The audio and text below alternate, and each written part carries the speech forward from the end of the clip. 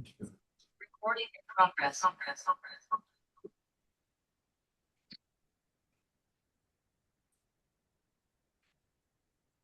Hello. Right. Okay. So, hello everyone. Okay, we're just doing our final preparations, and we will be with you very, very shortly. Thank you.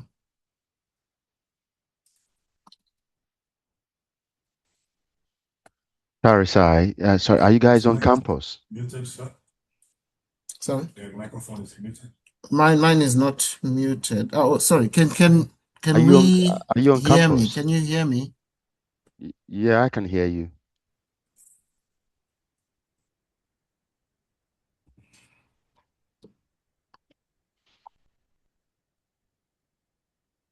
Right. Okay. I cannot hear. Sorry, can you hear me? Okay, I think I know why. Okay. Right. This could be why. Hello. Right. Okay. Let me check that one. Hello, can you hear me? Right.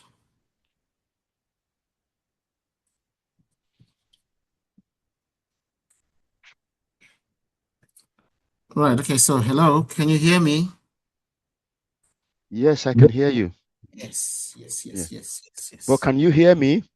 Yes. Are you guys on campus? MAB 404. We are in campus in MAB 404. Okay, right. Right. Okay. Thank you. No, we're hearing you very loud and clearly. So, thank you for that, Festus. Right. Okay. So, it's just going to take a few minutes to finish setting up, and then we do not want to keep our esteemed guest waiting much longer than necessary. Right. I'm trying to open everything at the moment. Right.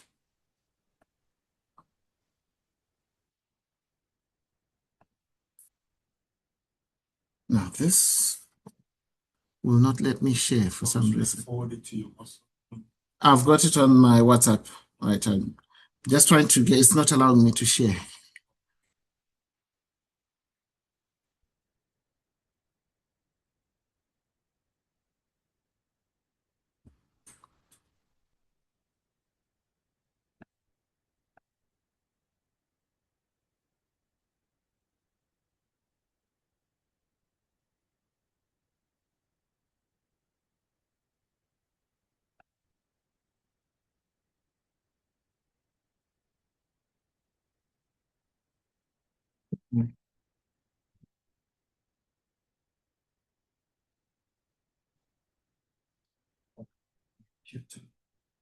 What's the side?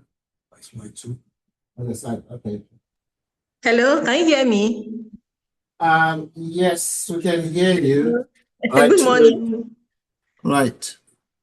So, okay. We are trying to share everything that needs to be shared. And for some reason, it is not allowing me to share. So if you could just bear with me. Okay. Thank you.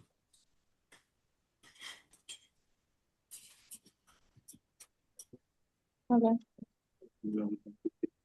Mm-hmm.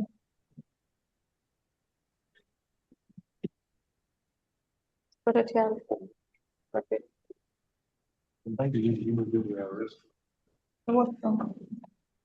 Let me check. No. No, let me take it again. Not dirty from there. The clean tablecloth. Okay.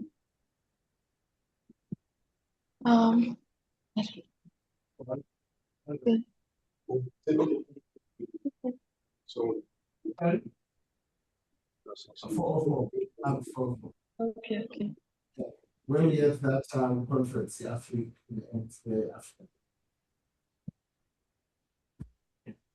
Ask you something. The washrooms for this floor. Where are the washrooms for this floor? There. Okay. There.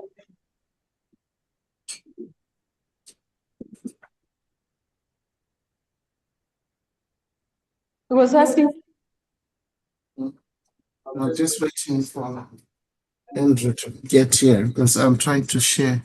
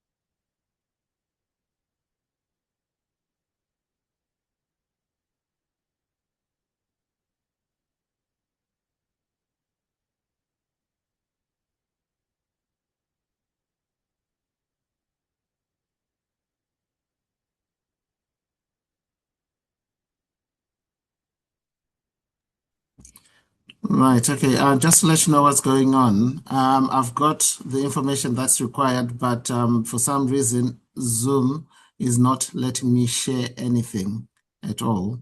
Okay. It is not.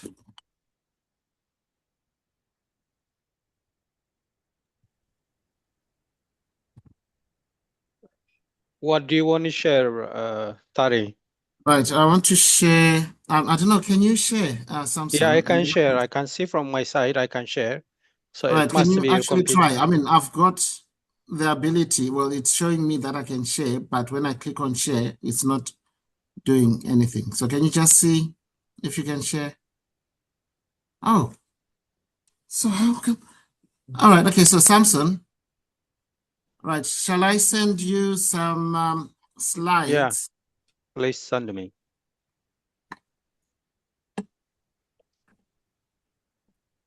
Okay. I'll start with this one. Why am I not able to share though? Different kind of settings. Hmm.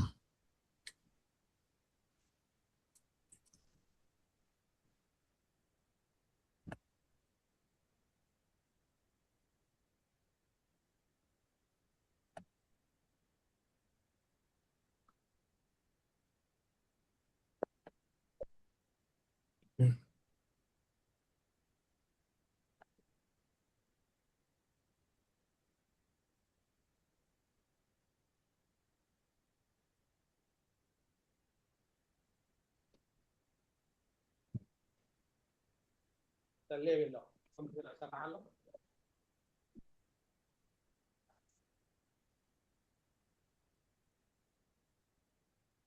Right. Okay. So we've got Samson is able to share, so he's going to help us. So I'll share mine to you too. Okay. Thank you.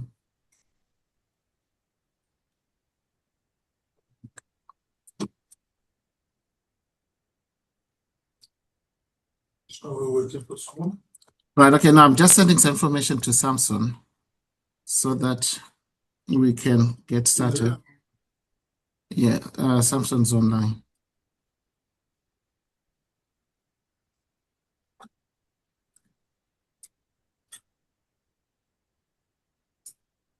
Right. Okay, Samson, while I'm getting the professor's information ready, Okay. would you mind sharing what I've just sent you on Teams, please? Okay. I will.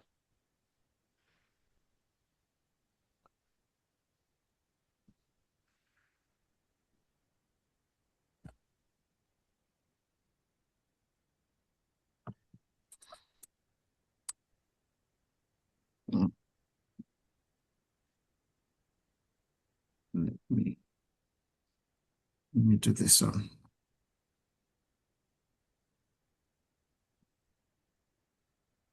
Okay. Yeah, could you just yeah, enlarge that, and in a few minutes I should be able to send. Okay, actually, yeah. Is this okay now? Yes. Right. So if we could, if people could please take the next minute or so to register your attendance while we get ready. And Samson, I'm also sending you the professor's PowerPoint. Okay. I'm sending it via WhatsApp. Is that okay? Yes, I think so.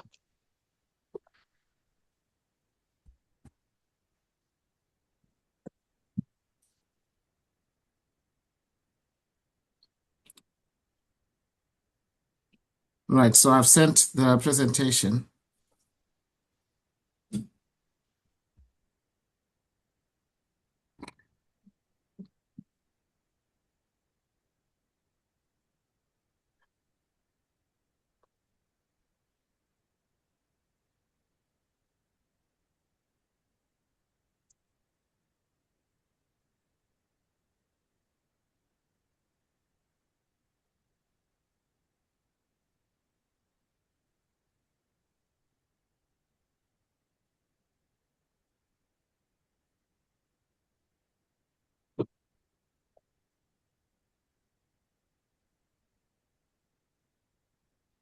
So whenever you're ready.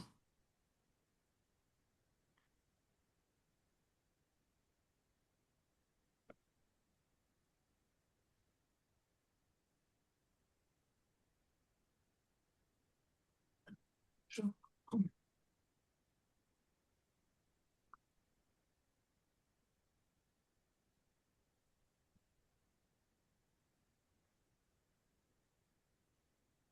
Okay. So shall I switch to the professor's presentation? Right. Please do. Thank you. Okay.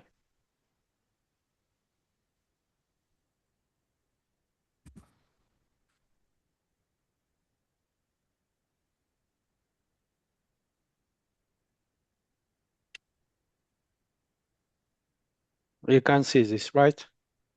Okay. Yes. So can you just yeah,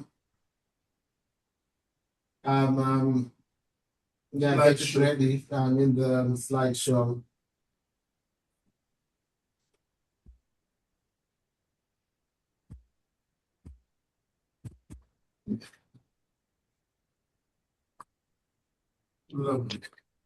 Right. Apologies, everyone, for the delay. As you know, with technology, these things do happen. But I would also like to extend my apologies to Professor Wahab, who has taken his time to be with us today.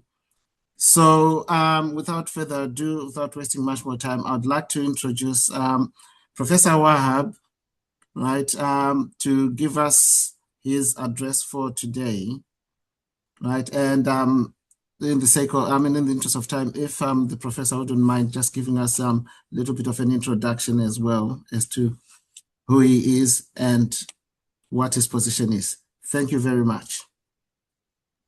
Thank you so very much, Dr. Tarisa. Distinguished colleagues, it is indeed my pleasure to present the keynote address of Africa and a Sustainable Future for the 2026 conference. I hope you are hearing me. Yes, we are. Okay, I just wanted to be sure. It's a big opportunity for me, and I'm not taking it for granted. And I bring you warm regards and greetings from the University of Ilorin in Nigeria. That is the university where I currently preside as the 11th Vice Chancellor. What I've done, which Dr. Tyria, I'm sorry if I don't get the name correctly, is to use the first 8 slides to call attention to a few things. One, emphasizing the Africa and the Sustainable Future Conference and the purpose of this conference, as well as the theme. I emphasize the fact that this conference is interdisciplinary in nature, and it is being hosted by Anglia Ruskin University today. Who is Wahab Egbewole? Wahab Egbewole is a professor of jurisprudence and international law and current vice chancellor of University of Ilorin. I'm also a senior advocate of Nigeria, which is equivalent of Queen's Council now, which used to be Queen's Council. Well, I've been in the university system since 1997, and I rose through the ranks. I also took the opportunity to introduce my university, University of Ilorin, which was established in 1975. We currently have 16 faculties, more than 50,000 undergraduate students, and of course, our reputation is academic excellence. Now, the presentation is essentially into 7 main compartments. But starting with the quote that Africa's sustainability is not a peripheral concern for the world, it is central to it. And if this is the reality, then the presentation will try to analyze by way of understanding what sustainability means, the challenges we face as Africa, the potentials of the African continent, the main pillars for sustainable development, in my own view, the need to learn from the success of some of the members of the continent. And of course, we call attention to the role of universities, and we will conclude with charting the path forward. When we talk about sustainability, the question is, what exactly do we mean? Sorry, I'm limiting the pictures so that the internet will be a bit stable. So I'm now on slide 10 because I can't, unfortunately, I can share, but okay, slide 10 is talking about what do we mean by sustainable. If we talk about sustainability, it could be addressed from 3 main perspectives, either the economic perspective, social perspective, or environmental perspective. If we talk about economic perspective, we are looking at inclusive growth, decent work, and prosperity that reaches beyond capital cities. By this, we mean because we had called attention to sustainability with respect to the future. That is, you will use the resources today and still be able to ensure that the future is not compromised. Which means, from the economic perspective, we should be looking at inclusive growth, a growth that is not limited to a certain level of people, a growth that is not constrained to a certain economic status, a growth that is also sustainable. And of course, the need for decent work and prosperity that reaches beyond capital cities. And that also speaks to inclusive growth. It is not only when you drive into the capital city of Kigali, Abuja, or Addis Ababa that you will now see prosperity, but rather a prosperity that will be seen in the hinterland. And when we talk about social sustainability, we are looking at equity, we are looking at health, we are looking at education, we are looking at dignity for every community, urban or rural. I mean, that also speaks to the issue of the economic sustainability. And of course, when we talk about environmental, we are talking about stewardship of land, water, air, and biodiversity for generations still to come. That is, we are not going to do anything that will compromise our environment in a way that we will have actually eaten into the future of our children. And also talking about sustainability at the global and the continental level, they have attempted to position and put in place some guides. And that was why we have currently the United Nations Sustainable Development Goals, and as well as the African Union Agenda 2063. That will be in the next slide, please. And when we talk about UN Sustainable Development Goals, which was put in place in 2015 with 17 clear goals, with a target of 2030 as its terminal date. Of course, this applies to all nations, and including Africa. Unfortunately, an analysis of the current state of affairs with SDGs shows that Africa is really, really lagging behind. But we must also acknowledge the fact that if we say Africa is lagging behind in SDG, we must underscore the point that African Union, that represents the totality of Africa, is not also sleeping, appreciating what kind of future they envisage. And that was why the African Union Agenda 2063 was put in place. Agenda 2063 is looking at where Africa is expected to be, the kind of Africa that we want, the kind of Africa that we envisage, the kind of Africa that we must necessarily build. And that is also having a target date of 2063. It is continent specific and anchored in self-reliance and integration. That is, if Africa must develop, Africa will have to develop based on its own parameters, based on its own assessment, based on its own efforts, and not relying on any other country. Now, where are we starting from? Where should we start from? How should we actually start? Hello? I hope you are hearing me.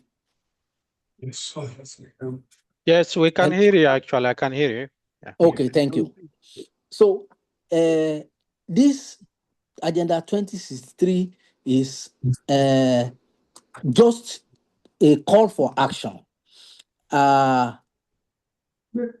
We should not. That is the point that this Agenda 2063 is making. We cannot and should not pursue sustainability by simply importing models built for industrialized, aging, resource secure economy, but rather the continent's demography must be put in place, the continent's ecology must be put in place, the continent's developmental assessment must be put in place if we really want to develop. And I've also called attention to the numbers that in terms of population, in terms of arable land, in terms of our youth, and of course, our combined GDP. And what these numbers has demonstrated is that if in 2024 we are 1.5 billion, you can imagine what percentage we are occupying in the world. If 60% of the global arable land is in Africa, if 70% of population of under 30 is in Africa, if 3.4 trillion is our combined GDP, then we must realize that Africa is in a very strategic position, one, to develop itself, two, to contribute to development in Africa. We must also appreciate, I'm going to the challenges we currently face. The point I made here is that a keynote of this nature must confront the obstacles clearly. And of course, this includes climate exposure, fragile economies, governance gaps, and deficits in education, health, and infrastructure. I called attention to the climate vulnerability, the disproportionate burden. We contribute only 4% of the global emission share, Africa. However, we now bear the burden of 22% of the global climate vulnerability as it affects our population. This means frequency of droughts and floods, agricultural yields threatened, risking food security, millions face displacement and risk from climate change. I also called attention to the economic fragility and the debt burden.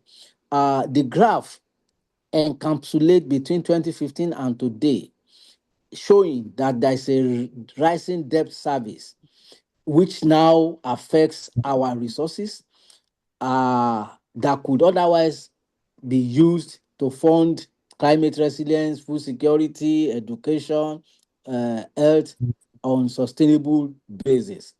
One of the gaps that we currently also are faced with in Africa includes the challenge of rule of law. And when we talk about challenge of rule of law, we are looking at how effectively the justice system is working in Nigeria. We are looking at how available it is for African citizens to get justice when they want it, and how skilled are the justice processes in terms of promptness, in terms of delay, in terms of even the dispassionate and impartiality on the part of the judicial officers.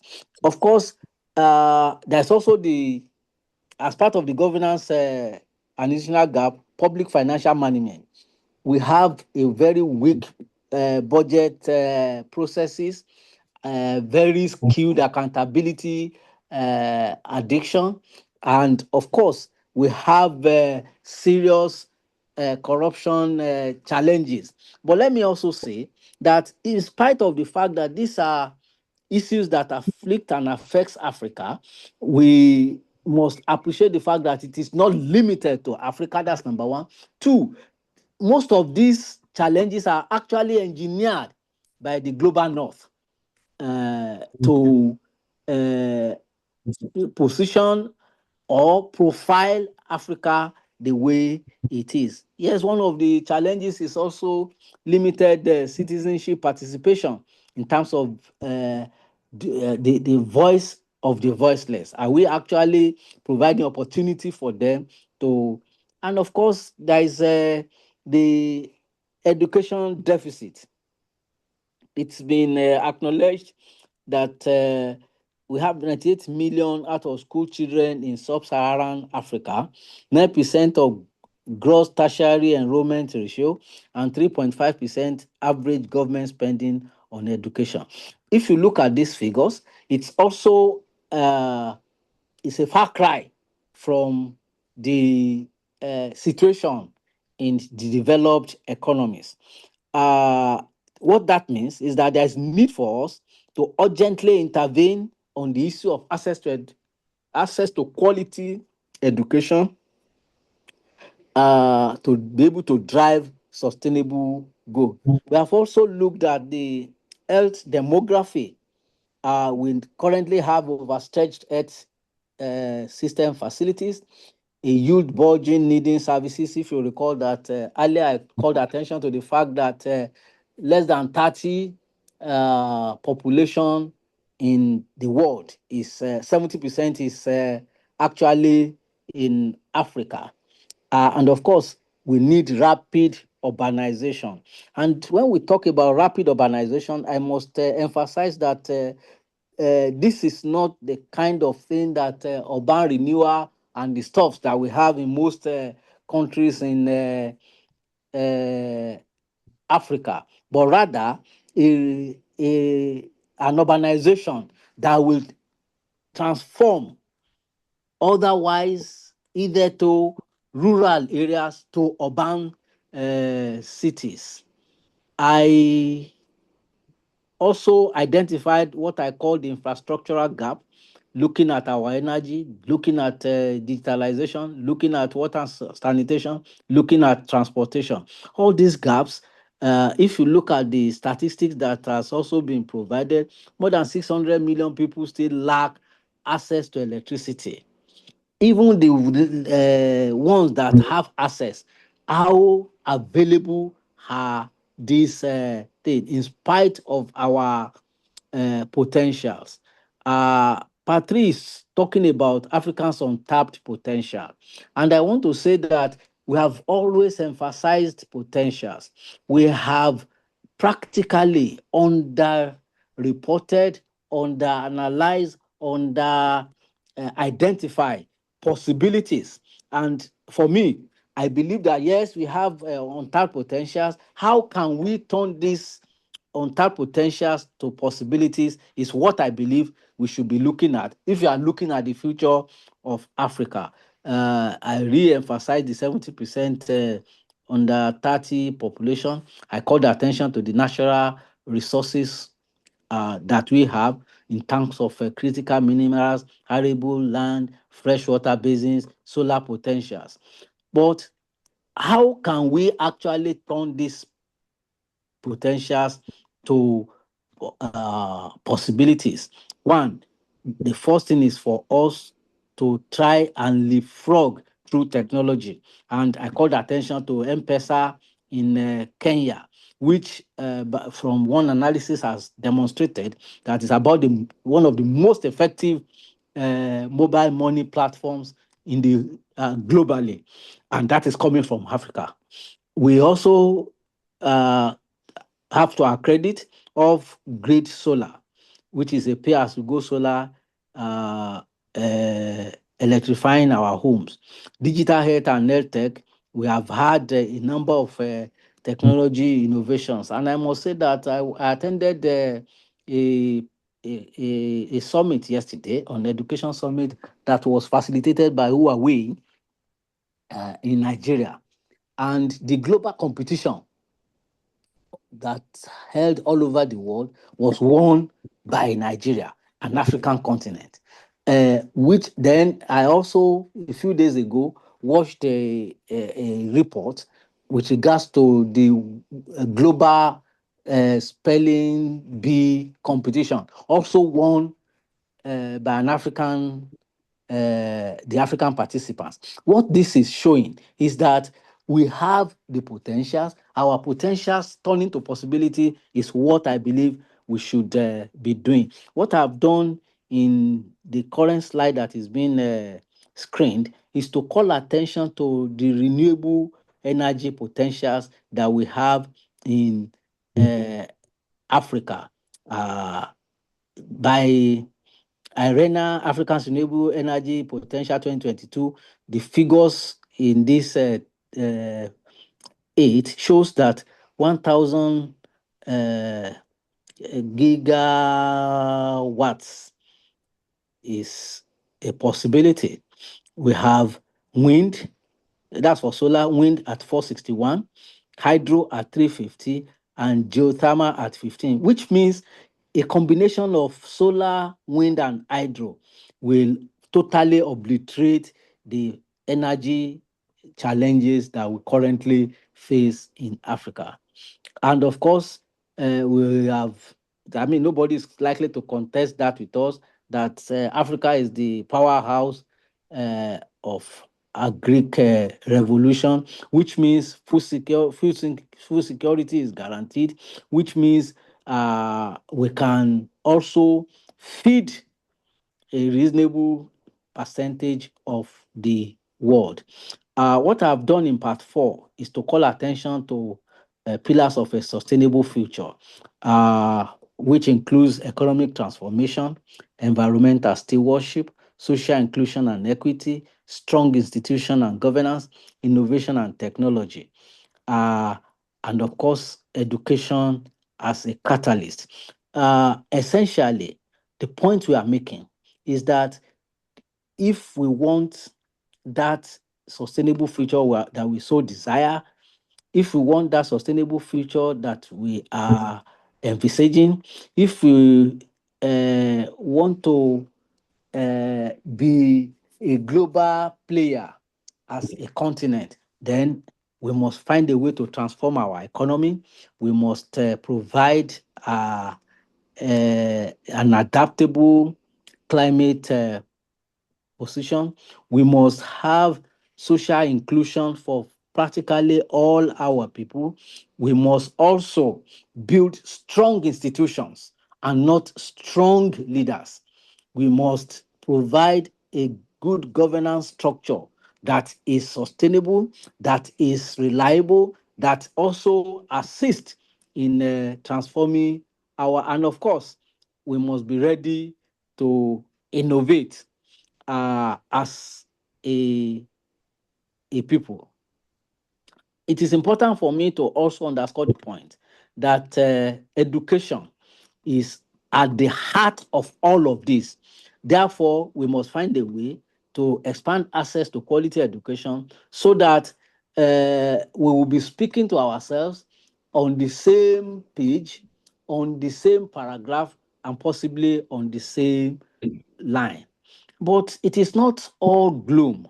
From our findings, we have some snippets of successes, which I have tried to capture. I called attention to the green growth journey of Rwanda. We all are familiar with the way Rwanda evolved, and now is part of our reference point. And of course, the renewable energy leap in Kenya. Over 90% of electricity now comes from renewable sources as far as Kenya is concerned. And of course, we also must appreciate the fact that a tech and fintech rise is being witnessed in Nigeria. For instance, we now have annual tech investment inflows of more than $1 billion. Then we have multiple unicorn fintech companies. We have millions of jobs supported by these fintech companies. So the truth is that if you look at these 3 that we have identified, it shows that there are lessons. One, that we can learn from ourselves. There are lessons we can also share with the other members of the global community. If we said our future is going to be driven by education, because that education is going to serve as catalyst, then we must also be able to now identify what roles are expected of our universities, One, they must create knowledge. They must develop talent. They must have the convening power. That is a synergy between the government, industry, and universities. Because except you have this deliberate, intentional approach to relationship, then that catalyst may not, after all, be the kind of catalyst that should act. There must also be a very concerned approach to our policy development, policy implementation, and policy sustainability. I've also called attention to, by way of example, of what a university should be doing to reposition Africa for the sustainable future that we envisage. I called attention to the modest contributions of my university, University of Ilorin, under my leadership. We emphasize research excellence. We underscore community engagement, and we now produce change makers. Why did I say change makers? You will. I called about attention to Huawei. We have a number of students that are now working with Huawei by virtue of the kind of training that we give them. What we now do is to provide a change in curriculum that will make these young minds be ready from the very first day of their graduation. Of course, we also have the Tan and Gang community partnerships, talking about community health outreach, talking about agricultural extension, and talking about legal aid and access to justice. Now, how and what should be our priority moving forward? I identify what I call the 5 policy priorities. The first policy priority is investment in climate resilient infrastructure. 2, we need to reform education for a sustainable economy by way of co-creation of a curriculum that will be targeted at changing the narrative. 3, we must deepen intra-African trade and integration to move from Lagos to Gambia or any other West African country. You may have to go all the way.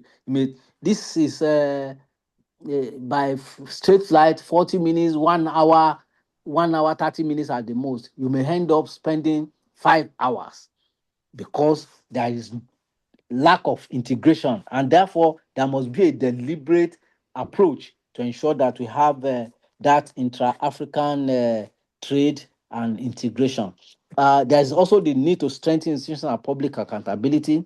The rule of law is at the heart of this, and of course, mobilize blended finance for green growth. These 5 pillars, in my view, are the way to actually design the Africa we want within the context of Agenda 2063. If we really, and of course, all of this is expected to be driven by the imperativeness of leadership.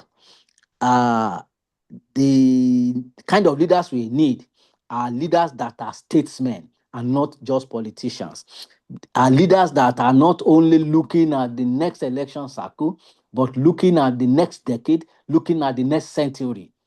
But unfortunately, that is not what we have now. As we talk about leadership at the level of government, we must also look at leadership at the level of universities, because all over the world, the universities are expected to drive their nation.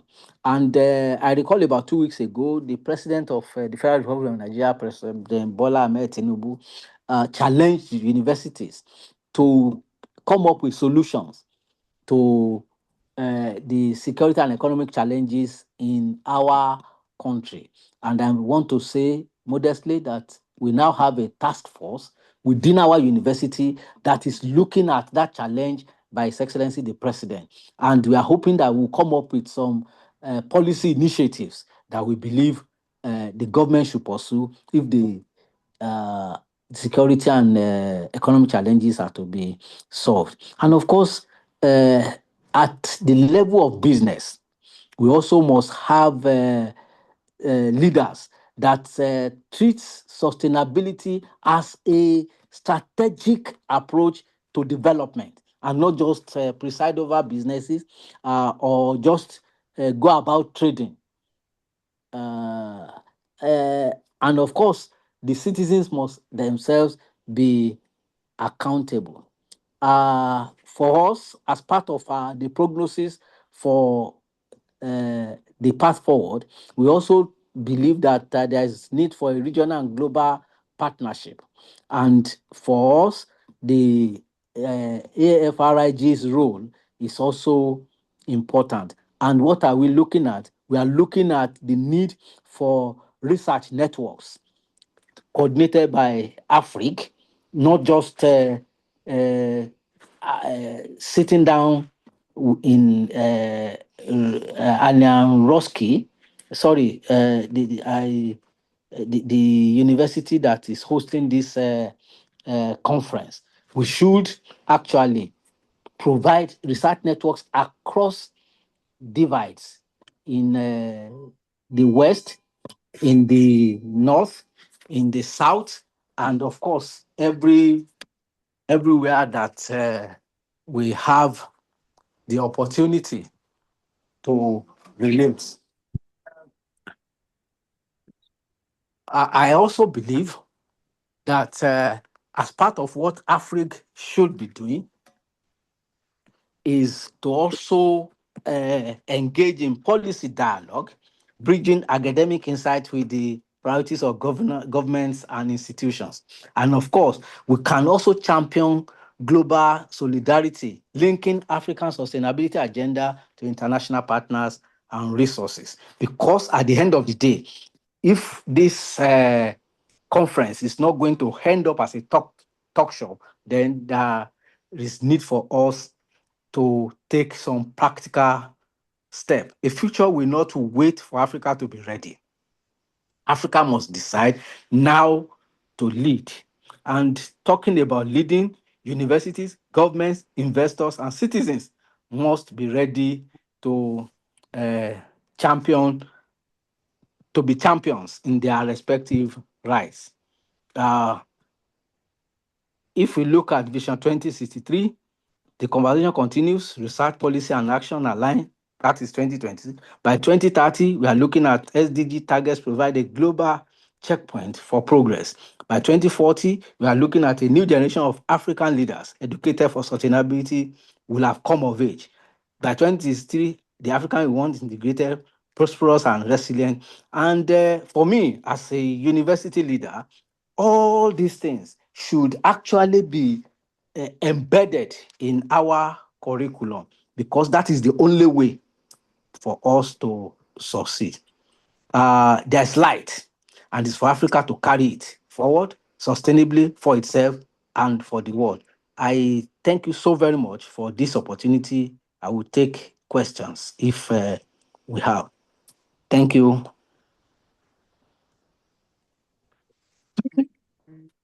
Thank you, sir. Yes. Right. Okay. Thank you very much, Professor. That was indeed a very insightful message, and you have given us a lot to think about. So I'm just going to open my. Oh, actually, yeah, I can hear everyone. If anyone would like to ask the professor a question, please, the floor is open, or the Zoom is open, as it were. Whichever one. Zoom is also a flaw. Right. Okay. We've got here Dr.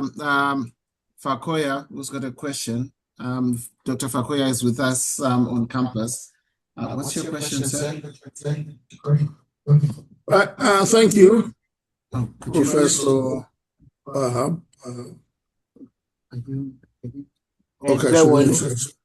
Mute. Yes. Okay, so what's your question?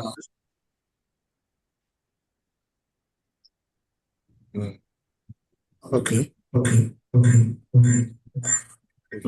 Okay. Could we all mute, please? Everyone else. Okay. So maybe I should just take this one. If you mute this one. Someone else to start. Let's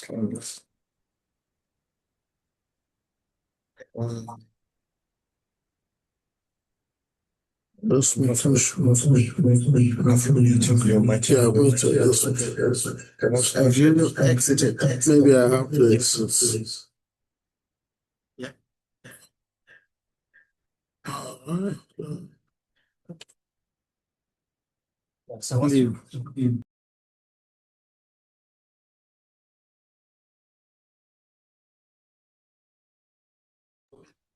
Vice Chancellor for that presentation. Something is very peculiar about Africa, and you mentioned it in the presentation, lagging. Take any 10 parameters of global evaluation. If Africa is on the table, 8 out of that 10, Africa will be lagging. What do you think is responsible for this? And that has not changed in the last 5 decades. The last 50 years, that has not changed. Yes, we're getting some new enterprises, fintech, all of that. But you mentioned SDGs, even the Agenda 2063 that was designed by Africa or Africans for Africa. The current report indicates that we are lagging. Many countries, many of the 54 countries are just not pulling their weight.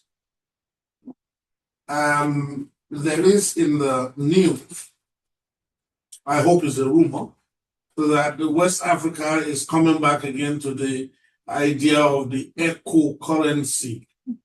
That has been on the table for almost 20 years, if I'm not wrong. So, sir, why is Africa lagging?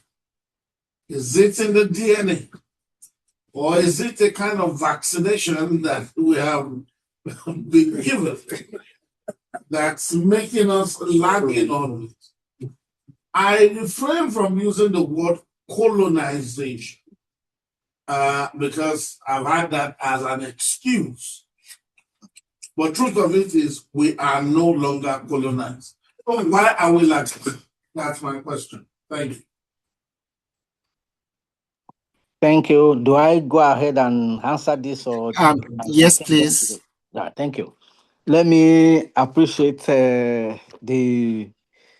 my colleague that has raised the question of lagging.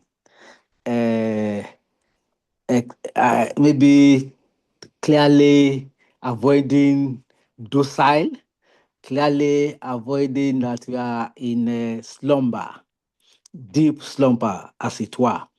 I can only attempt to try and see why could it be. You call attention to colonialism. Yes, we have been free of colonialism for more than 60 years across, averagely more than 50 years. And still, we are where we are. We must not lose sight of our history. That while colonialism will no longer be an excuse, ironically, new colonialism is creeping in. They took us as slaves. We are now enslaving ourselves. There's also the challenge of leadership, because it was in my own community. They say if you want to know a bad fish, just smell the head. So that is one other reason why we are lacking, because a leader is expected to galvanize his people. A leader is supposed to lead from the front. A leader is supposed to be visionary. A leader is supposed to be transformational. Also, there is the challenge of corruption, so that when they sit at table, nobody is looking at the community he or she represents. Nobody is looking at the society that is expected to benefit from his experience and his exposure. Everybody is looking at what is in it for me. So naturally, instead of pushing ideas, pushing policies, pushing narratives that will make us to be agile and be in the front, we'll be looking at, if I push this, will it benefit me? If I push this, will it benefit my children? If I push this, will it benefit my community? And number 4 is the lack of education, in my view, on our part. And when I talk about education, just look at any African country today and do an analysis of how well they are doing educationally, because education liberates the mind. For as long as we have a huge population of our citizens that are uneducated, we may continue in this lining. Thank you. Thank you, Professor. Do you have any more questions for the professor? Yeah, if there is no any hand raising, probably I can ask one question. Professor, thank you so much for the presentation. You almost covered the diverse nature of African challenges as well as its opportunities, actually. So I was thinking about especially the Vision 2063 of Africa.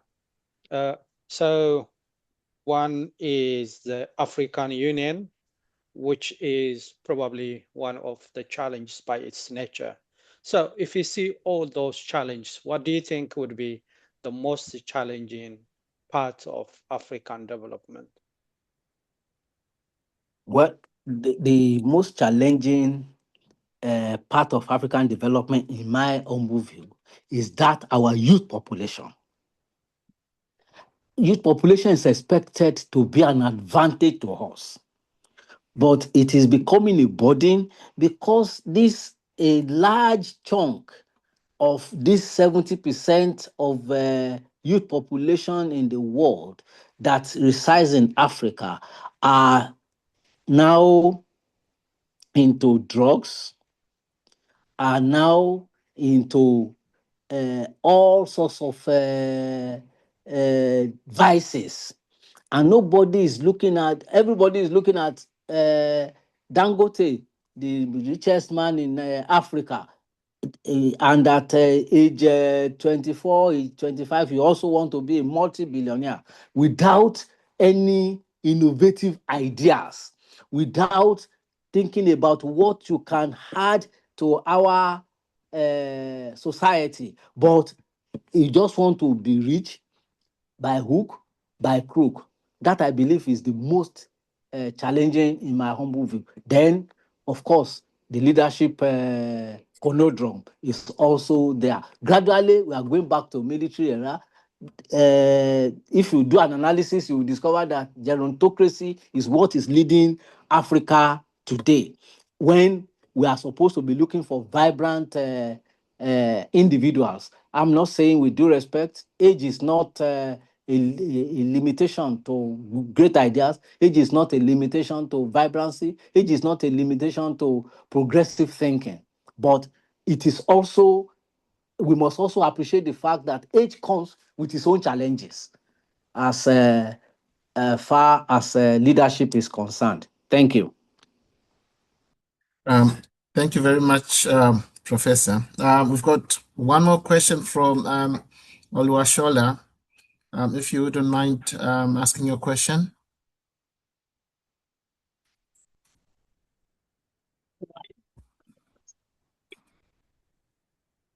Okay. Good morning. Morning. Good morning. Can you hear me? Yes.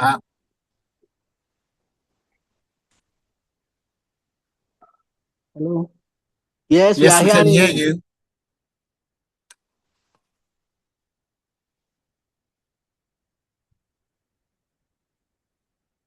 Maybe the next person can take it. Yeah, okay. Challenges with his, Right, okay. We've got another person asking. Is it Ilesanmi? Please. Yes. Um, Thank you for putting this together. Good to see you. Thank you, Prof. When we were having the technical glitches, I was almost going to ask them to skip the PowerPoint slide because you have the gift of presenting that mental picture even without the slide. But it was good they had the PowerPoint slide, and we want it shared if it is possible. My question has to do with security, Prof. You did mention the vested interest of the global north. We are supposed to be living in a post-colonial era, and you mentioned rightly too the idea of neo-colonialism. The fact of the matter, again, while it will be difficult for the global north to leave the global south alone, uh, in terms of resources, whether human or natural resources, they tend to have reached that point of saturation, used up whatever they have, and it is difficult for them to leave the global south alone. My question, like I then said, vis-a-vis security is, to what extent is the idea of, or should the idea of security be mainstreamed, including in the education that you have rightly presented here in the agenda for sustainability in Africa? Because there is a kind of inverse proportional relationship between the sustainability and insecurity in Africa, not just in Africa, everywhere, but Africa is our concern. Thank you. Well, let me thank Dr. Ilesami. I appreciate the fact that what you are pushing for is the need to mainstream security in the sustainability journey. Whether it is spelled out or not, our leaders and our citizens must appreciate the fact that without security, however laudable, however great we have as ideas in terms of technology, in terms of education, in terms of health, if security is absent, then everything is absent.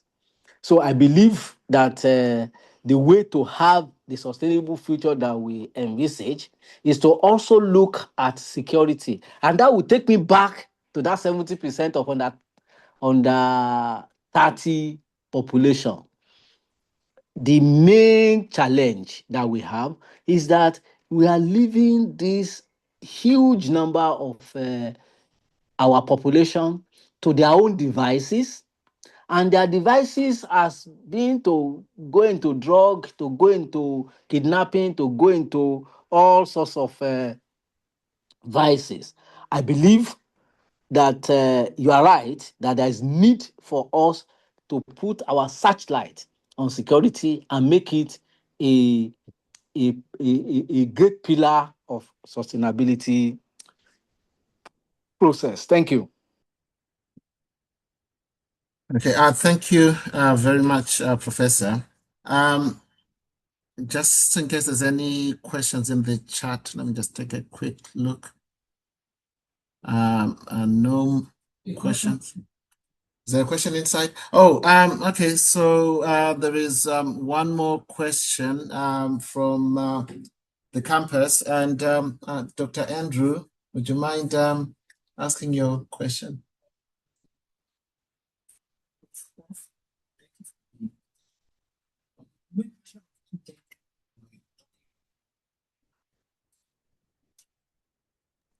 I didn't get that question, please. Or Would you mind coming over? Okay, it's coming over to ask the question.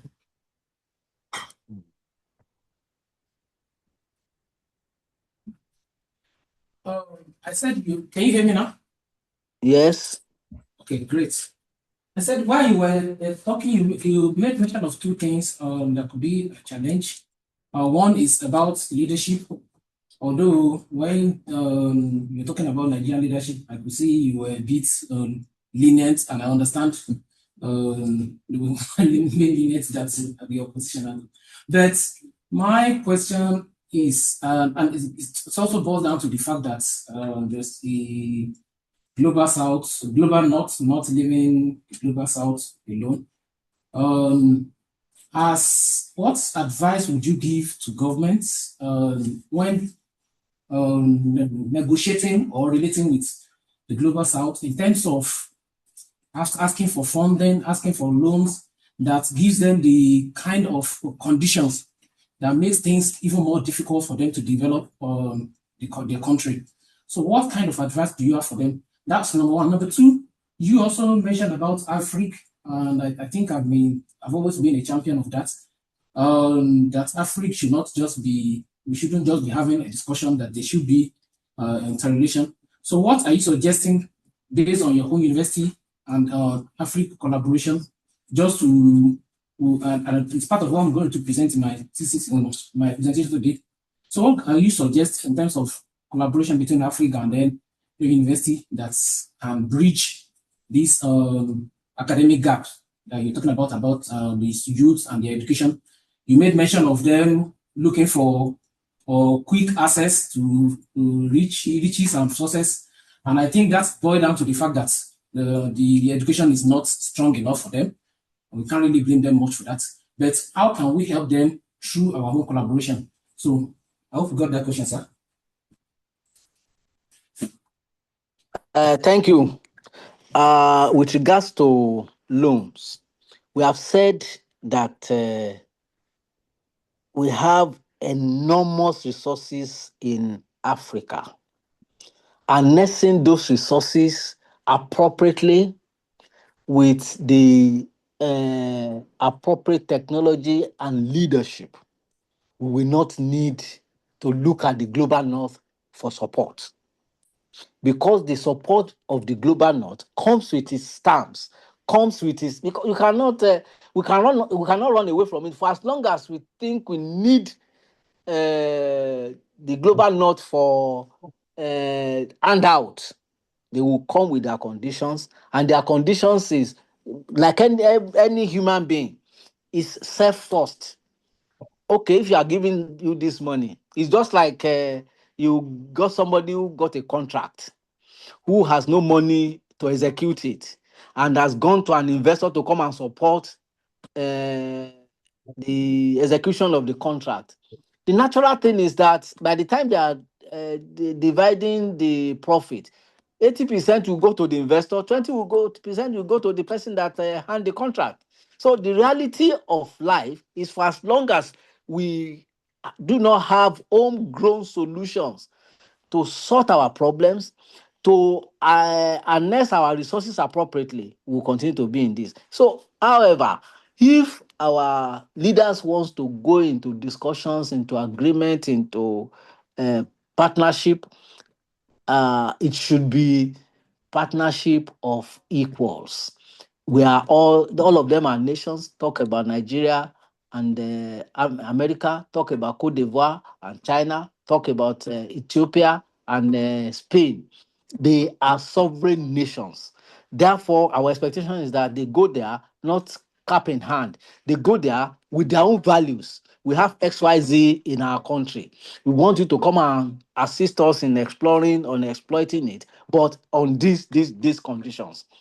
That's one. On AFRIG, my slide 46 has actually captured the question that you asked. There must be a research network that could be championed between Agniarowski and University of Ilorin, for instance. There should be policy dialogues. There should be global solidarity. We can move from the two of us to another cycle of adding 2 or 3 from Africa, universities from Africa, 2 or 3 from universities from Europe to make another 4 + 2, 6. We can also expand and say, okay, we want 2 from America, 2 from China, another 2 from another continent to make 10. Then gradually, and if we come together sincerely, we can actually solve the problem of Africa. Thank you so very much. I may plead with the organizer that they will have to excuse me because I'm supposed to start another meeting at 11. Okay. No, thank you very much pleasure. for your time. And I do hope we will have an opportunity to carry on the conversation. And I will let you know, sure. Yeah, that we are planning something along the lines of what you've just mentioned there. So we will be in touch and hopefully we'll be able to work together towards that. So thank you very much. If everyone could help me say thank you to the professor. And we will be in touch. Thank you very much. Thank you. Yeah. All right. So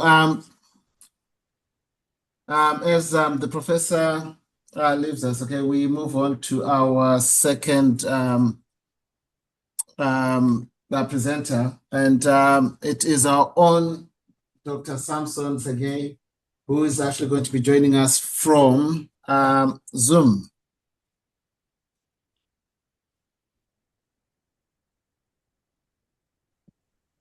Good morning, everyone. Actually, I'm very sorry I'm joining you through Zoom because I'm mostly on annual leave. As you can see, this is a kind of new research that I did with a colleague, mostly funded by the Heritage Fund. I wanted actually today to talk about traditional garments or about culture in generally, because usually we forgot culture is part of sustainable development. So when we talk about, for example, Professor talk about 3 types of sustainable development or 3 main anchors, economic, social, and environmental, although culture is part of the social, but in most cases, we don't notice the importance of culture for sustainable development. To connect to the previous presentation, he defined sustainable development, something that we do today should not affect the future. So how are our clothing affecting our future generation? How is our culture affecting our future generation? How is our society affecting the future generation and its development, its socio-economic and political development? So this in mind, I'm going to talk about threats of heritage, traditional garments, and diaspora communities. This is a brief content of my presentation. So to start with, as we all know, as probably also we all are migrants, whether we could be first generation, second generation, or third generation. So migration is a fundamental aspect of human history. People move for socioeconomic and political reasons. We are here in the UK because the UK presents certain advantage either to our society, to our economy, to our political convenience. So there is some pull and push factors in relation to migration. This study will particularly focus on West African main garments. So we tried to see the Black community in the UK. If we see the Black community in the UK, 3% of the there are 3% Black people in the UK, or out of the entire UK population, 3% are Black population, which is about 2 million people. And when we see to West Africa, actually they are the leading population in terms of nationality from Africa. Nigerians are the first one, Ghanaians, then Cameroonians, then it goes down. There are about 250,000 Nigerians in the UK. So the base of this research is, as I said, it is funded by the Heritage Foundation. There is some research connecting migration and clothing, but it is not, the research is very limited, and it's also very limited to other communities instead of Africans. So we try to see, why do Africans, West Africans in this case, wear traditional clothes, and what is the challenges and opportunities that they face? I am aware that I'm actually partly talking or preaching to the choir, as we are all Africans, or most of our Africans. But as I said, I want to see the connection, how it is, and how it will also affect us in terms of sustainable culture, in sustainable development, which is our theme today. When we see this is actually the main garments in West Africa, could be roughly, not exhausted one, and probably not 100% precise one, but you can see the connection between garments. If we see, for example, Agbada, we say it is common, you can mostly find it in all West African countries. Actually, this takes me to the connection of the community in West Africa. At the same time, also the impact of colonialism. I think it is Francis who mentioned colonialism. Now we have not been colonized for about 50 years, at least most of African countries, if not 60 years. But the impact of colonialism is still with us. Let's take the ethnic people in our country. Some of them are divided between 2-3 countries. Let's take our clothing system or our clothing practices in our country. They are mostly influenced by colonialism.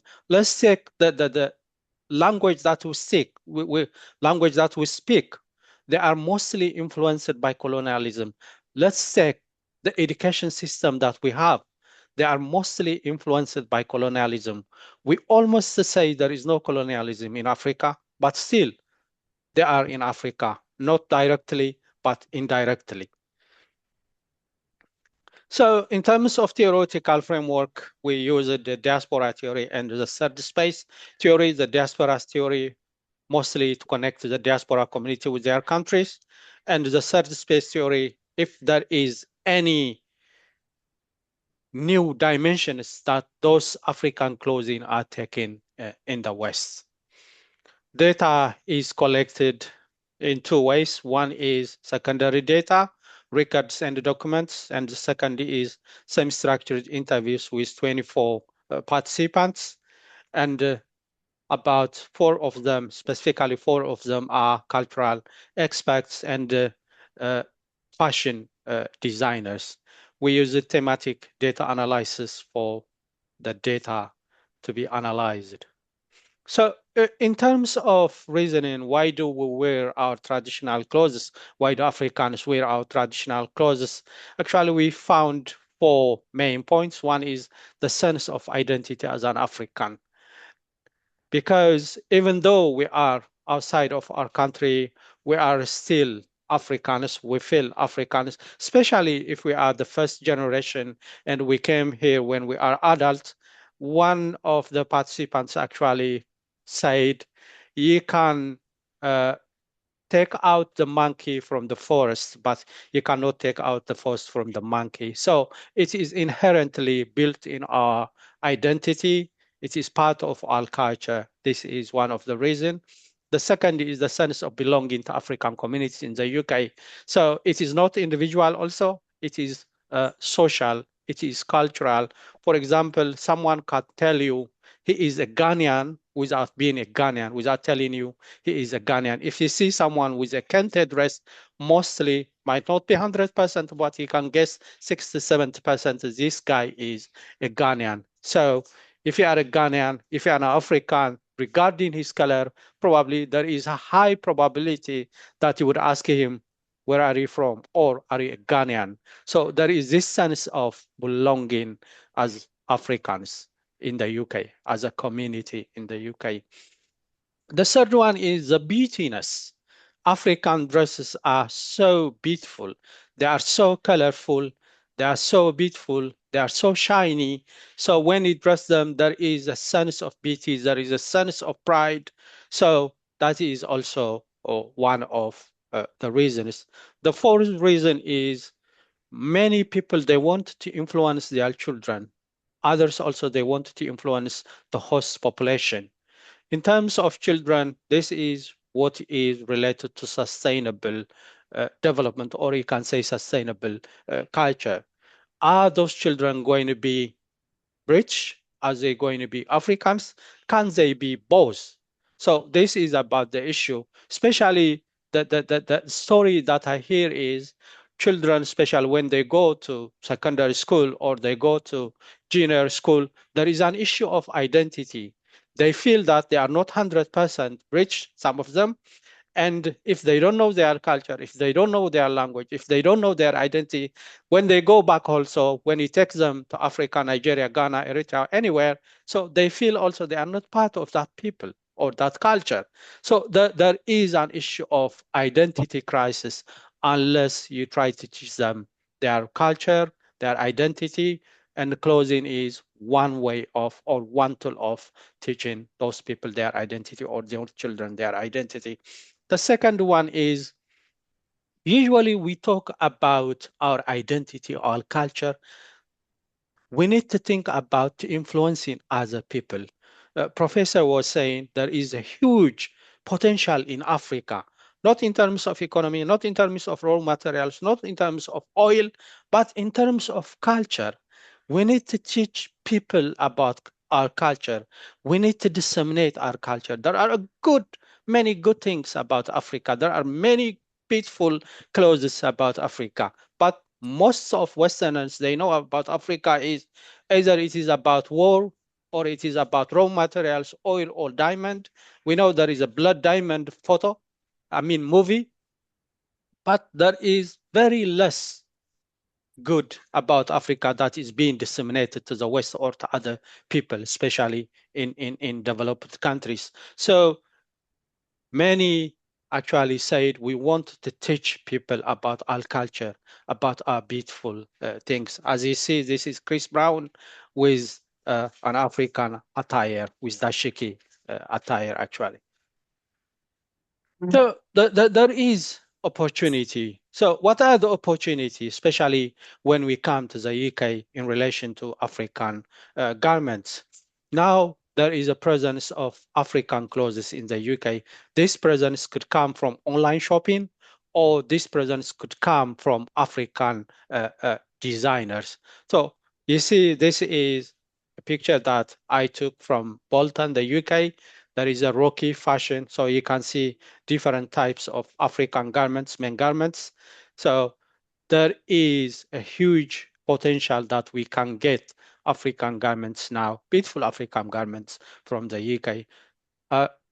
The designer actually said his customers are not only Africans, but also now a diverse of people from Africa, from Europe, and even from Arab countries. As I said, there is a beautiful new fashion. Actually, I will talk in the challenge. One of the challenges is African clothes are mostly casual. They are mostly light. But now the fashion designers are trying to make a beautiful African garments on your preference. If you want a jacket, you can get a jacket with a Kente fabric. If you want a suit, a beautiful suit for your wedding, you can even get a beautiful suit with different African fabrics, either with Kente or any other fabric. Another opportunity is the UK. The UK actually provides a very multicultural environment. I know there are a lot of anti-migrant rhetoric in the UK, but still people are in defiance. They use their garments. They don't care about what people say, because most of them, they say, this is who we are. So we can do without actually violating any UK laws, so they can express their identity, they can express their frustration, they can even express their defiance with their clothing. In terms of challenges, one of the challenges is the weather. In winter, probably you cannot use any African clothes or most of the African clothes, because they are very light and they are meant for warm weather. But as I said, now there are many African designers, there are many African shops in the UK, especially in big cities, which you can make different types of clothes. The other one is the nature of work. In many professional setting, they don't allow this kind of African wear, because some of them, they say this is too bright, especially in school systems. Some of them, they say this is too casual. So there is some restriction in professional setting. The third one is the availability in some places. Even if it is available, it is very expensive. The one that you pay in the UK might get 3 in Africa, in Nigeria, Ghana, or somewhere else. So there is the price issue also. At some point also, there is the quality issue. So finally, what I want to say is, these clothes are really important. They are a bridge, they are an identity, they are a memory. They connect us to our country of origin. They also help us to keep our identity while also integrating to the countries that we are living, the UK in this case. We don't have to lose our identity. We don't have to lose our children's identity. We can have multiple identities. But as I said also, there are opportunities with African fashion and market, with the multicultural nature of the UK. There are also challenges with availability, price, the weather, and the work setting. And finally, I want to emphasize on this: clothing service as a tool for sustainable development by preserving our heritage and deriving also local economic growth. Because if you buy African clothes, in most cases, we are actually using the African market. Thank you so much.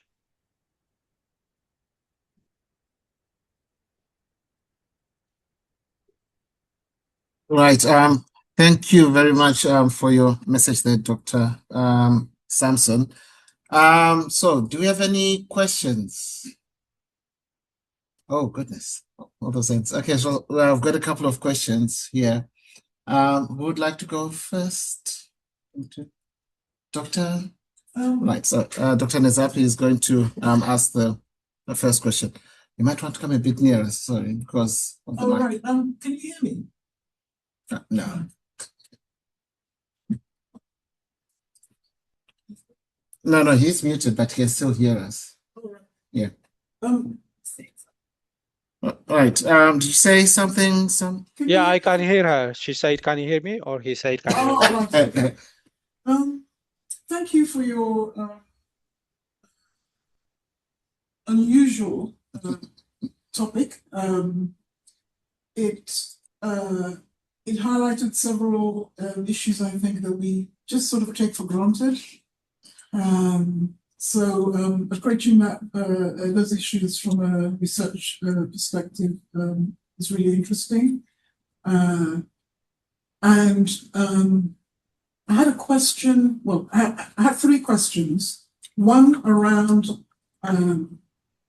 the theoretical framework that you had and how you were able to apply that to your findings.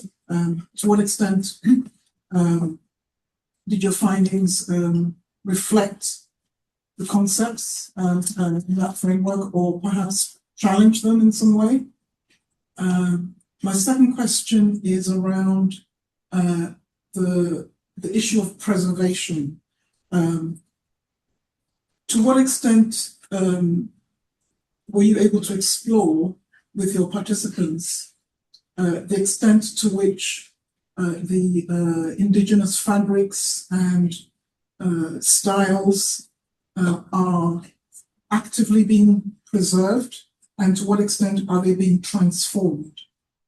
You talked about one of the objections to using or wearing some traditional outfits at work, being that others outside the culture consider them too shiny or too bright. And I don't know, to what extent your research looked at the current colors being used. Are they traditional colors, or has there been a transformation of the colors and the fabrics that has led to this perception currently of African outfits as being very bright, very shiny? Does that reflect the traditional fabrics and colors in relation to preservation?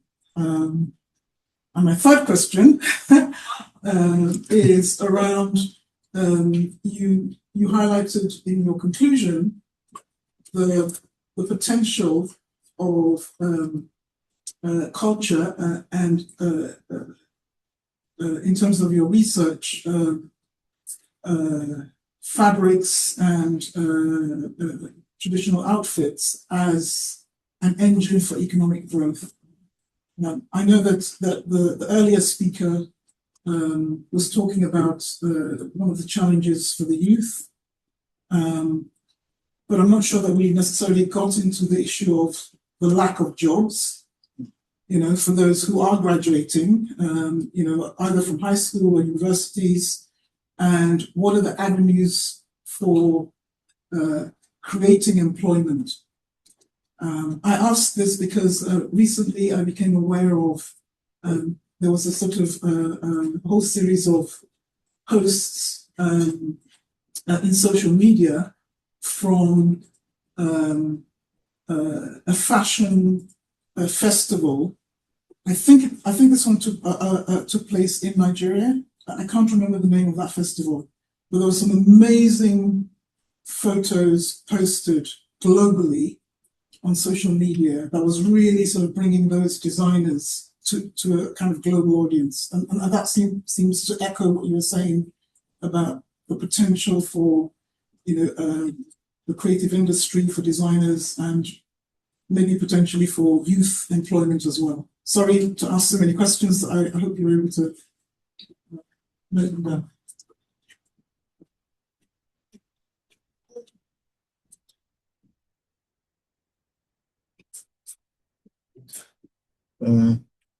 down. You're muted, Samson. Yeah, I think those are really important three questions. The first is related to the theoretical framework. As I said, we use it to theoretical framework, the diaspora theory and the third space, or the Bahaba third space theory. In relation to the diaspora theory, the main target is actually the connection between those garments or those diaspora people and their country of origin, because clothing is a bridge, it is a connection. So in terms of diaspora theory, we focused on three main points. One is the group itself, the diaspora. The second one is the host society. The third is the homeland. So we tried to see the connection of those three things, but mainly the connection of the diaspora, the clothing, and their country of origin. So we try to see that the bridge, the connection, why, the reason. That was the main. The second one, the surge space theory, is actually one of the questions that he mentioned is about the transformation.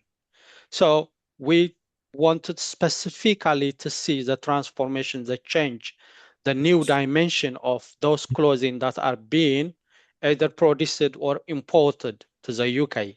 So that was the main target. So are they preserving the African indigenous garments as a new kind of Western style, or they are a third space, a new dimension in between? So we try to see this in terms of this second theory. In terms of your second question, which is the transformation versus the presentation, the preservation, there is actually a big debate about this, even in the finding, even in the participants' comments. Surely there should be some part of preservation, because if we are going to say this is an African garment, it should have some African characteristics, which are, like I said, they are very shiny. That's one thing that you can keep. But in terms of the heaviness, the thickness, and the lightness, you need to adapt to the weather sometimes. If you have going to have a kente jacket, that might be very unlikely to find a kente jacket in Ghana. So there is some a new dimension. The second one is the style. For example, many African garments are handmade, but now you can find the different fabrics from China, even probably also from some part of Africa, but still they resemble the African fabrics. It could be kente, it could be asoke, it could be brodile, tunak, whatever it is, different types of African fabrics. So there is issue of transformation while keeping the African fabrics, or at some point of look also the African garments. So the transformation is one of the things that I actually wanted to share here. If we are going to go with modernization with African garments, 100% modernization, probably next time our kids wouldn't know there is a specific style African garment. They wouldn't know there is dashiki, they wouldn't know there is agbada, they wouldn't know there is other styles of clothes. The other transformation is, for example, there might be some Kenyans, there might be Ghanaians here. If we try to see, for example, the kente, since it is a special, which is actually worn around the body, but now you can make a suit, you can make a jacket, you can make different types of clothes from kente. You don't have just to keep the old tradition, although you can keep the fabric. So there is a middle ground in some way, but also you can see some features of African, some African features. It could be in the fabric, it could be in the style somehow in the middle. That's also related to the second theoretical framework. The third one is in terms of creating employment, or in terms of using African garments. I think one of the opportunity is there is a huge opportunity in African fashion, I would say. There is a huge opportunity in creating employment. There is a huge opportunity in exporting African clothes, because they are really beautiful.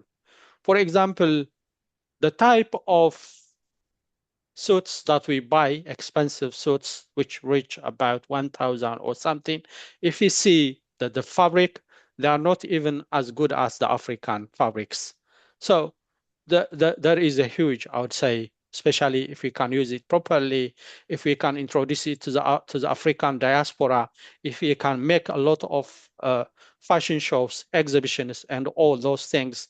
This is actually one of my recommendation in the report. I hope I have addressed your question. but we can come back to it if there is more to. Okay, sorry, do you still want to ask your question? Okay, so we've got, how many more, who else? Okay, right, in the interest of time, right, okay, we might need to keep this quite short. Okay, right, so, Chinenye, you had your hand up first. I will just take one more question, and from everyone else, can we please make a note of your questions, and then we'll come back towards the end, and then ask. Can you hear? Yes, Chinenye? yes, yeah. Thank you so much, Stanton, for your presentation. I just wanted to highlight in terms of preservation of culture and also using the fashion industry as a way of growing the economy in Africa. I'm looking at the market itself. Do you think it practically translates to economic growth? And I ask this question because given the quality of fabric that we see online, for example, you can tell that it's not from home per se. For example, I have bought some African prints online, but when it was delivered, I bought it only once for an occasion, and I couldn't wear it because it doesn't feel African. So I don't. Yeah, and that kind of tells me this is not from home. And then when you get it from home, is it still on there? Yeah. Okay. So if you get it from home, you feel the quality is clearly different, right? And then looking at the how our fabric, the fashion industry, if you compare it with other parts of the world, theirs are easily accessible, but not ours. Have you considered in your research why this is?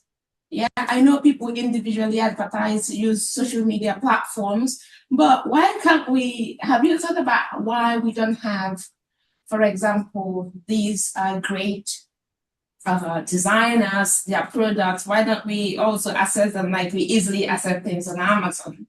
Why does it have to be the very light one that don't feel like? I don't know if you've considered this, because I'm feeling like all these light ones are not actually from home, they are printed elsewhere. And that's why it doesn't feel like, right? Right, so Samson, sorry, before you answer, would you mind sort of like, I'm sorry, only in the interest of time, being quite succinct in the response? Oh, well, okay. Thank you, Tari. I think in the find, Right, okay, we cannot hear you. You cannot hear me now? Can you? Oh, why is it not on? Can you hear me? Yes. Yeah, I Okay. think they can hear me in the. Right, okay, can you hear us? Yeah, I can hear you, Tari. Can you hear me? Okay, the system had switched off for some reason.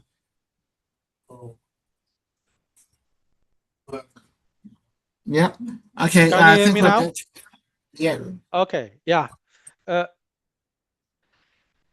To be brief, actually, as Tari said, there is a sustainable and fast fashion, which they call it the fashion designers. The sustainable is really good, mostly from Africa, handmade in some cases, but a little bit expensive.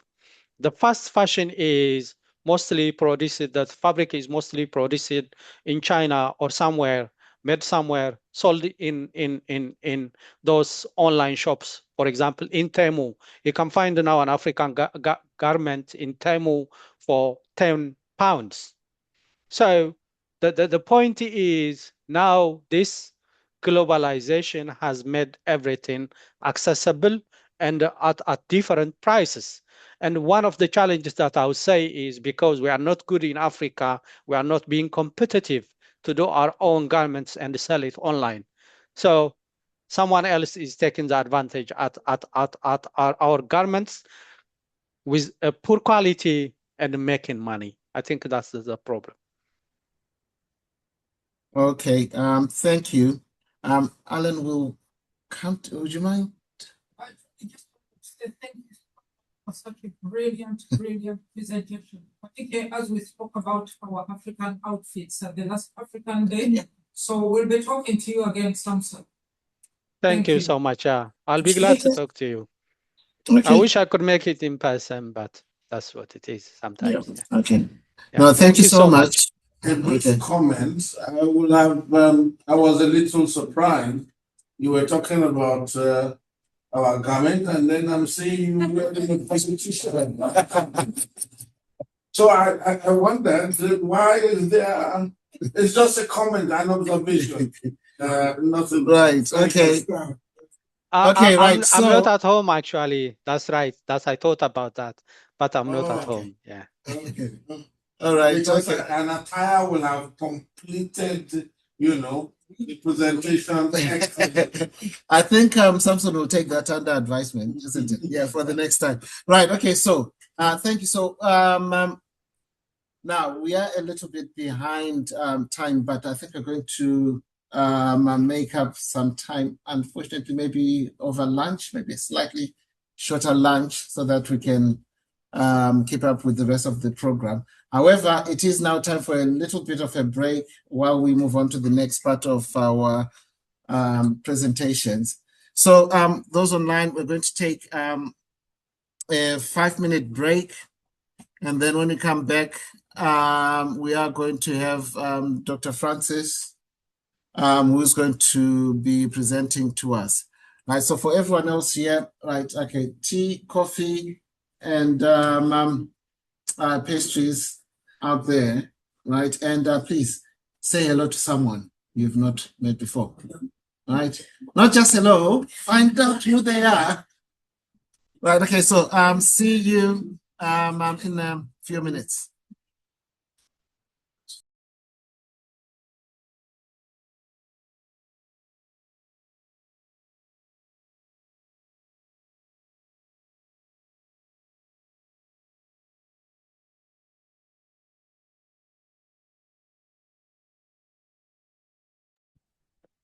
And this is for Francis with my dashiki.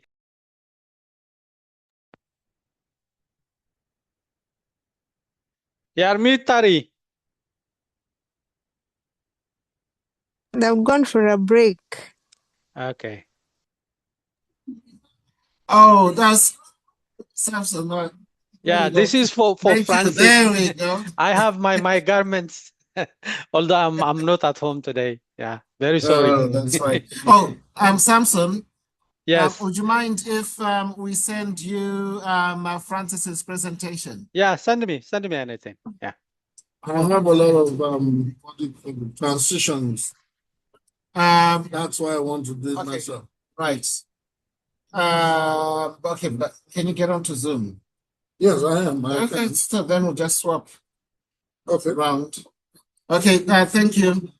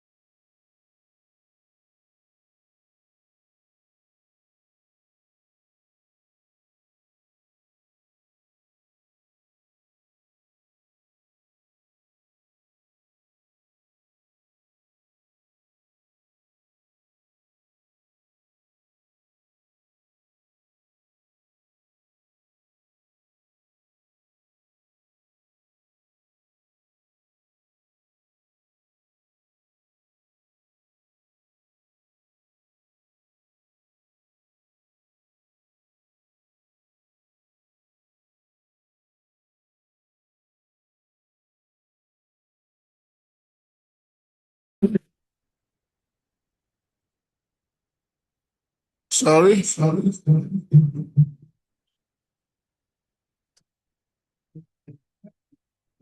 What do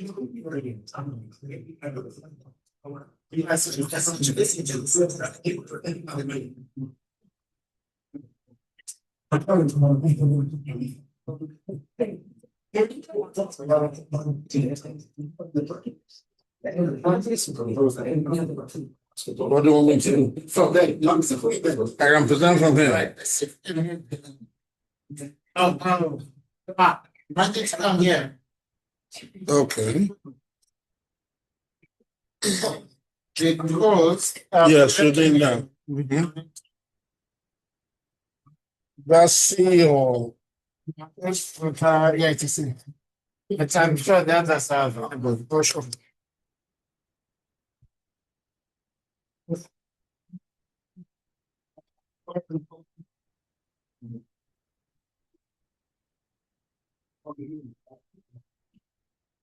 Right.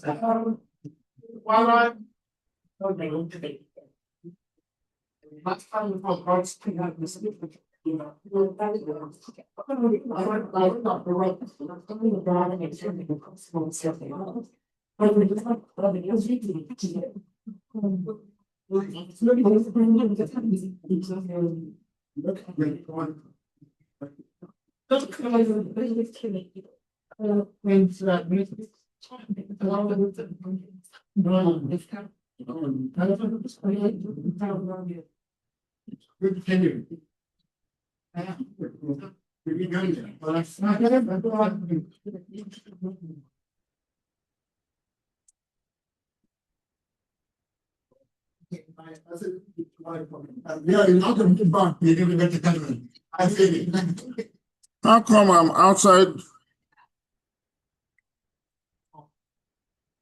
You have to hold that.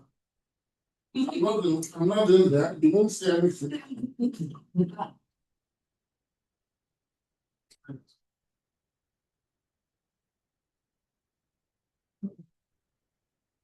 Okay. This is not sustainable.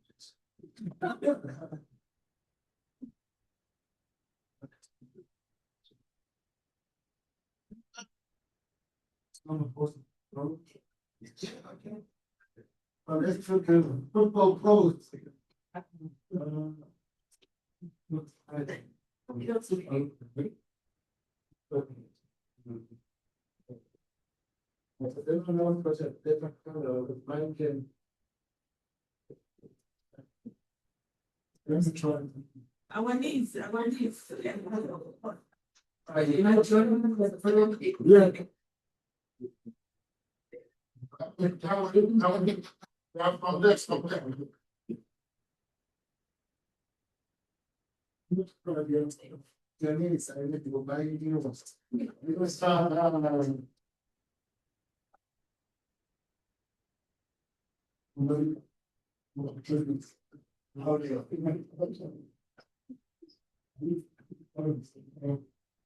But you have to feel good breath.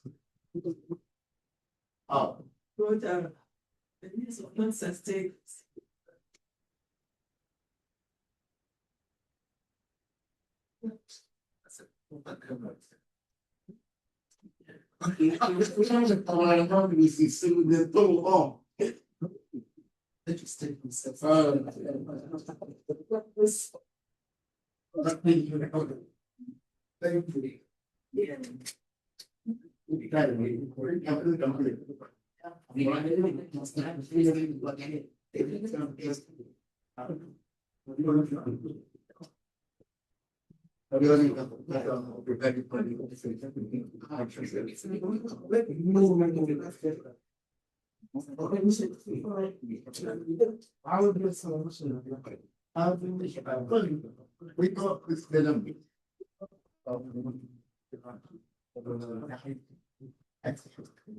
When did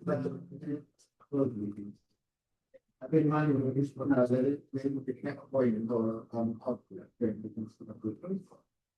it's but they want to make this right. But it's going to be pretty much. Because that well the two things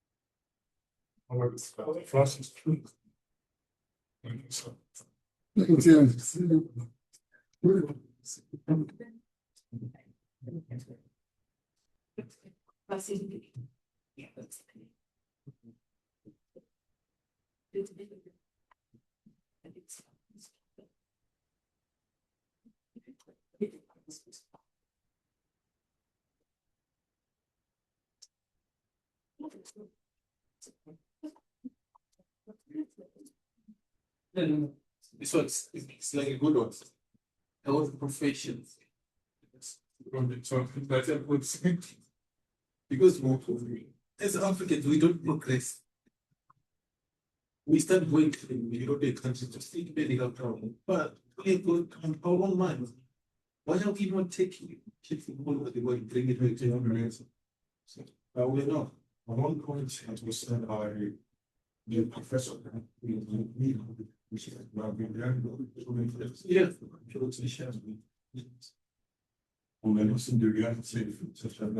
yeah, but if you look at this concept they use curing disease, illnesses, they got it from Egypt, from the pyramids, which is Africa.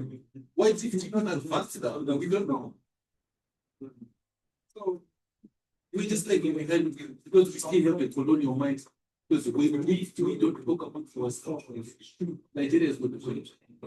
We have the goal. Why don't we say we don't? We wait for America to come and say, we need to go there. Everything is there. Everything is there. So we've got the theoretical side. We are good. The practical side. So bad. That would be emphasis.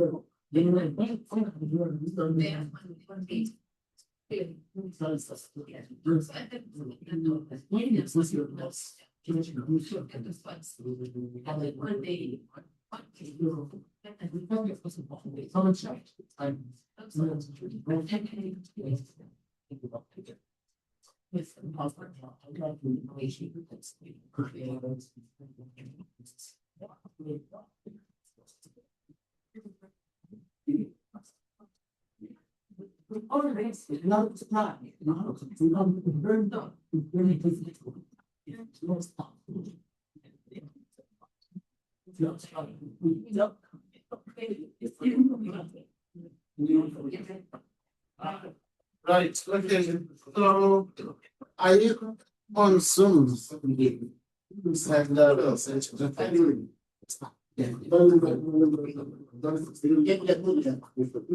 Right, okay, can we? Thank you. Can we take our seats now? It's the longest 5 minutes I've ever been seeing. It's African. Right, okay. All right. Okay, so thank you, everyone. We are going to carry on with our program, and we've got Dr. Francis Fakoya, who's going to be presenting next.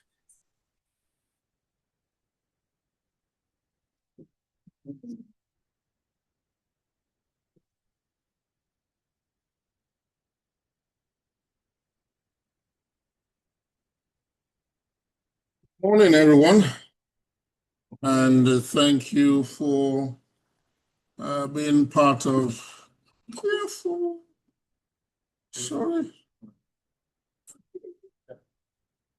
Thank you for being part of this 2026 annual AFRIG conference. Incidentally, since the beginning of this year, one word has become the key word, and that is sustainability.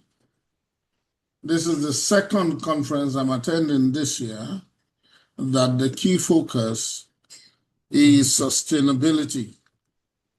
And that's also because Africa has been talking about sustainability for quite a while.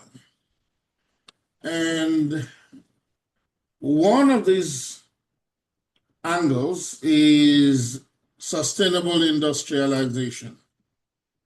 We will take from the keynote a number of messages. If we are going to engage the 70% under 30 population existing in Africa, we need to make their hands active. We need to give them something to do. And part of the SDGs, aspects of the Agenda 2063,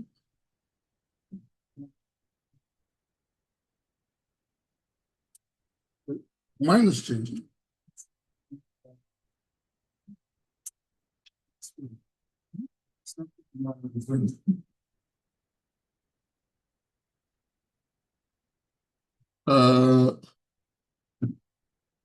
Is sharing? I don't understand. So you might want to go back to the previous and then just go from slide to slide. No, It's not showing. it's not showing. Okay. Go to the next one. No. It's not showing as a slide. No, it's not showing as Oh. because the slide show. Okay, let me stop sharing.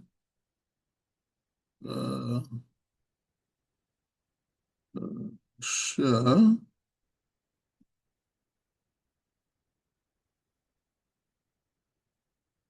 Let's do the entire screen.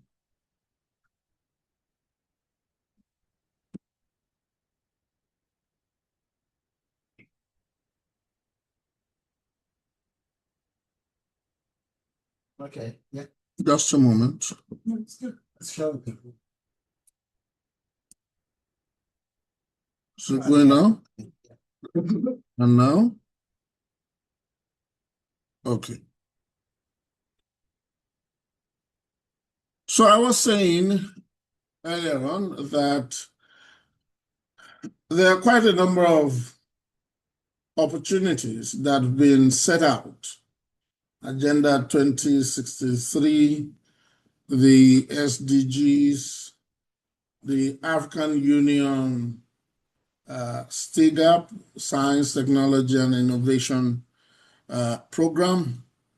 And all of these are anchored towards sustainable development, sustainable growth.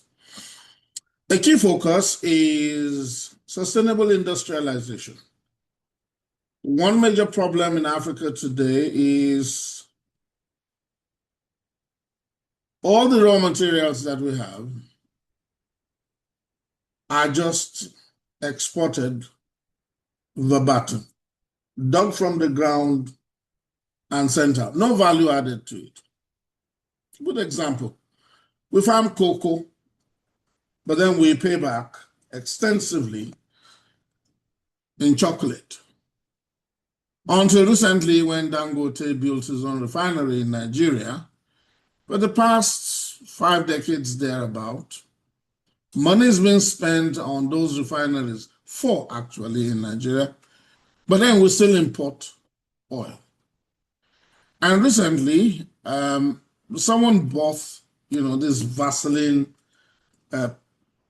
petroleum cream. That was the cream I used when I was growing up. But by the time I got to the university, it disappeared until I came to the UK. And that nostalgia hit me. And I then said to this person, I said, do you realize that these were byproduct off the chart from this petroleum crude oil distillation? So thinking over all of this, and from a medical perspective, it is my view, which is what I want to share with you in the next few minutes, that we need to reimagine the health professional education in Africa if we're going to have sustainable industrialization. We have to depart radically from what we're currently doing. Why? There are so many additions, the dynamics of the Western world in itself that has engulfed us in the name of globalization makes it necessary. So, what do we need to do? Traditionally, when we train health professionals, teach them in the class, take them to the hospitals, and maybe take them to the community. And what are we doing? We're teaching them this is this disease. Signs, symptoms is equals to disease. And this is the prescription. End of story. We assess them by examination. The moment they can pass, cram the thing, pass somehow, we vet them. Now, they've been doing well. Okay? So that's not to condemn it. They've been doing well. They've been helpful. But the point here is, in the next couple of years, by 2040, at the least, this will not be sustainable if Africa is to industrialize. We need professionals who are not just clinicians, because all we've been doing so far is producing clinicians. And this is in different categories: doctors, nurses, pharmacists. All of them are geared towards treating diseases. So invariably, they wait for the community to come sick, and then they treat them. But unfortunately, you realize that they never get them back 100% like they used to be. But several decades ago, WHO says prevention is better than cure. Majority did not pay attention to it, especially the pharmaceuticals, because they need to sell their drugs. So the idea of prevention is not something keen to them. So the proposition here is that we need to shift from training professionals to treat illness to educating them to design, protect, and sustain healthy societies and productive outcomes. Because there are challenges from climate change to AI that is that's becoming, actually going rogue, to automations, industrial risk, mental health challenges, aging, which is now creeping gradually in many developing countries. So if we're going to industrialize, we need a healthy workforce. And this healthy workforce can only be sustained by the health professionals that understand way beyond just treating diseases. As of today, the current model will keep them in the classroom. You have all kinds of departments, 10 different specialties attending to one person. I'm an anatomist background, and your heart is inside you. You carry it everywhere.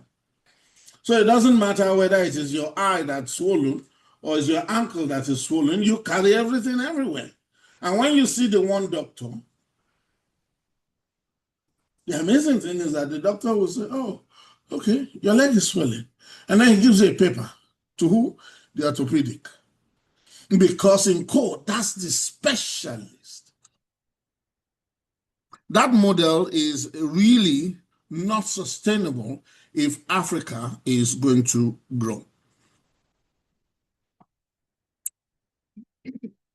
The model we should be looking at should be learner-centered, experiential learning, health for all, community and systems focused, interdisciplinary and transdisciplinary collaboration.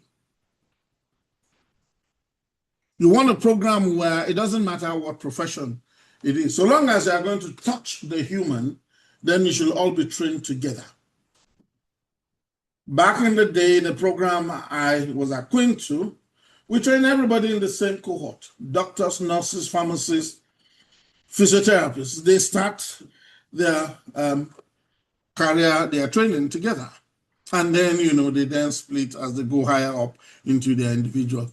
When they get to the clinic, the synergy between them is great compared to those who were trained in silos. AI, digital simulation integration, is a must. We still depend on cadavers, and they are few and far in between, and we're not getting many of them anymore these days. Training or assessment will have to be competency, performance, and impact based. What can you do? What problems are you able to solve? It's not about regurgitating the information you have harnessed and they give you a pass. So we need this paradigm shift from disease treatment to health creation. We need them to be able to imagine, design, prevention before it happens. They need to have a focus on the well-being of the population, not just that individual person who is sick. And if you want to reduce absenteeism and you want people to be productive, therefore, the workplace health becomes primary. And this runs also into environmental sustainability, community resilience, and health industrial ecosystem.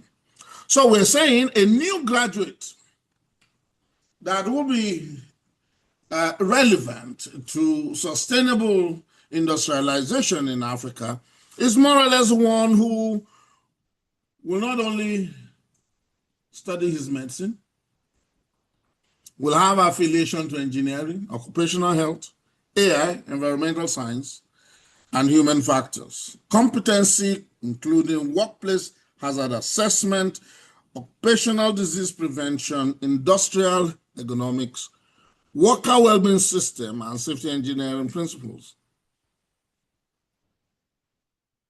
When people go to work and they are stressed or distressed, and the environment in itself is not enabling them to give their maximum, it is the responsibility of these new industrial health professionals to be able to pinpoint this. The risk and the hazard assessment will be something on the top priority for this group of professionals.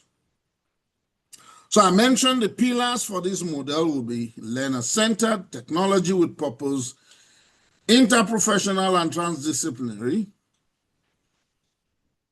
I know we all have professional registration councils. Those are those who manage practices and all of that.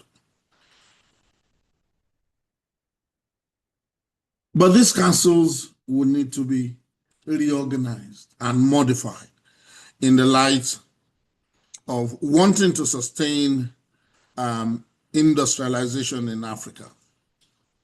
Equity, inclusion, and social justice is a significant pillar. Earlier today, the keynote speaker mentioned leadership. And so if we're going to enable this transformation, we need bold policies, visionary leadership, and accountable governance. Investment and resource mobilization. Be not deceived, Africa is rich. Hello? Africa is rich. It's a warped mindset that we're receiving aid. There's a TED talk by a lady who analyzed the thing about currency. I don't know how many, if you've ever listened to that. The hall was quiet till she finished, just 10 minutes. And she said, we have the gold, you just have paper. You bring in the paper, you mine our gold, take the thing away, and then you come back to tell us that we are owing you. No, we can't owe you because we have the gold. So, investment and resource mobilization, digital infrastructure, faculty transformation, data and evidence system. AI needs to become core, not alternative, not selective, not optional. I asked a question about lagging with the keynote speaker. And one of my own thinking, why we're lagging, is because we don't crunch the numbers. One, we don't generate data. Yeah, I don't know whether it's this that we don't like arithmetic or what. We don't generate data. We don't analyze data. And when you don't work with data, then you will not be able to see the big picture. When you know what is going in and coming out and you see the difference, you are beginning to create a narrative that you can manage and you can control.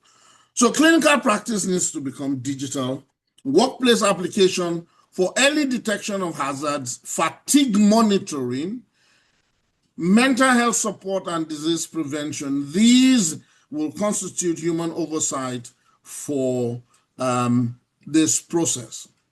So we're saying that the idea of classroom will need to be set aside, and instead we are looking at a future pattern that is simulation-based, looking at realistic workplace scenario and establishing competence even before they begin to see patients. The other is a transdisciplinary health innovation hubs. Every university has several departments, but they are so caged that you can't walk across. Some problems will defy all the tools, techniques, and methodology in your field. And you may need to borrow methods from another field completely. I'm working on a project trying to enhance dissection, but I'm collaborating with an engineer who is also into robotics. The whole idea is that we need this tool that we need to have to create ourselves to be able to achieve the result that we're looking at. So it becomes essential. And when you are crunching data, then you're crossing the fields into STEM. Engineering, computer science, of course, AI will become part of it. And so it's no longer just what we do by ourselves. So this is the kind of ecosystem for the education of the health professionals in 2040 if Africa is to become sustainable, industrial-wise. It's about generating healthy workforce, thriving workplaces, and sustainable industrialization will then become a reality, because the foundation is about the health of all humans, animals, and the planet. We share it. Today in the news, there is fire in France, Spain, and even here in the UK, somewhere in Suffolk, I hear there's some fire. And the journalist reporting there said the habitat of some butterflies and birds has been burnt, that it will take another 25 years if those species will ever return to that place. So that's the earth damaged. And we all know the advantage of the butterflies. They are the pollinating organisms for many crops. And so that is food security, not too healthy. So it's a case of understanding that health sustainability becomes a priority for the understanding of the health professional. So there's an intersection between animal health, human health, and environmental health. Workforce well-being becomes a measurable outcome. The well-being of those who are meant to create whatever it is we're industrializing, and to sustain it, we need to train these healthcare professionals to understand this, starting with mental health, then organizational health, as well as the human factors. Will this have impacts? Absolutely. Are we going with name now? The impacts will include meaningful work purpose, because the people understand and feel valued. Because that's the way of doing it. Safe, healthy, and supportive workplaces, high performance and productivity will become the order of the day. Somebody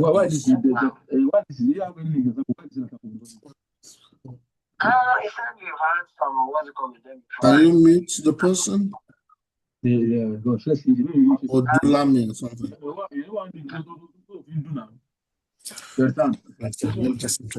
Right, I'm sorry, excuse me, there's someone who's not muted and we can hear the conversation. Okay, let me so is this Odulami? I think someone by the name of Odunlami. Would you mind muting? Okay. I've muted him. Okay. The next is community-based learning, meaning that graduates need to understand solving real problems. So graduates should not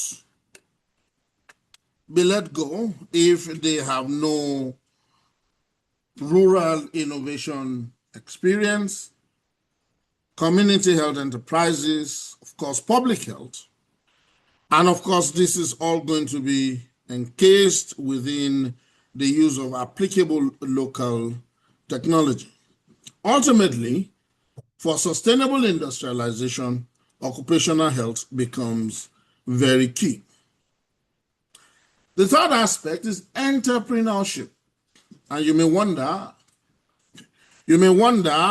turning health knowledge into industrial capability, how does that work? Well, if you have a problem that you aim to solve by generating a prototype, work through an IP that has become scalable, that then goes to become an industry. Good example, local manufacturing, medical technology industries, pharmaceutical production, and employment creation. All of these then makes things locally available and you don't have to import them. So it means that African solutions can become applied globally. This will enable Africans to sit at the global table and provide helpful solutions to all of these industries: healthcare, pharmaceutical, mechanical technology, research and development, and even green and health technologies. We're looking at a skilled, healthy, innovative health workforce as the engine of African sustainability. So this table summarizes all I have said, dividing the traditional model, or comparing, sorry, this traditional model versus the suggested transformational model for 2040. We look at the purpose, the setting, the structure, the learning, kind of assessment, human scope, technology, and the workforce.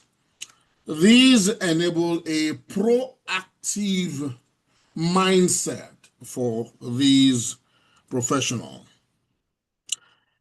The expected outcome on African industrialization will be healthier workforce, stronger industries, and resilient community.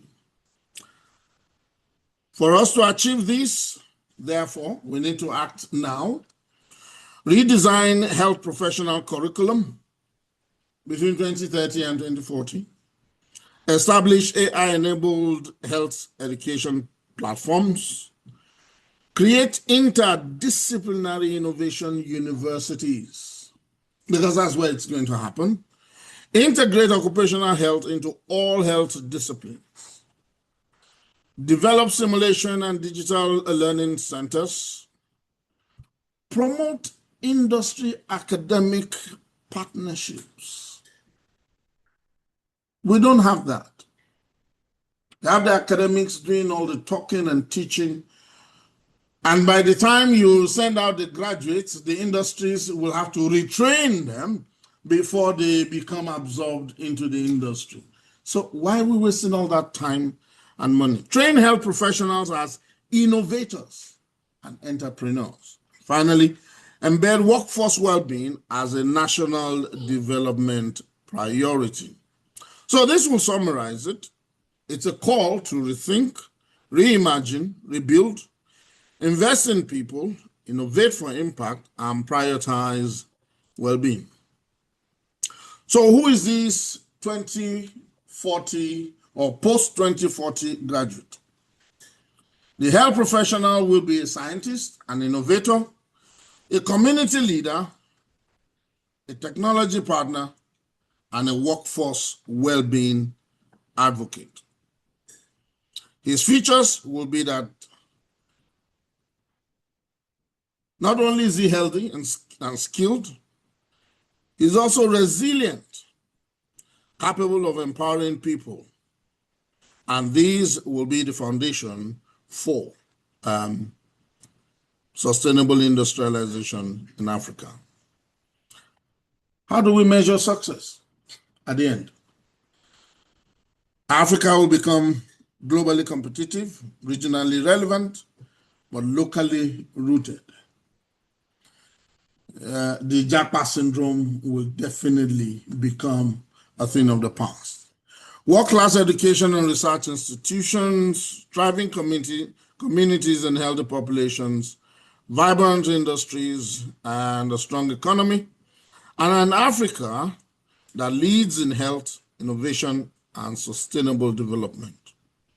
So, ladies and gentlemen, I summarize to you to say that this radical transformation is not optional if we must have sustainable industrialization. It is a human capital strategy for Africa's sustainable industrial future, from disease management to well-being creation, from professionals who will treat illnesses to professionals who will help design healthy society. And I thank you for your attention.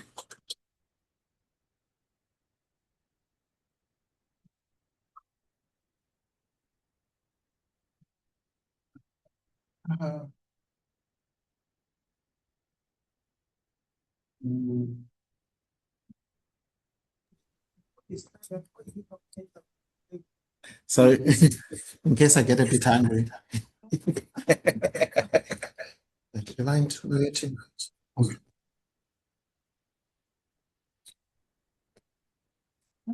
Right, okay. Thank you.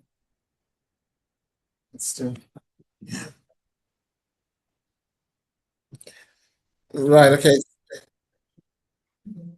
I don't know. I may have to log out Log out, completely. yeah. Okay. That's for the right. Okay, so while we're sorting this out, right, we'll just take one question because what we're doing from now is all the questions are going to be out till the end. So because I'm sorting this out. Francis, would you mind taking the question? Right. So anyone who's online, can you please add your question to the chat? Okay, and then we'll address the questions towards the end. And while we're finalizing there, and Andrew's getting ready for his, we'll just have a question from actually. Oh, sorry. Sorry, you've asked the question before, so I'm sorry. We'll have to ask someone else. Apologies. Irene. Mine is reflective question for you, Dr. Fakwe. You mentioned the IT technology that is actually a must for things to move forward in Africa. But judging from my experience in Zimbabwe, Wi-Fi connection even in classrooms or anywhere technology is not that great. If it is good, then it's also quite expensive. It excludes the majority of learners, the majority of workers who can actually interact with it. So I wonder what your thinking is around mitigating those kind of things. Good question. This is not going to happen today. And we're looking at this post-2040. One of the issues with Africa and its agendas is what I've mentioned, data. We seem not to like data. But if we want to achieve this, we need to love data and understand the use of data. When we get to that point, you then find that it becomes no-brainer of a question, knowing that this thing needs to be available. If you're going to produce A, then you need B. So we need data to be able to understand that to achieve our objectives, AI infrastructure, not just AI itself, AI infrastructure. And truth of the matter is we have the ability, we have the opportunity. What is not there right now is because of greed. The few people who know, are in the know, have camped an empire walled around it, and they want to make money. But a time will come and they realize that they have mental issues. Yes. A time will come and they realize that they have mental issues. And they will have to break open that, in quote, whether it's monopoly or not. So I don't see that as a concern. Once upon a time in Nigeria, I remember in the middle 90s, we have to go to Nitel to make a phone call. And there was this man who has a school, and back in the day, the cell phone was this thick with a long antenna. He will go to the top floor, the fourth floor of his school to receive his call, I guess because, you know, it needed to be higher up. But then he's taking the call at the top of his voice. So you find that there's a gathering on ground, everybody looking up to him and admiring him, talking to God knows where that person is. But then within 2-3 years, it became almost commonplace. The first cell phone that I bought cost me 20,000 naira. But 10 years down the line, the same cell phone was under 2,000. In fact, they'll give you the SIM free and tell you just pay for the SIM. So that's my point. It will become commonplace. And then we will be on our way to achieving this. How can we, as the country, especially Africa, how can we go about all these things that is happening? We are talking about thousands of students graduating and no job, nothing. And we are talking about they are running after, they want to become billionaire and all these things. If they have a suitable job,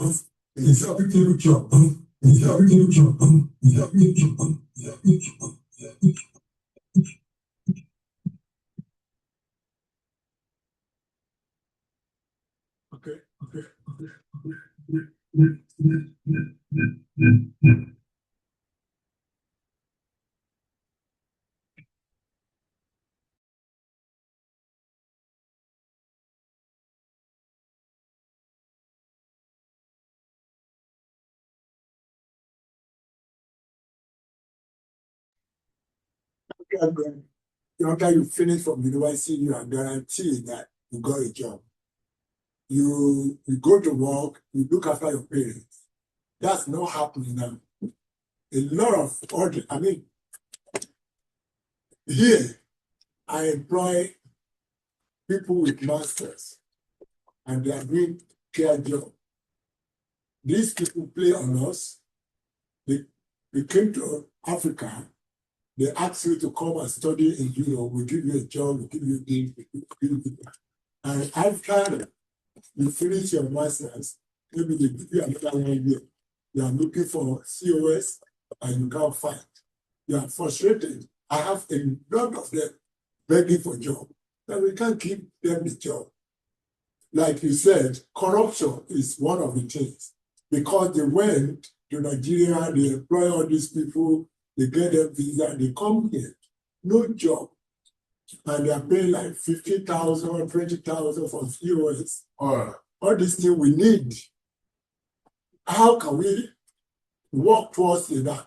These people will not, because this is a slavery. Okay, let me answer your question directly. One, the model of education that you went through is no longer sufficient to meet the needs today. That's the first thing. That model was meant to create workers. And that was why you could graduate and then there was work for you.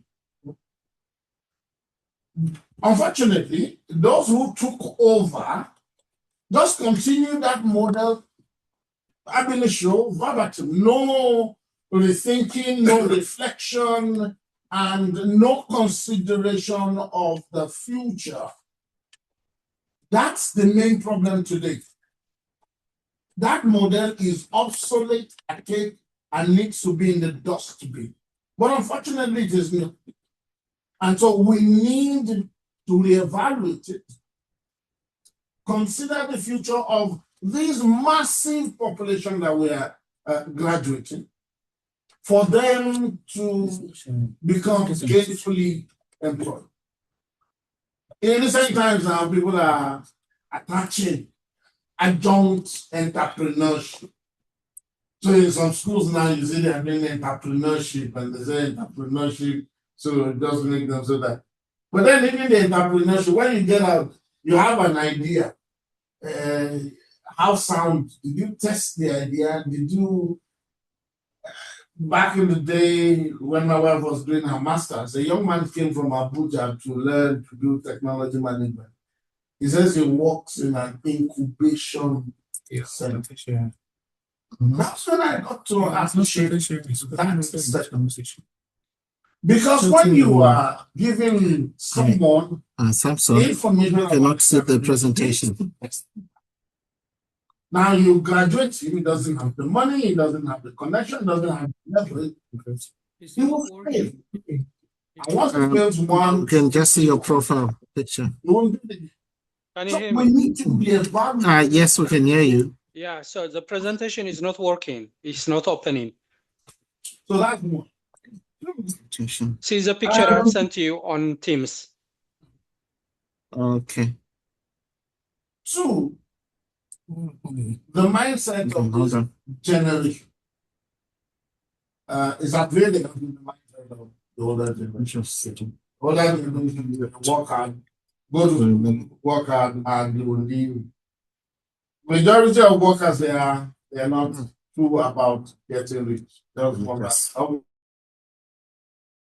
much a year, and you're fine. But this current generation, their mindset is a mindset. It's not this one. If they want to make the money and make it very fast, live the bling bling bling life on the sports car, and become a millionaire at 21, It's this one. 26. Under 20, there's this thing now they talk about under 30, 30, there's a way they put it in folks. Under 30 who are millionaires and now under 40 who are billionaires. And that's a mindset. And some will do anything to be there. Anything. Achieve that. So I think those are the problems. But then when we decide to do away with this arcade, I think the professor said it's now new colonization. Yes, when we decide to do away with that, then perhaps we will. I watched a reel about kindergarten schools in China. These are 4-year, 5-year, 6-year-olds. They're cooking, they're jumping, they're doing athletics, they're construction, like military. Name the occupation, they are exposed to it. Kindergarten, not primary school. We still believe in the jealous and let the house rest. So you send them there and they come back. Today he's able to read 1 to 10 with clap and say yes. My child has. So you will most probably be able to present from there. I mean, from. Let me just leave it at that. Yes, I am. Thank you for that presentation. I really enjoyed every moment of it because it echoes a lot of my own background. I started in London from primary to a degree. And a degree in engineering. The first year of engineering degree, all engineers, regardless of your district, even if you will Stop for now. Have lunch. You will learn measurements. You will learn chemical processing, mechanical, electrical, construction. We're already getting into the time. And then in the second year is when you specialize. So there was an element of multidisciplinarity. Of course, the challenge for them, it's not yesterday, it was years. Yeah, when we had copy notes from the blackboard. So our lecturer is actually writing on the board, you have to copy. Then I happened to work without luckily. And so the universal primary education was in the next one that everyone at the age of 7 must be at school or at work. Yeah. But if you're under the age of 18, you must be at school. So it was a kind of a mandatory secondary education. Presentation wasn't open. So we're going to stop for now. Well, that's been resolved and then. Yeah. Sorry, Christian, sorry. You can ask your question in a bit. Okay, I just want to say that because of the presentation which is not open, we're going to take an early lunch so that we can resolve this. And then when we come back, we can then carry on with the program.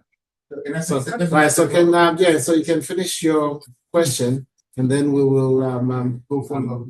We'll go forward. So then we talked about how early 2020 when we allow this kind of some recent isn't okay.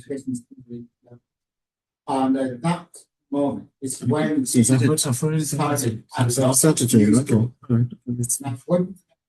Thank you, this person.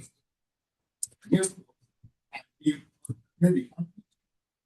And so that was perfect, not really medical. Yeah.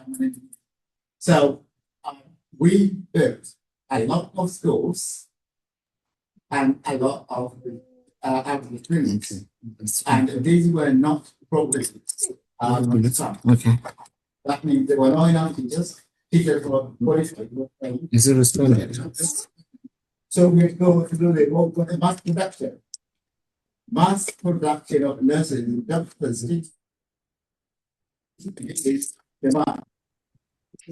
The one Andrew sent me works, but it is only one page. Is it? Okay, right. Okay, we are going to sort this out. Okay, we've got one question going at the moment, and after that, we're going to stop for lunch while we resolve this. Good. Right. And Samson, I've sent you a presentation with one slide. That was mine. When we go for lunch, can you display that, please? The registration one. Yeah, I will that one. All right, okay. Is this the one that he sent me also early? The same right, one. I've added a statement at the bottom. Okay, then. Right, okay.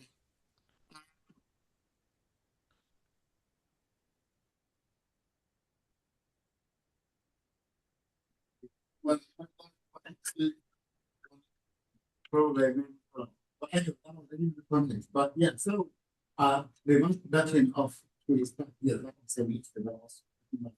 so this problem is started. If we take change for the university, I remember the outcome of that mass production of education meant that a lot more universities were needed, and a lot of new universities started, and the challenge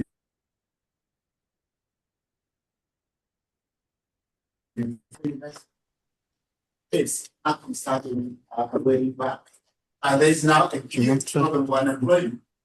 So people would prefer make it shorter. So prefer 2-year degree rather than 5 years. Well, what is your view on that? Whether you can make it multidisciplinary and risk extending them while you want to have a shorter stay at university? Well, you see, there is a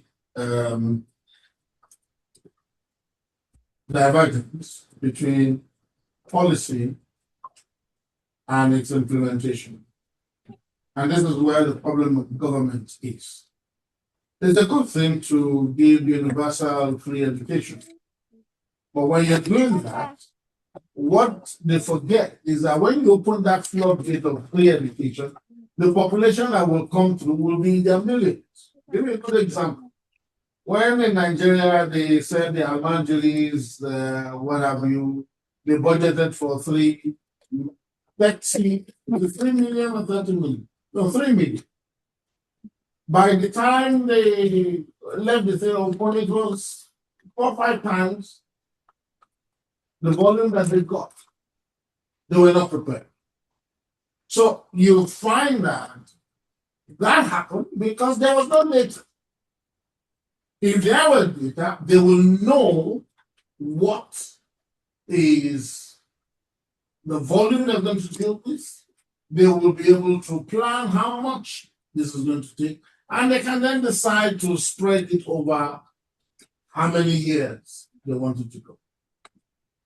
So I think that the issue is when you have round pegs in square holes, which is something that is triggering in many African countries. We don't use the skills that people have. Instead, we use the connections. We use the leverages. And unfortunately, these connections don't match all of the time. Because if you do a mass production, that's because you want to make up the number. What are you producing? bunch of half-baked professionals. I think you can call them professionals. When they don't understand the full scale of what they're into, as far as they're concerned, it's just a job. They want to be able to get some money. So it's not helping on the short term, yes, but in the long term, no, it's not necessary. So my opinion, it's not worth it. No. Does that make it? Well, I understand how it fits. Right. Can we have the conversation during that? There, I was time is not on our side to get program is still fighting. Where is yours? Quite low. It's one of my laptops. But I was this laptop or iPad. Why don't you use the same system? Everything was good with his laptop. The challenge is even the What is this? Is this an iPad or a tab? A tablet? Yes. Good. Please put this on the table then. Okay, let me address The issue is for you to connect it. So join the Zoom. Right, if you join Zoom, right, what you can do is you can mute that, and then this will be on, and then the sound will be going through this. Are you sure it's not going to bridge together like the noise and the head? No, if his sound is on, either, I mean, if he It's just everything. So remember, once the two of us were Yes, it is good. there was that river. So I'm wondering why can't we use the old system only? The presentation was passed to the system, the slide were clear, the voices. Even the USB was not. Now, can you email it to Francis? Yes, so just because everything was perfect with this. So dot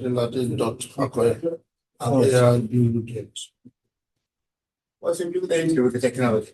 It's time to hear. Hello, sir. Hello, how you doing? Yeah, I'm doing well, sir. Are we using Room, the system, or using our laptops? Right, okay. I would have used this, but the problem is Zoom, this particular platform. Zoom, not Teams. Teams, we're having problems with Teams. So this one is not allowing me to share for whatever reason. Or you're not the. I'm one of the co-hosts, but it does not allow me to share. Who is the account holder? Samsung can share. I don't know why. I don't know. Samsung can share. Francis can share. I don't know why. I don't know why. Have you added co? He's even the he's the main host now. Look at your setting. Yeah, look at the. We looked at the advanced setting. Right. To everyone else, we are on lunch now, and we're just trying to resolve everything. The account holder. Okay.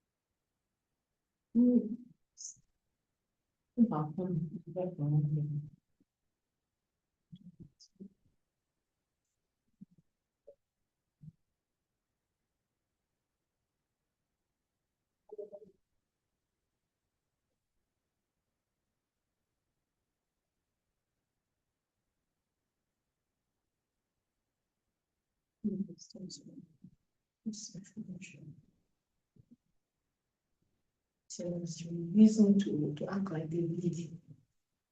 It's okay, sir. I'm sitting by two, sir. So maybe we need to put the notices.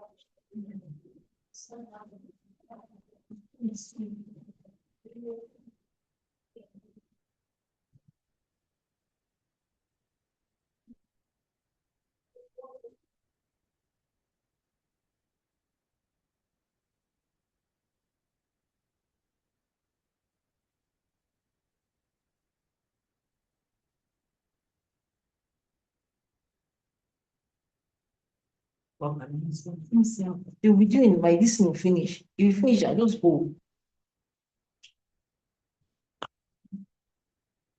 Finish.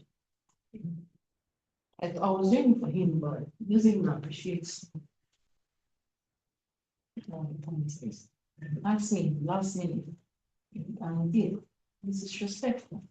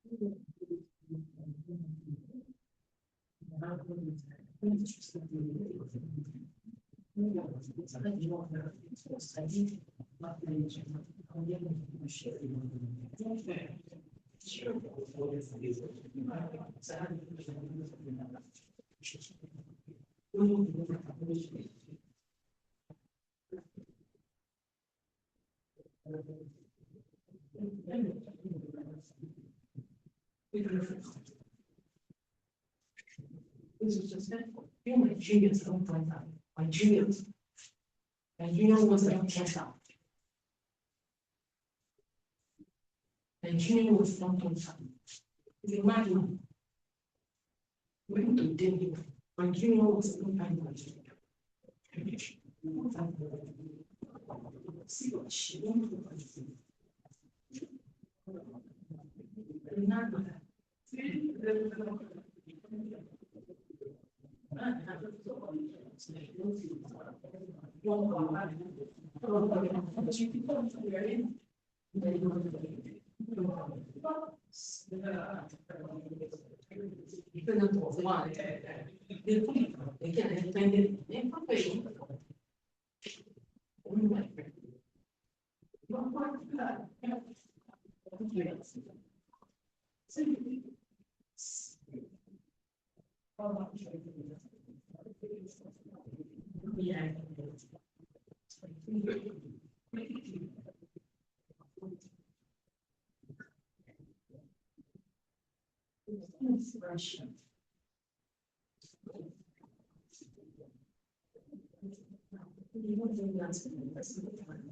This will have to be demonstrated.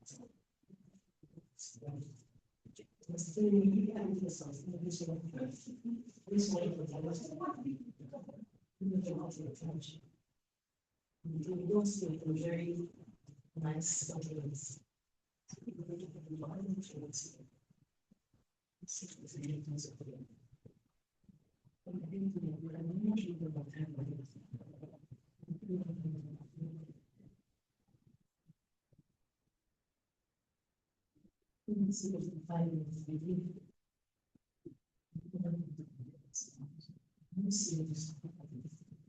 This is just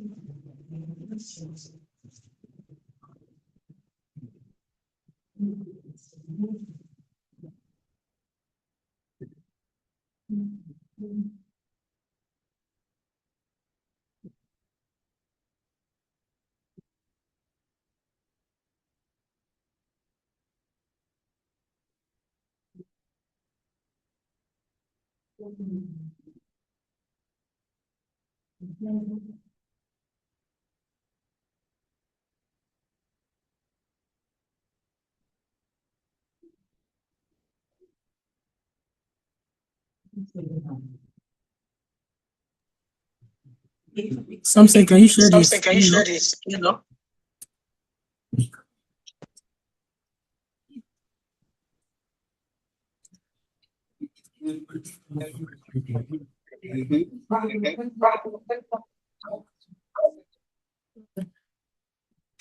I'm sure it's so different. So that's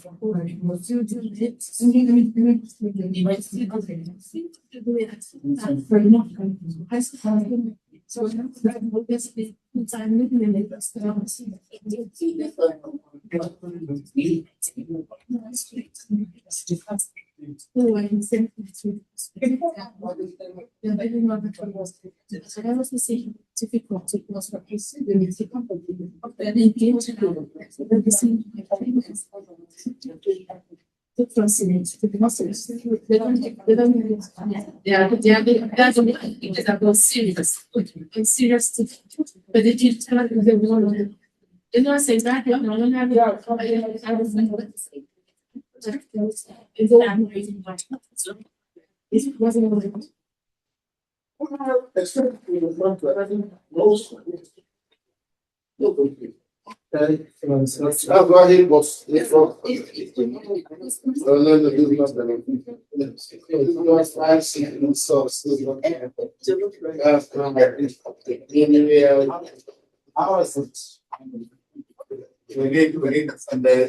They invested in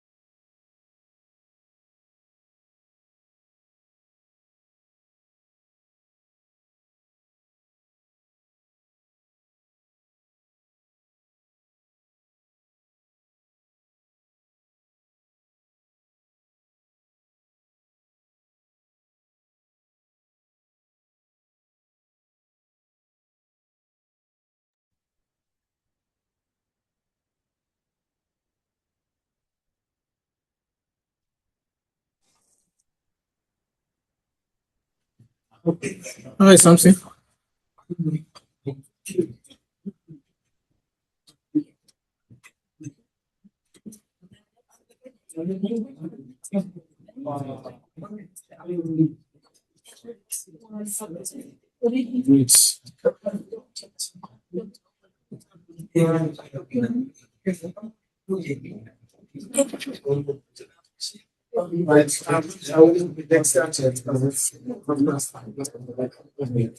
Right, okay. Thank you. Thank you, thank you.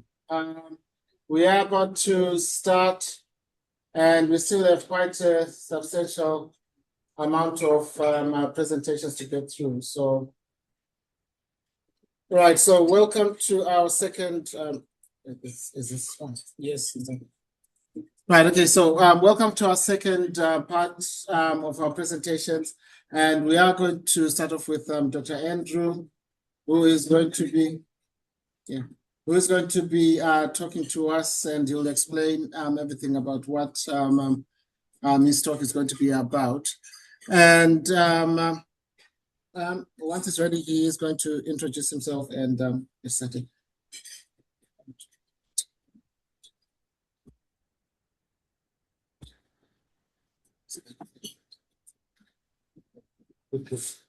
Good afternoon, everyone. My name is Andrew Oyedola. This is a topic that was developed with Dr. Tarisai himself here. My name is this one? Right. Thank you. Good afternoon, everyone. Welcome back. My name is Andrew Oyedola. The topic that's about to discuss, seriously, the topic developed with it came out of our discussion, approaching concerning the mental app that we're developing for students who are having mental health issue. So while discussing that, using the African way of developing it, while developing that, then the discussion came in. Please, the first slide. Don't go yet. So while developing that, the discussion then came in about when we are talking about apps, they're using data and what happens to Africa's data independence? How much independence does Africa have when it comes to the data that we use? And also, do we have our own satellites that can make our information secured? Do we rely on external, just like as we've been saying? We are always leaning on the global north, and then Africa is anyway. I'm a person of faith. I don't want to say anything that Africa is lagging, but in this case, we hope to advance further after this discussion. So there comes that topic. First slide, please.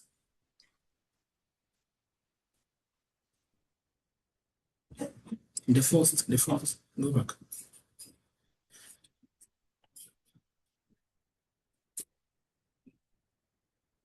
Great, thank you.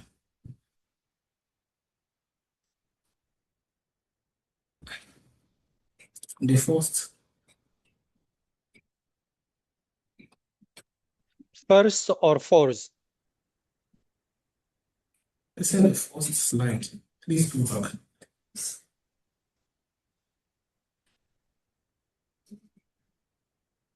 Back again? Back again. Again? The title page. Go back, please.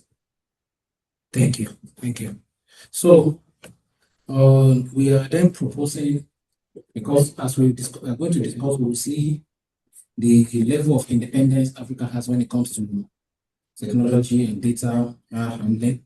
So we are then proposing what are the way out to gain that independence, if there is that dependence in it.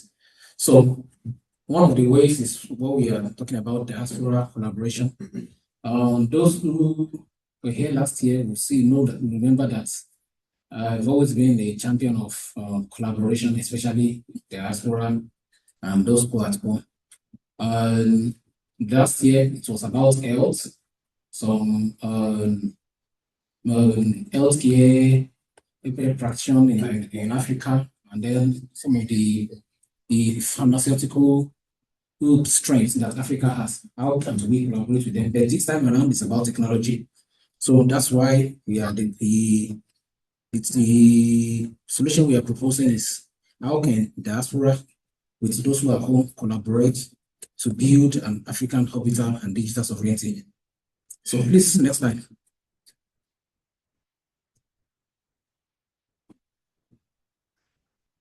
Thank you. So we all know how much the world is shifting towards everything is becoming digital at the moment. But at the base of that digital doesn't just work. There are things that are responsible for it. And these are satellites that are being placed at the low Earth orbit. So as of yesterday, that was July 30th, 2026, we have over 18,000 active low Earth orbits, which we call LEO satellites, that are orbiting the Earth. That's according to Orbital Radar. And then we've seen that as really, before it was around 15,000 as of early July. But as of yesterday, it has increased to, that's to show how much the world is moving towards digital at the moment. So we can see that there is rapid expansion of satellite-based internet. But the challenge that Africa also has satellites, but Africa has 69 of it. After the 18,000 that we're talking about, Africa has 69 of it. But the challenge that Africa has is many of the satellites that, as we are going to see as the discussion continues, many of the satellites that Africa has focus more on studying agriculture. When you're talking about TV, those are things that Africa focuses more on. But when you're talking about communication satellites, internet, Africa has zero in that regard. So what are we going to do about that? Next slide, please.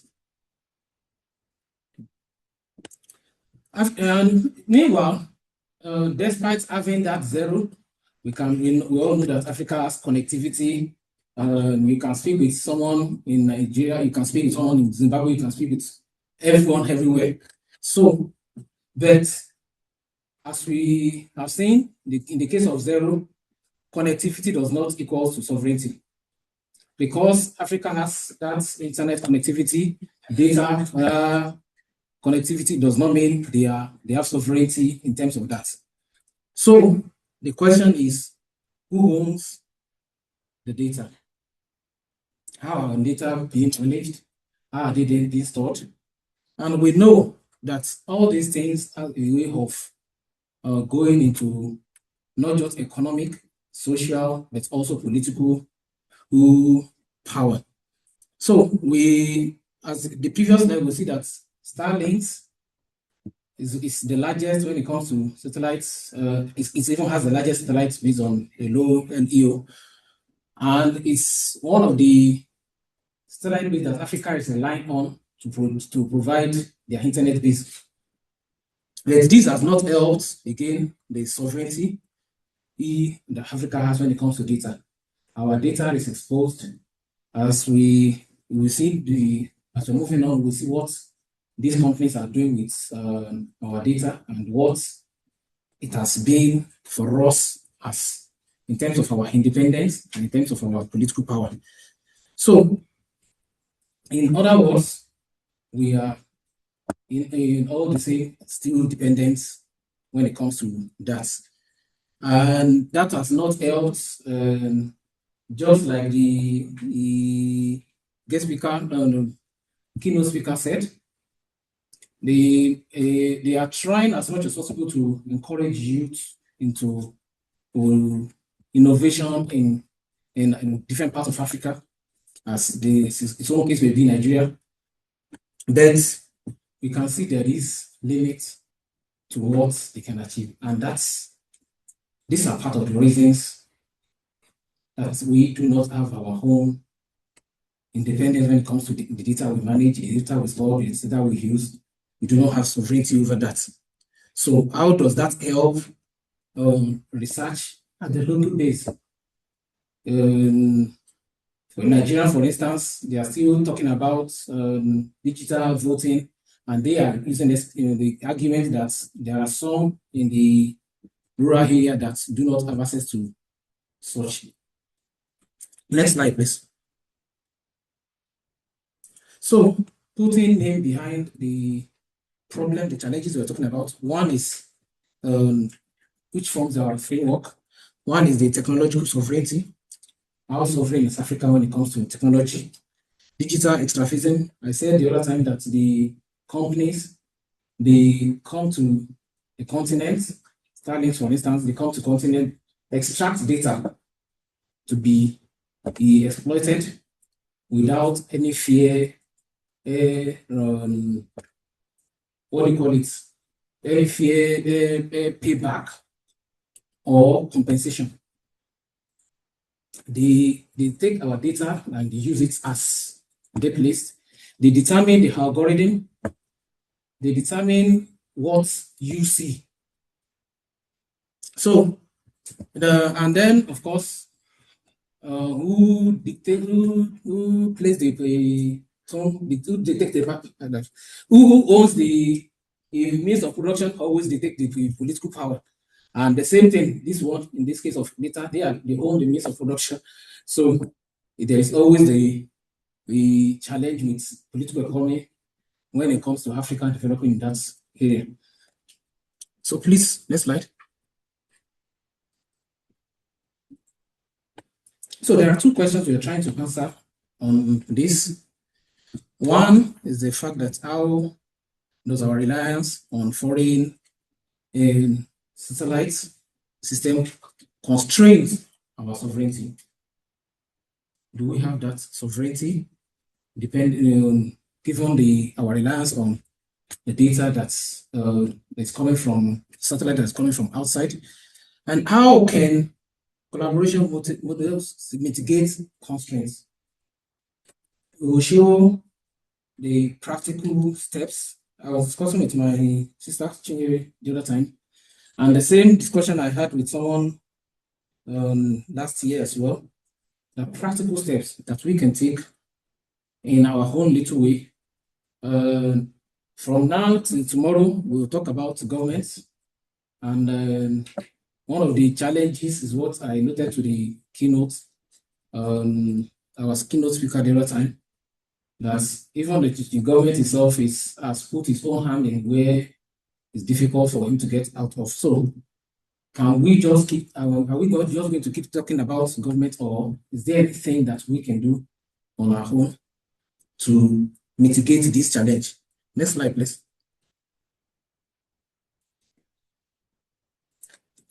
So we plan to review the scope of this challenge and then analyze all the policies that are coming out of the government and what can we do about it? If there are bottlenecks, like Chinere also noted, if there are bottlenecks, how do we navigate those bottlenecks? And then how do we assess the foreign satellite that we are getting? How do we assess them, their impact on us? And then what are the patterns that we want to that are already on ground in terms of the investment that we have? How do we analyze them? And then what can we do about it? So please, next slide. So one of the things that we have found is the fact that external system locks country into dependency cycles. The dependence that we have on these Starlinks and all this external, it leads into data control. Like I said the other time, they control what you see. They control your data. Our data is not safe in anybody's hand because we do not have control over it. And even this goes a long way in affecting the kind of policy that is coming out of Africa. And then what happens to our research ecosystems. So there's also the challenge with the investments, the capital, the wealth that exists both in terms of the tech sector, how much is being invested into it, and then what is being produced out. There is that challenge. Those are things that we are able to find out as constraints. Then how do we address them? Next slide, please. Again, like I said the other time, Africa has its own satellites. It's not as if there are no satellites.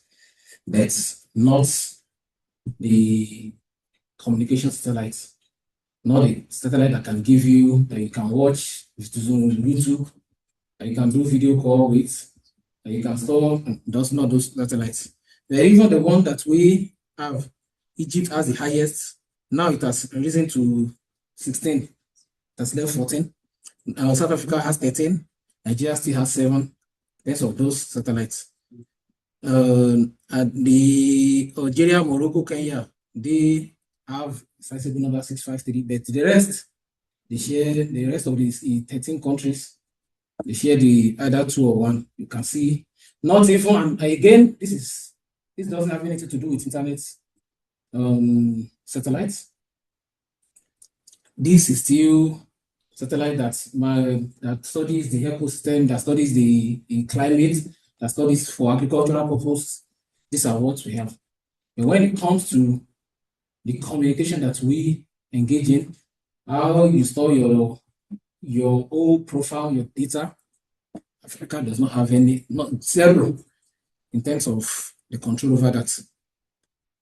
So, what are the strategies? I said there are practical strategies that we can take to, as individuals, as a group, and as people who are in diaspora. First is to engage in what is referred to as we can form a diaspora-led space venture capital. We all know there are different funds that are available, especially when you are trying to venture into startups or those who are trying to build something from that African space. So we can either be the link between in there and then accessing this funding, or we ourselves can form a group to build, to see how we can. And we have a program among the students that are coming this October. One of the things that I'm proposing is to have a kind of bring people who can invest in their own little way. And I'm not talking about even investor, because an investor, before you come, there are questions they will ask you, and you will see it is part of what the bottleneck that the people want, who are just trying to build things little by little, the bottleneck they find. Because the questions they will ask them, is your business scalable? Does he have, what all about those who are not starting on the same level as those who are saying that their business or their innovation has reached a particular level? What about them? Do we abandon them completely? There is a way that we can encourage such people, train them. Like someone will say, if you really want to make people successful or rich, you don't ask them to come and join anything. Train them and invest in them. That's how people become liberated and rich. So we can be such space for them. Again, we can establish a kind of skill knowledge transfer, that is, just as I asked the keynote speaker the other time, and as I was discussing with you here, we have access to both international networks and then the right tools here. I always refer to Professor Roberta from Rito here, who came from Brazil. After getting here, he started working at ARU, And then he started introducing what the tools he's using to back home in his own country, Brazil. And then from there, the people in his own little space, not trying to change the whole world or not trying to change the whole Brazil, in his own little space, who can he influence, who can he train the knowledge that he has acquired, and he was able to train those people. And then the university eventually got the knowledge and acquire the equipment on their own and became independent. Yeah. So the same thing now, she transferred that to South Africa right now. But when I got to meet her, when I introduced Shook Africa, what ARU was practicing, I said, we can introduce that to Africa as well. And then she reached out to me to, if someone from Brazil is so passionate about relating with those in Africa, what about us who are from there? So we can have that knowledge transfer. We can also create a research network. I'm already creating one, I call it Sankofa. Sankofa means looking back. We left Africa does not mean we should not look back. And when we are looking back, don't let us look at the government. Let us look at those who can influence. So I've not been able to establish it because I just finished my studentship. I don't want just like say I don't just want to talk. I want to put into action. So I'm already gathering. Once I switch my visa because of my home visa has restriction, even as a PhD student. But that's part of the bottleneck that we have as foreign students in the UK. So from now on, you will see more of me. By His grace. So we can also build, we can be the bridge in terms of innovation. There are those who are trying to make attempts. Then we again train them and then tap the knowledge that they have. Sometimes they have that mindset that's a bit limited. Because of our own exposure, we can introduce something even greater to them, and nobody can stop whoever is determined to achieve things. So, lastly, we can be an advocate, but I believe the first three sets is more important than, and of course, we can be an advocate advocating for better policies, especially when it comes to space and when it comes to data independence. We can be an advocate on that bet. These are what is more important to me than while we are doing that in one hand, we can keep our focus on this to get results. Next slide, please.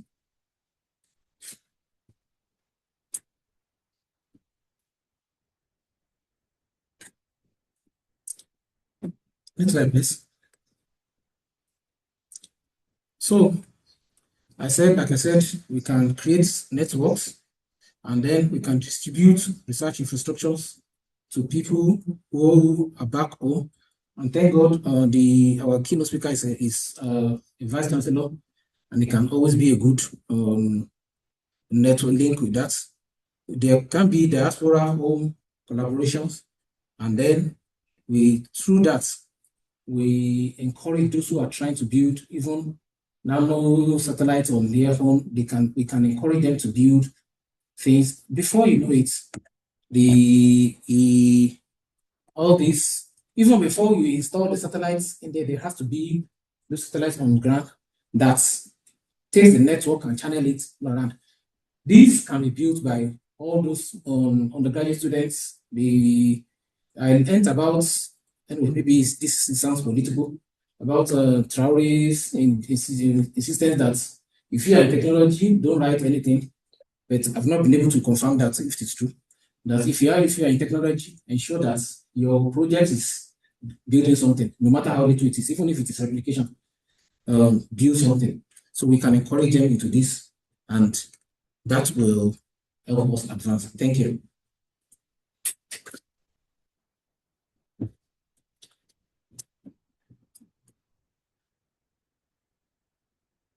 Thank you.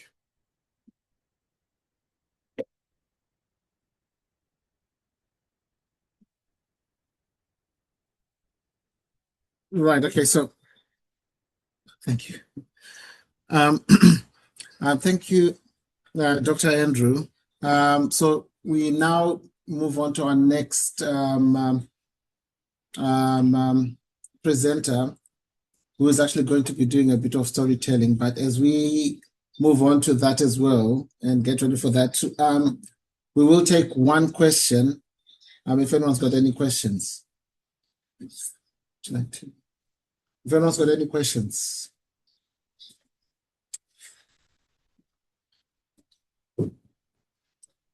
Right, okay, Christian. Yeah, I think it is.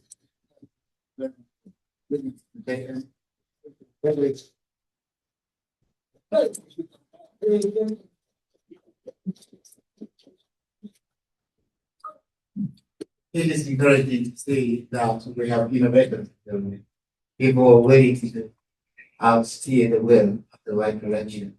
So far, the problem, and I think one of my colleagues in the office working on the access to data in Africa, and she asked me if I could join her.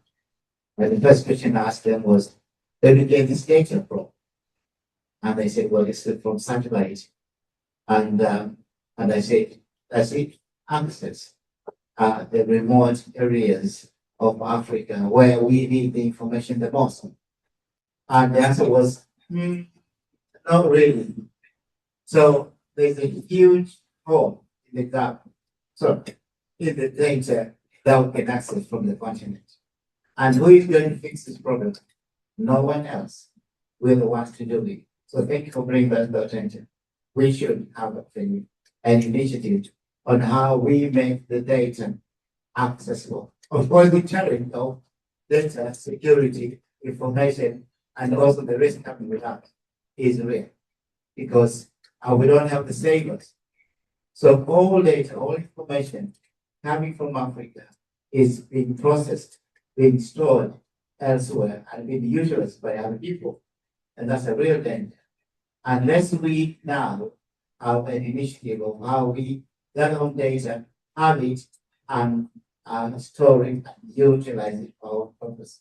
I remember yesterday, even listening to a very controversial video about the building, the African Union building in Addis Ababa, which was actually directed by the Chinese. All the technology was installed by whoever funded it, and the saver and the data was actually being sent elsewhere to be processed and out of actually we did not know that they were taking the data. So they knew a lot about what we're discussing, including the confidential discussion in that building. So policy, security should all be taken into account. So it is a problem, real issue of data security, information security, and we're going to be targeted by those who have the data. So thank you for this one, and I look forward to possible connecting you with a colleague in the office who is actually interested with the satellite data of Africa. So we can share this to forward. Thank you.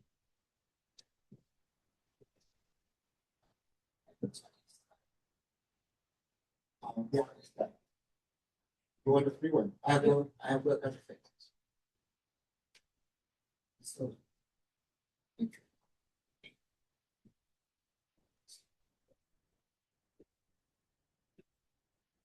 Good afternoon, everyone. Good afternoon. This is going to be a storytelling, not another presentation. However, I'll try as much as possible to be time. Okay. So before I go into the story, the first ray of the morning sun stretched across African continent, painting the mountains, forest, river, buffing city with hope. From the vibrant streets of Lagos to the peaceful village of Kenya, from the vineyard of South Africa to the nearest deserts of Namibia, millions of people are waking dreams of a better world. We as African tends to like in my own little knowledge, lack consistency. Consistency in the sense that this future we want to sustain, even we that we are growing, we didn't see that consistency in our leaders. And for us to have a better and sustainable future, I want to say that the change has to start with us. I'm sorry I'm not presenting. Because you see, sometimes you do like you tell a child not to do something and you don't give reasons, though you might not maybe as an African, we are meant or trained not to ask questions. And without having proper information as a child, you may be like, what is this? And children most times learn from what an adult do. Practically they want to see you do things you ask them not to do, and they do things you do yourself, which might actually be wrong. So if we want a change, it has to be a collaborative effort. We ourselves has to be the change we are collaborating for. We have to okay, building innovation is easy, but it's not easy. But destroying it is very much easier. Building, going for research, putting papers together is not an easy something, but destroying that paper can be very, very easier when you are not fair with it. When you personally, as a researcher or as someone who creates the innovation, you are not fair with your works, with whatever you are presenting or whatever you believe in. You see, so that is why we, as a researcher or as an African, if you want the change we are clamoring for, is not from our leaders, it is from us. And this starts from the family. This starts by grooming children who are confident, children who are trustworthy. Can you build the children or can you train the children who is trustworthy when you yourself are not trustworthy? Can you build a confident child when you yourself is not confident? So I want to implore us as an educator, as a researcher, to let us work in our things. And whatever dream or vision we have, let us work towards it as lesson. Let us be that model and let us stick to our vision. By then, you don't have to do much. As an African child, this is a Kampala, I'm from Nigeria. Yeah. So this attire I'm currently putting on during the days of our mothers, they wear wrapper. They tie wrapper. I don't know if you know wrapper. We African, we should know. So now this is like a sustainable outfit or materials because though it is not the way they wear it, this is kind of modernized. Instead of trashing it away, let's us embrace who we are. Let us not forget that we are, no matter the passports we are holding, we are still Africa. So by this, let us train our children, no matter what, not to forget let them not forget their background, heritage, by the way we ourselves present ourselves outside. In as much we are embracing whatever culture, whatever area we find ourselves, it is important to inculcate in our children the belief, the value of their true heritage. So I would say that the future is not something we inherit, it is what we create. The room fell silent. Okay, sorry. The future is not something we inherit, it is something we create. Let us create the Africa we want. Something that even after we might have gone or retired, it will keep speaking for itself. It's not going to end because of our journey.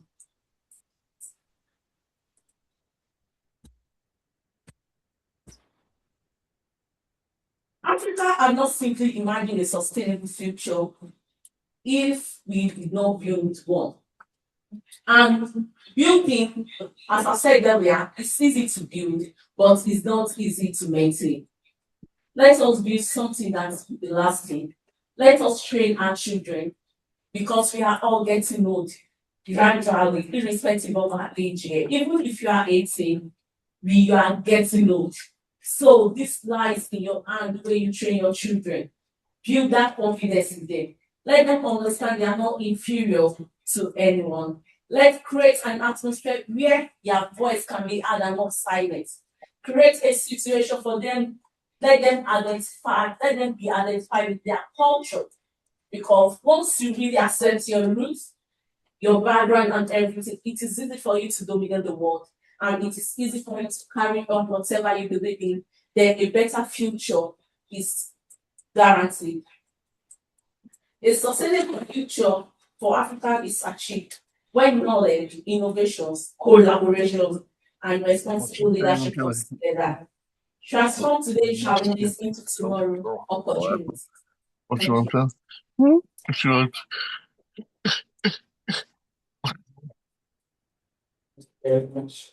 Good. All right. Okay. So, do we have any questions for Ruth while we I missed food. our next? Yes, Francis. Yes, sir. So you're going to spend £24 on a train to get that shit. Fucking stupid. Backwards fucking Kenyans. Fucking stupid. You're not learned. You never even went to even kindergarten. The way you behave, the way you you never even stepped in. Now you are saying that it is not, but yeah, I want to disagree with you because basically, yeah, if you don't train your daughter, yeah, to high Iran, that heritage will be lost. Because that fashion will be lost. Iran, by these days, you find African women feeling that it makes them look big, and it's the Western culture that says only the skinny ones are beautiful. Until now, the Western cultures have gone round in a circle and they now have the plus size. Yes? So I think that if we're going to keep it, let's keep it. When the presentation earlier on in the morning was talking about fashion, I had a question about kente and ofi. My sister here mentioned about the quality. Now, these are types of fabrics. Now they make them from China. Now, if you are not used to the original one, you will not know the difference. So my question to you is, do you actually think we should go with the Iran ban because this is not important? But I have pictures of Iran that I wear personally now, even here in the UK. You understand? However, because I was coming from somewhere that Iran was not appropriate for me to wear there. So that was why I could not really. What you said Iran is not appropriate in a place where someone else will come with jeans and t-shirts. That's this, yeah. Okay, I was coming from work, and okay, I'm a student, yeah. So I provide care, Their rules doesn't give room for me to tie wrapper to their work. That is their rule, that is their belief, that is their culture. And I know I'm coming to a place after work. So this is smart enough. I can still justify this if I'm being questioned. Nothing lost, nothing missing, nothing is affecting my job smartly. So that is why I'm on this. If I was to come directly from home, nothing stops me because I know what I'm going to speak on. I can show it. Ask the question. explaining to the rest of us what this euro number is. Okay, it's a native euro and Dubai. Okay, it's a native Asaya from Nigeria. Okay, why you tie wrapper and you have a in the modern days, everything has been modernized. You know, even in Nigeria, you can have your blouse with this length and it can be as long, free to this length, you know. Then you tie your wrapper on it, like a blouse and wrapper. That is what Iran Buba is. So depending on how you can style yourself, but Iran Buba is an elegant. So does it have a hole in the middle? No, it can be like this. It can just be a round neck, depending on how you want it. I can show you pictures on my phone anyways. If you look at it, just say It's so simple, yeah. Or any ceremony, a lot of adult women wear. Oh, and you just tie in the middle. No, inside here, then it goes down. You see what means we are now. Exactly, just something like that. Oh, but you're a storyteller. I think next time, yeah? Yeah, it's fine. Next time we need to get one from you. All right, so You cheated us. We have got the Jensen coming next. Okay. All right. Okay. So yeah. Okay. Quickly. Right. Can we make it short with what our Okay. So you consider this. I think I get your point on one side. Yeah, in the end. And if you want to preserve culture, I think another thing is thinking about the weeks around that. So every culture, like good or bad, has wishes. Even like Francis was talking about in his presentation, our African solution also has wishes. But if we want to preserve it, we need to think about those risks and how to solve them. For example, some of our practices in health, they have like infection control risks. If we haven't solved them, then we can preserve them. Otherwise, other people who have been able to do that will take over. So in the I think I get the point because we are not going to where we used to.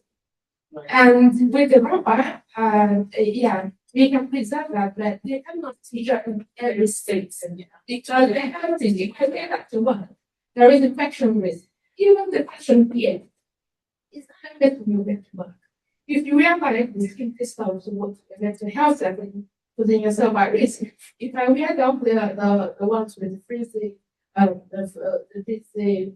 sleeves, I'm also at risk of infection, right? So the same applies with ours, with our fashion. If we're able to evolve, it means we will have alternatives, right? In such, I think I'm kind of supporting with. Thank you. You have to go out to turn program. All right. Thank you so much. Hey, right. Okay, so thank you to Ruth for that.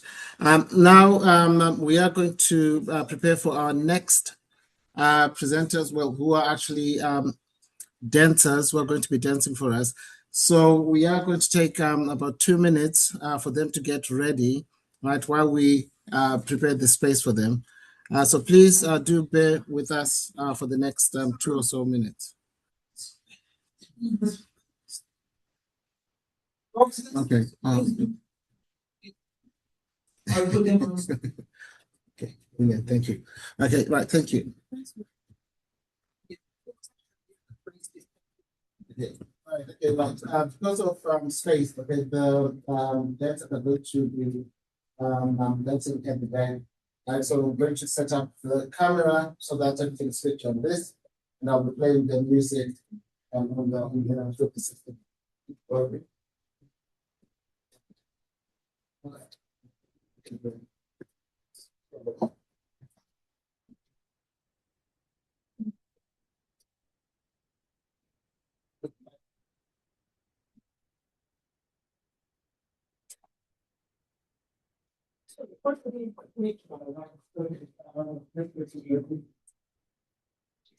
Yeah.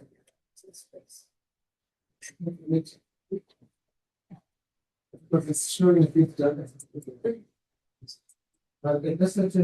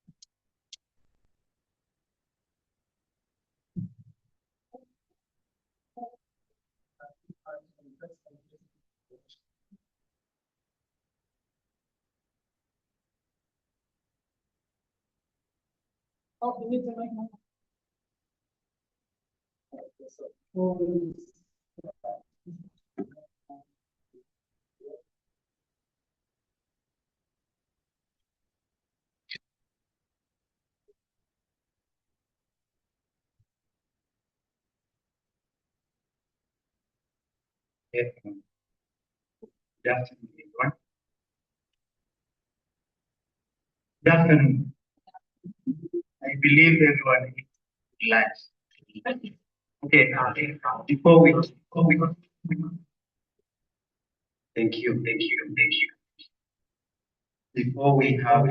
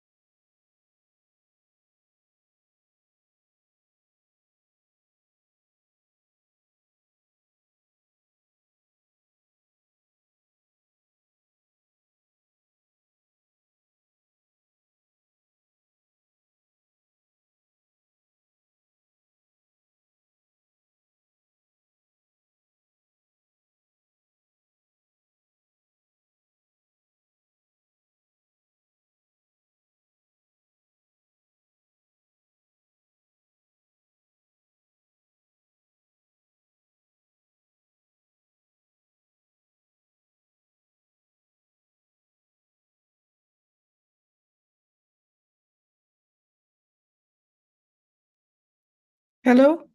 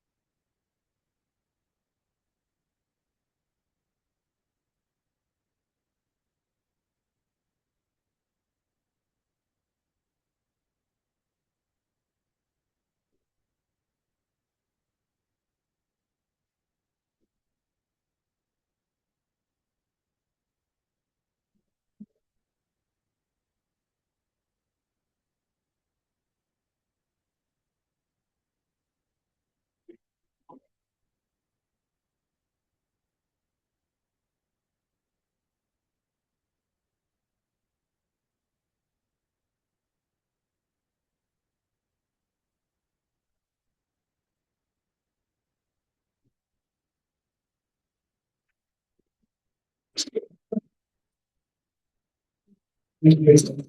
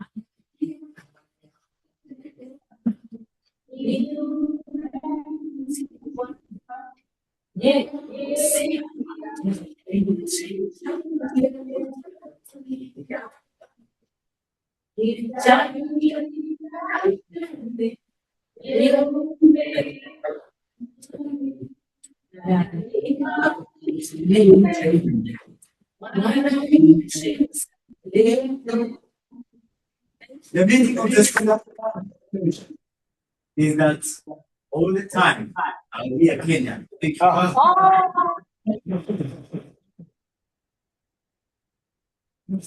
you. Asante sana, asante sana.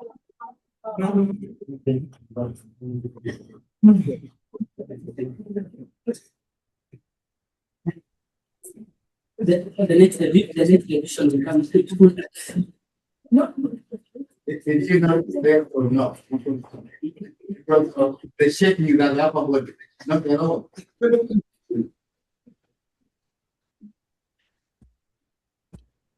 Right.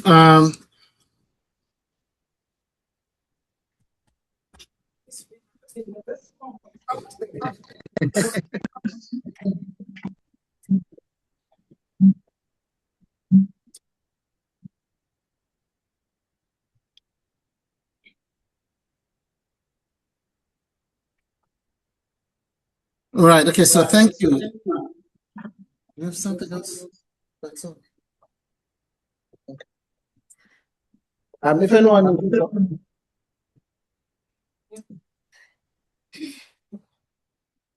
If anyone's not. Okay. That was me. Right. Okay. So thank you. That was brilliant dancing. We saw from the Pamoja dance. From the Pamoja dancers. So thank you very much to them. I hope we all enjoyed that. Apologies to those online who could not hear the music. Well, we were unmuted here, so I'm not sure what happened with our technology there. Right, okay, so we are now moving on to our next presenter. Right, sorry.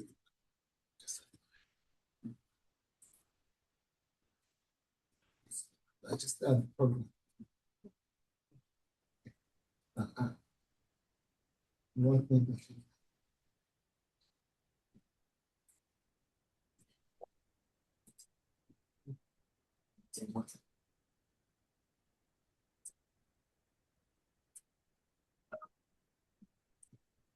Dr. Teresai? Dr. Teresai? Hello? Sorry, Dr. Teresai? Yes, hi. Can you hear this me? is Can you hear me? Yes, I can hear you. Okay, I'm so sorry. I wanted to say that my phone battery is very low. It's just 10%, and there's no light here to charge it, so I won't be able to do my presentation by 3. I try to, manage the battery, but it won't last that long. So I said, let me say something. I'm so sorry. My Okay, all right. presentation Okay, is by so we 3:30. will. I won't be able to, because of the phone battery low and no light. Okay, right. So I think we would skip No, ahead to you. no need to rush the other part. No need. I can just, leave it, forfeit it. I don't want to, disrupt the whole program, please. It will upset me to do that. I don't want to disrupt the program. Please let things carry on, but please send my abstract to all the participants or put it on the channel so that they know, what the talk would have been about. Okay, I will do that. I will Yes, okay. do that. Okay. All right, okay, so just looking at the Is there program. a WhatsApp group for the research group? Is there a WhatsApp group? I will share it. There is a WhatsApp group. Yes, I will share the Okay, details so if there's a in WhatsApp, then what the I'll do is chat. I'll put the abstract there. Okay. Yeah, brilliant. Okay, right. So Andrew is going to put the group up in this chat, and then anyone will have access to it.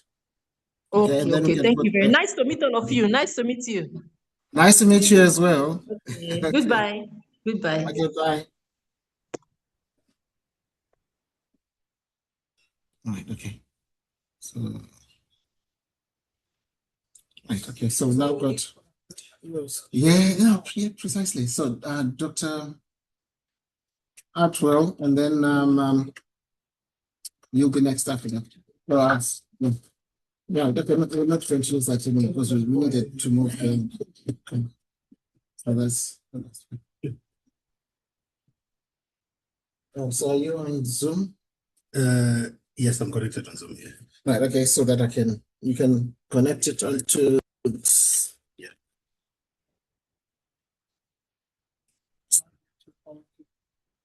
yeah, you can use my yeah.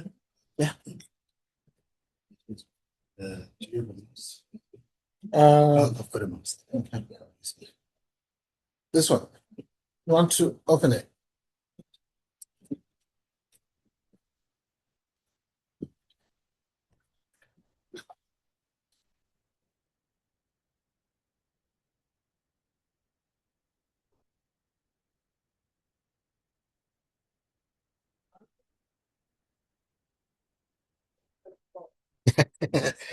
Set it for my height. So Thank you so much. so yes. Yes, I am connected. So can you share this?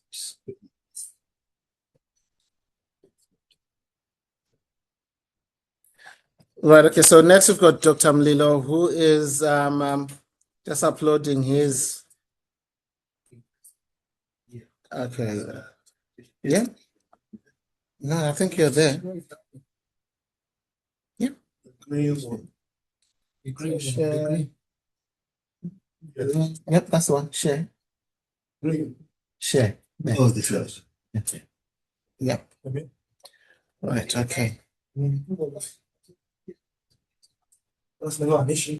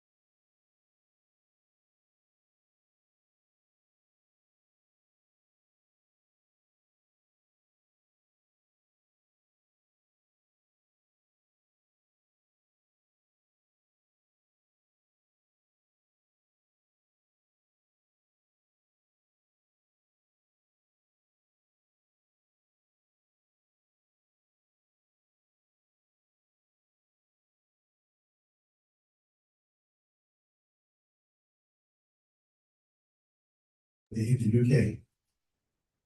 So I decided, okay, I'm going to give you a bit of both, which is towards the end, I'll talk about some of the things that I've went through in my research, but also give you a bit of a flavor in terms of what the research that I completed was all about. So the inspiration for doing the research it came after I completed my MSc. I have quite a lot of experience working in Transport for London in things like traffic infrastructure maintenance, and there were some issues that I could see from the industry, which I thought maybe the research can help to address. And definitely the research in MSc, where I looked at infrastructure collaboration data governance, which is meant to relate with BIM, which is building information modeling at the time, and how it can use the infrastructure. But it did identify a few gaps, which was to say it's not actually just the delivery of infrastructure will be issues, but the issues go beyond delivery, because delivery itself can improve on the quality, but most of the decisions leading to the delivery are the ones where a lot of things go wrong. So railways is also a very hot topic within the UK. It's got social and economic social significance in the sense that it is a industry which is green, and everyone is talking about sustainable development. So the railways are a very green source of transportation. And rail infrastructure requires large investment to build and also to maintain. So as we drive in Africa for the development of rail infrastructure, there is a slide towards the end where I kind of put a map of the African railway corridors that are being developed. In the UK, it accounts for something like 710,000 according to statistics back in 2021. And contributes about 40 billion in tax revenues. So it is quite a significant industry. However, as you know, some of you know, the railway infrastructure in the UK is quite old. And because of aging infrastructure, we now start to experience issues such as, at the moment, there's rising usage. And the key focus in the UK railway is passenger services. Whereas the development in Africa development the network that we're trying to develop is for the main to support the movement of resources. So declining service reliability is one issue, and also we've got an issue of infrastructure level. So this research was trying to see how best we can address the issues of declining infrastructure level. The rest you can read there. So when I produced this diagram some many years, this was one of the I think modified because it was produced. I think I was in the second year. If Dr. Christian remembers, but probably doesn't. I have kept this one because in a way it summarizes what I was trying to do at the time. So when you look at the way in which I was trying to do this research, I was applying some a method of critical realism and also trying to bring in things around operations management. So what I was looking at is the events and experiences, and then look from the events and experiences in terms of service delivery. The key focus of that research was the service reliability. The dimensions that I was looking at, which is what I discussed here on in terms of the social and the significance of railways, is that you've got the function, the economic, and the social. So on the functional side, that's where you've got things like infrastructure, administration, engineering, and the processing. Those are the things that are required to deliver the services, things like the infrastructure, the trains. For them to move, you need to have all those in place. And that then splits us to infrastructure, maintenance management, and organizational capabilities. So the capabilities, you need those capabilities in order to deliver the maintenance. And you also need capabilities in order to understand all the interfaces between these. So as you can see, the challenges was this was a very diverse topic, but trying to find focus, I had to kind of think outside the box. And this is one of the sort of, it was meant to be a mind map of some sort, but it helped me to narrow down the focus of that research. So the aim in the end became very simple: to develop a framework for improving the efficacy of railway infrastructure maintenance. So the way I went about it was to do a case study. That case study was looking at the railways within the UK. Now, if you look at the types of railways, you've got the national railways in the UK, and we've got the London Underground metro systems, such as the London Underground's Glasgow Metro. But in principle, the way the infrastructure and the trains are run is quite similar. So I was able to then say, I am going to focus on the aspect of railway infrastructure maintenance because all the principles behind it remain the same. So as to try and do something different to other researches, in most cases, engineering researches would use the data to maybe justify the findings and stuff like that. What I tried to do was to apply the principles of critical realism. And it allowed me to have to express that, to look at that research in a stratified way, which means I can get different views in that contributes to the operation of road infrastructure and how it's performing. And that, for that reason, I can come up with multiple explanations, because there's no single one explanation that will say, if you do this, you are going to solve all the problems, because of the different interfaces that we have within the relay system. So to also supplement the lines of critical realism, I also adopted the theory of the capability trap theory, which looks at things like when railway infrastructure is not performing well, we then tend to say, for example, the failures increase. We then tend to put more money towards that to resolve it. That then leads us into a capability trap, because we are saying getting more money leads us to resolve the problems. Whereas if we look back and we say, is it the issue of money or is it the issue of the processes behind it? So that capability trap was then used to look at process improvement in order to address issues where every time there's a problem, we are putting more money to try and resolve infrastructure failures. So that was the way in which I went about it. And then that analysis method allowed me to also convert some of the qualitative data into some form of quantitative analysis. So that's how I conducted that research.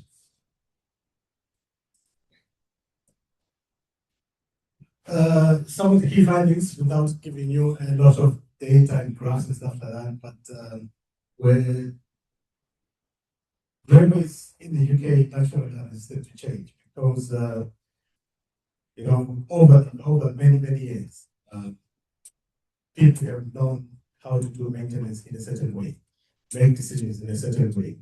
So when you try to introduce new ways of thinking or even introduce new technologies, you tend to come up against quite a lot of resistance, because of the culture that the workforce within the railway industry is used to. Also, there's the issue of the maintenance approach. So if we look at maintenance as a necessary evil, which is what the culture is actually looking at, there are different types of maintenance. You can have reliability centered maintenance, which people are focused on. You can have condition, you can have risk-based maintenance and stuff like that.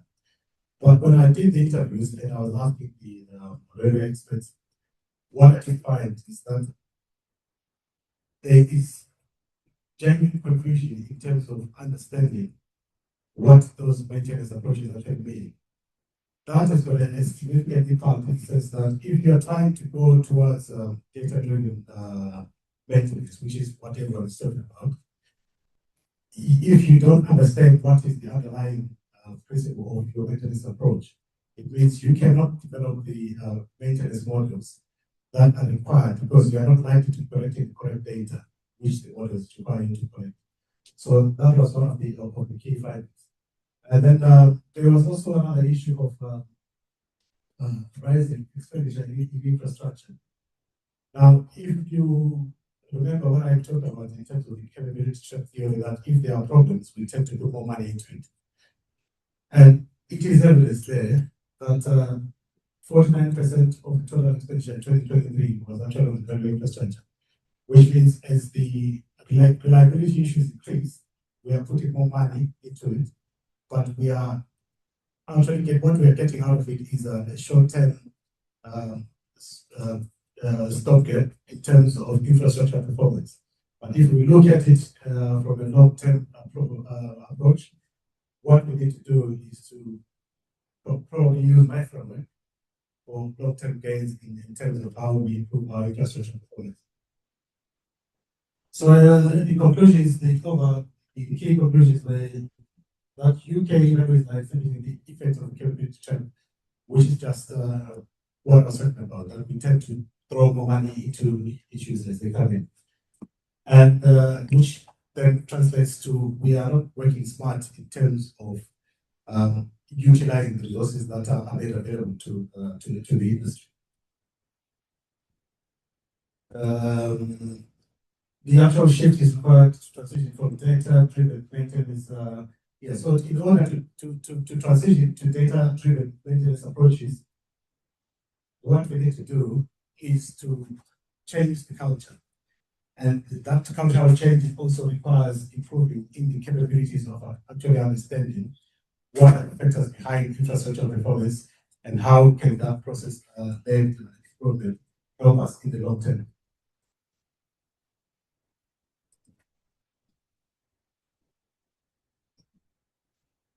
Research contribution, one of the things that I can claim is that I introduced a new means of performance. I know you haven't seen the graph and stuff like that, but using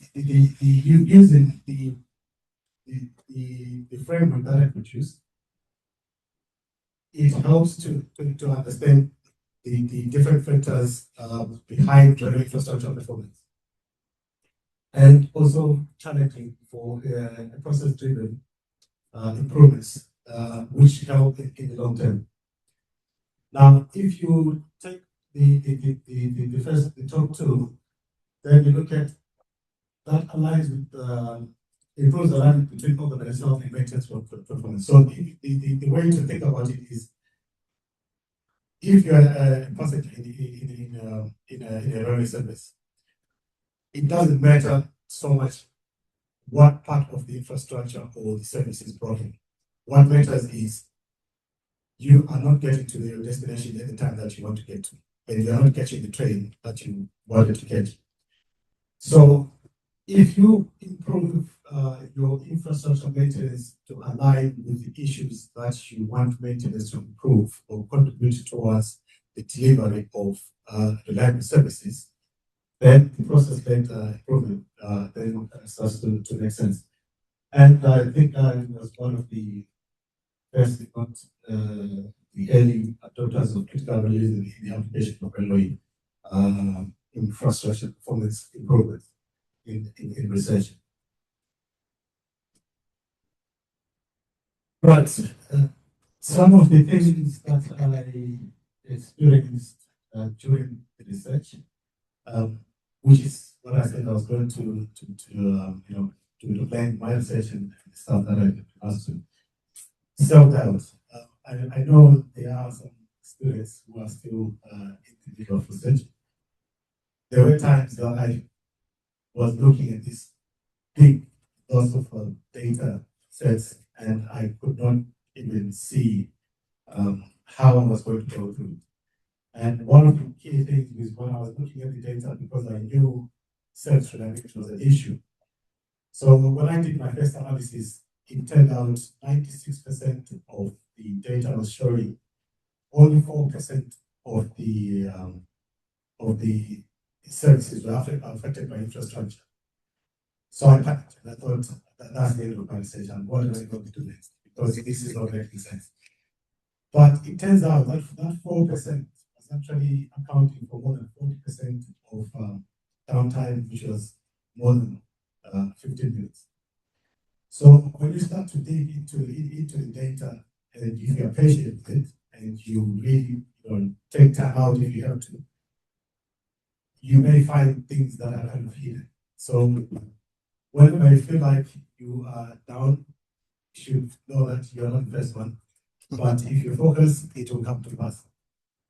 Personal issues, yeah, I think everyone, because I was doing this research as a part-time, so I had a full-time job with a family, two girls who are going to school.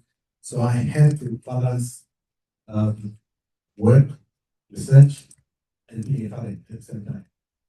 So that was not easy. But also I had to pay the fees because the company that I was working for had to pay. So being self-funded was not very easy. But I come from a place here.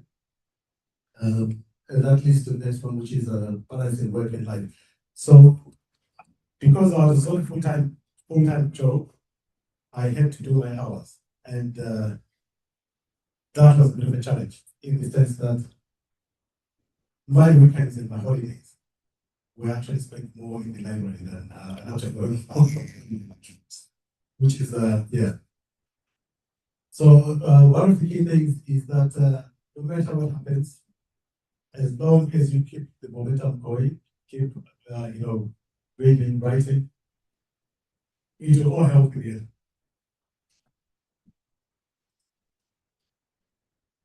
Now what? Now that I've finished, that's the end of it.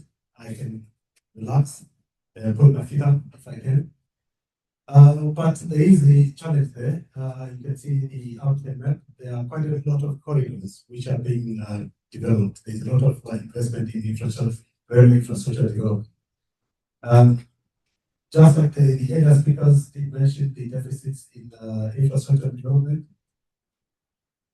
If you look at the number of passenger services in Europe, and you think in Africa, what we are focusing on at the moment is the increase in number of services of moving minerals from inland to the ports, and we're exporting them. It's a good investment, but it's also a bad investment. If you think of, say, Transport for London, we do something like 3 to 4, maybe now it's 4 to 5 million passengers a day. And that's money that is being collected by the railway services. There is freight transport in the UK, but the big concern is when we are looking at moving minerals from, say, Lusaka to Cape Town, Beira, we are looking at approximately no less than 5 to 7 days, sometimes even 2 weeks. But we are moving all those materials. We are not talking about connectivity of people, we are talking about connectivity of exporting all this stuff. It's a good start. If we've got the infrastructure, we can, at some point, hopefully, introduce passenger services because the infrastructure is the same. But what my take is, I'm open to collaboration in this space to discuss or review how best, if that infrastructure is actually developed, to help connectivity within the continent, because that is one of the key things that can be extremely beneficial. I have also unwittingly, instead of putting my feet up, volunteered to do some work with the Institute of Asset Management, where we're looking at the value of asset management. So the key thing is, the general tendency is to look at asset management as sort of how can I call it, the necessary evil. we have to do it because we have to do it. But I think we are now looking at, if you look at the value, you are now going to go more towards capacity maintenance. Why are you doing capacity maintenance? So it requires a shift in mindset to say, we don't have to do maintenance because it has always been done this way. But why are we doing maintenance is to look at it from the point of view that maintenance is meant to improve our infrastructure so that it can support our services a lot better. So that's the space that we're looking at.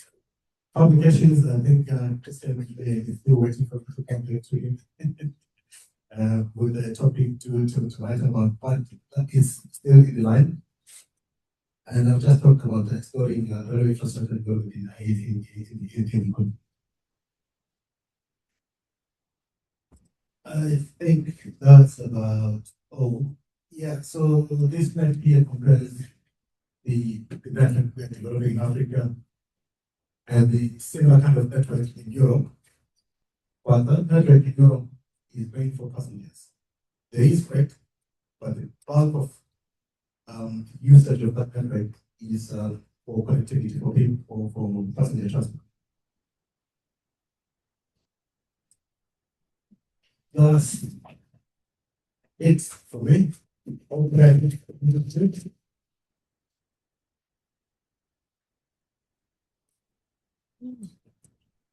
There's no mashita there. There's no mashita there. Huh? There's no mashita there. What a tender. I can't see that. Are they in your These are all European. These are all European language. No, not all. Yeah, well, that's from Zimbabwe. Topic one. Thank you. Thank you. This one. No, that's I don't know. That's Chinese. Chinese or Mandarin. They are saying East China. Right. Okay. So, thank you so much, Dr. Mlilo, for your very engaging talk. And I'm sure there's lots of questions in light of everything we've read already this morning. So what we're going to do is, while our next speaker is getting ready, we will take two very quick questions. One question each, people. Let's not have multi-part questions. Please, would you like to come forward? And would you like to take Could you change the session? To which one? Something else. Meanwhile, I have no question, but that was brilliant considering the first thing I think I'm here for in England is the train system. Right. So, yeah, to be honest. Yes. Anything else? I'm going to. Sorry, I'm going to get it organized. If maintenance is so complex, this is not a research question. Yeah. But if maintenance is so complex for the developed countries, what about the actual infrastructure development and building the rail systems? I know we are doing dams and roads and this, but how do you see us ever getting even just the system from London to Chelmsford when everybody was already built their own, there's a great dimension in this system? You ever dream of this, or are you in class just getting happy?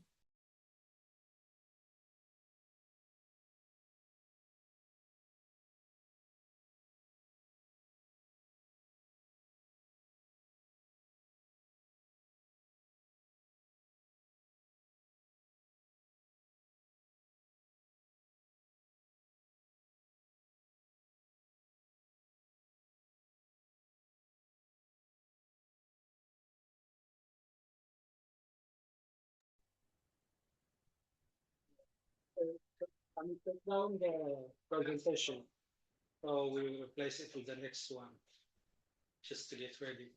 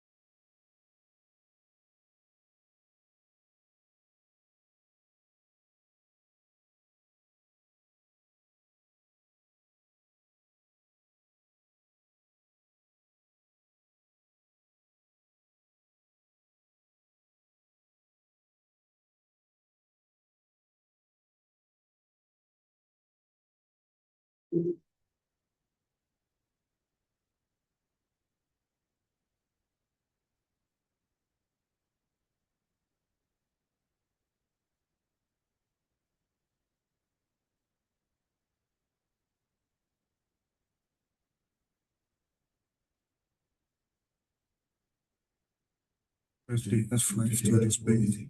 No. It's just because the question on this the third son drive is controlling it, so just telling. and look The next slide is good. or we can come very tired.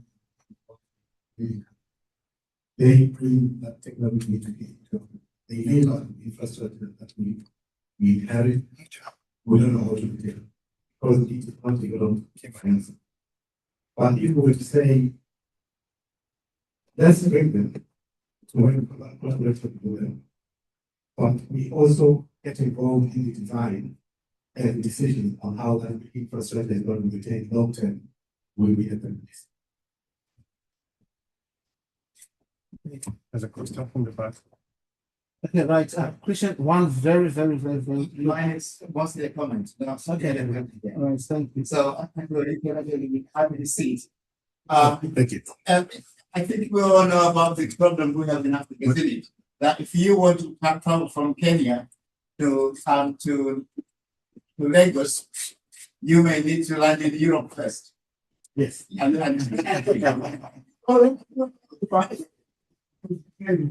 yeah. If you want to go to from Uganda going to Zimbabwe, you may need to go all the way to Abu Dhabi and then go back. Yeah, so that's kind of the thing. So mobility in Africa is a problem, and I am aware that there's this Cape Town to Cairo corridor which is being developed, but it's been there for years. It's possible, but with difficulty. Now there's a new kind of trend, railway lines. I know Kenya, they have a line from Mombasa, want to go all the way to Uganda. Tanzania is developing one all the way to DRC Congo. But again, it's experiencing lots of challenges. So I'm really looking forward to Dr. Atwell, Dr. Mlilo, to actually support this creation of the mobility through railway, because definitely it's the cheapest and more reliable way. Of course, reliability is a problem that you mentioned, but we have to resolve that. Thank you very much. Well, thank you. Yeah, I'm sure we can agree that there are some possible resolutions to some of the points raised already in what was said. Right, okay, so next we've got our next presenter who is going to introduce himself and say what it is that he's going to be presenting on. Thank you. Thank you very much, sir. Good afternoon, lovely Nigerian people. It is an honor for me to be here today, particularly in this room full of professional academics. So I am really deeply grateful to you all. I have learned a lot since morning. My note is really full of my whole previous just committee. Indeed. Thank you very much. My name is Prof. Uluwafemi, a postgraduate student at the University of Rwanda. Yes, here we are today. If I am to offer you a refurbished phone right now for a half price that you are going to get a new one, would you buy it?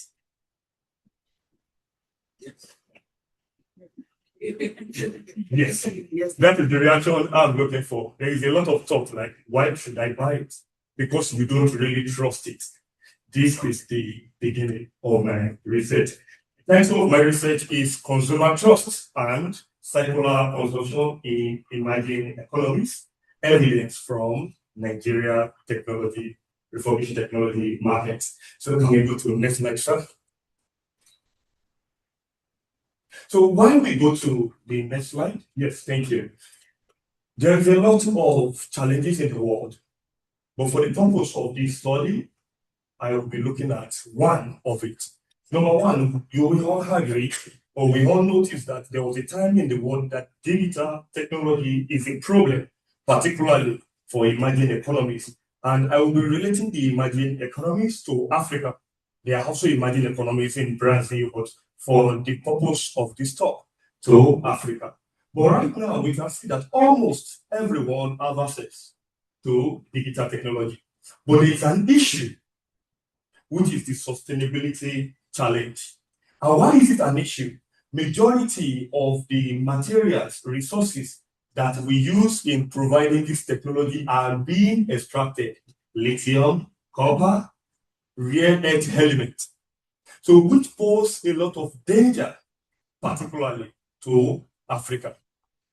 Now, then just like I said, growing demand for technology. Now, this is a need for circular economy. What is circular economy? It is just, we make a product, we use it, instead of disposing it like the linear model, traditional model, we will repair it, bring it back to the market again. This is what we are looking at. And the main focus of my research, we are looking at the consumer trust, which is a challenge. Okay, let's proceed to the next slide. All right, when we look at the gap, let me simulate a story. For example, you are a consumer. You said, I need an affordable phone. Businesses responded, we will give you a refurbished one. Then you responded back as the consumer, will I trust this? Then the government comes in, don't worry, you don't have to trust it. We will regulate the market. Then the businesses responded again. If you regulate this market, which is market formalization, it is going to increase costs. Then the consumer said, if the refurbished phones or refurbished technology are going to be almost same price with new, why should I go for it? So this is the central tension of my research. Now we know the problem. But before I proceed, let me quickly make some disclaimer and let me quickly say something about the waste that electronic gadgets are generating. According to UNITA 20, we are still on the slide. UNITA 2022 report, about 62 million electronic tons, which is being projected by 2030. We are going to be having about 80 million tons. So if I'm going to share it to the world, each and every one year we have about 10 kg of electronic waste. What do you want to do with it? It's a challenge for the future of Africa. All right, let's proceed further when we go back to where we are coming from. Why emerging economy? Because according to what we are looking at, the theme of today, we said Africa and a sustainable future. There is no way we can look at sustainable future without going back to circular consumption and circular economy, which is the pathway, do not let me say universal, to sustainability, because products must stay longer. Why do I choose Nigeria? Why didn't I choose Kenya? This can be a question in your heart right now. Yes, permit my bias. It is because, according to research, Nigeria has the largest youth population now. That the informal market in Nigeria is rising at a very high pace. Then what do we have again? Okay, a major refurbished technological market. Yes, definitely. Strong affordability, suitable empirical context. Yes, that is where we are to study it. Let's move to the next slide. Okay, while we are moving to the next slide, let me recap the essence of this research again. Consumer trust and circular consumption in emerging economies. What am I aiming to achieve? I am looking at affordability. But affordability, we are moving to the next slide if you can hear me first. But affordability alone is not enough. Consumer trust must come in. And what we must know again today is that this particular research, though is limited to refurbished technology, but we can actually transfer lessons and insights to other circular economy sectors, fashion, automobile. Now, here is the conceptual framework for the research. Why do I start like this? Market formalization, which is done by not only the government, because we are all stakeholders in this. So if the market is being regulated, the consumer can trust it. Let's go back to the first question I asked. Will you buy it? There can be a lot of questions in your heart. Why should I buy it? Because number one, there's also a misconception about refurbished technology. Some people think refurbished is a used phone, or they say UK used phone. No, refurbished is we are renewing this particular product back to new. Yes, that is exactly the meaning, but there's a misconception around it. So the purpose of this research is number one, to create awareness. Okay, let's roll it back. Market formalization to consumer trust. Then we have consumer participation. If you can trust the product, you will participate. Then if you participate, what we are aiming to achieve, circular consumption products will stay longer. You won't discard your phone easily. Then again, it will lead us to circular economic development, which is one pathway to sustainability. Let's proceed further before I share one story and let's see what we can learn from it. If we can move to the next slide. When we are moving to the next slide, let me share this story. If I'm to ask you a question again, how many of you are using a refurbished technology gadget in your home right now? Wow, I have 3 people. Thank you very much. I was even thinking I would see. So you all know. And why is that? Some people just have this innate desire to just get new things while damaging the planet. And they will claim that, oh, we want a sustainable Africa. Sustainable Africa starts from all of us. From where? From the choices you make. Okay, the methodological approach I use interpretivism. Why did I use that? Why didn't I use statistics or interview? It is because I want to interpret public discussion. Because I got wrong data from social media, Reddit, Nairaland, or X, formerly Twitter. Then what we use again, I use thematic analysis to appraise them, to put them in things so that it is going to, we can appreciate the meaning. Let's proceed to the next slide. All right, what's the research implication? Number one, there is a little focus on circular economy, consumer consumption in Africa. The focus is always on developed countries, global. Now, let me bring in my story and let's see how we can drive it to the end. What is this story? Before, in 2013, I intend to buy a phone in a place called Lagos in Nigeria, western part of Africa, computer village to be precise. I just got my salary as a new teacher. I was a computer village. Let me buy a good BlackBerry. I got a phone, but when I got home, it's a different thing entirely. And ever since then, I'm like, oh, me and any refurbished phone or anything, even back then, we all use phone refurbished. It's not. I said, never. But when I got to this country, I just need a particular phone, and we have been an advocate for sustainable development, for sustainable choices and practices. So I went online. I have the capacity to buy a new phone, but I said, oh, no, I'm not buying a new phone. Let's buy refurbished phone. And when I went online, just order one for a delivery phone. They were like, you can even use it for a month.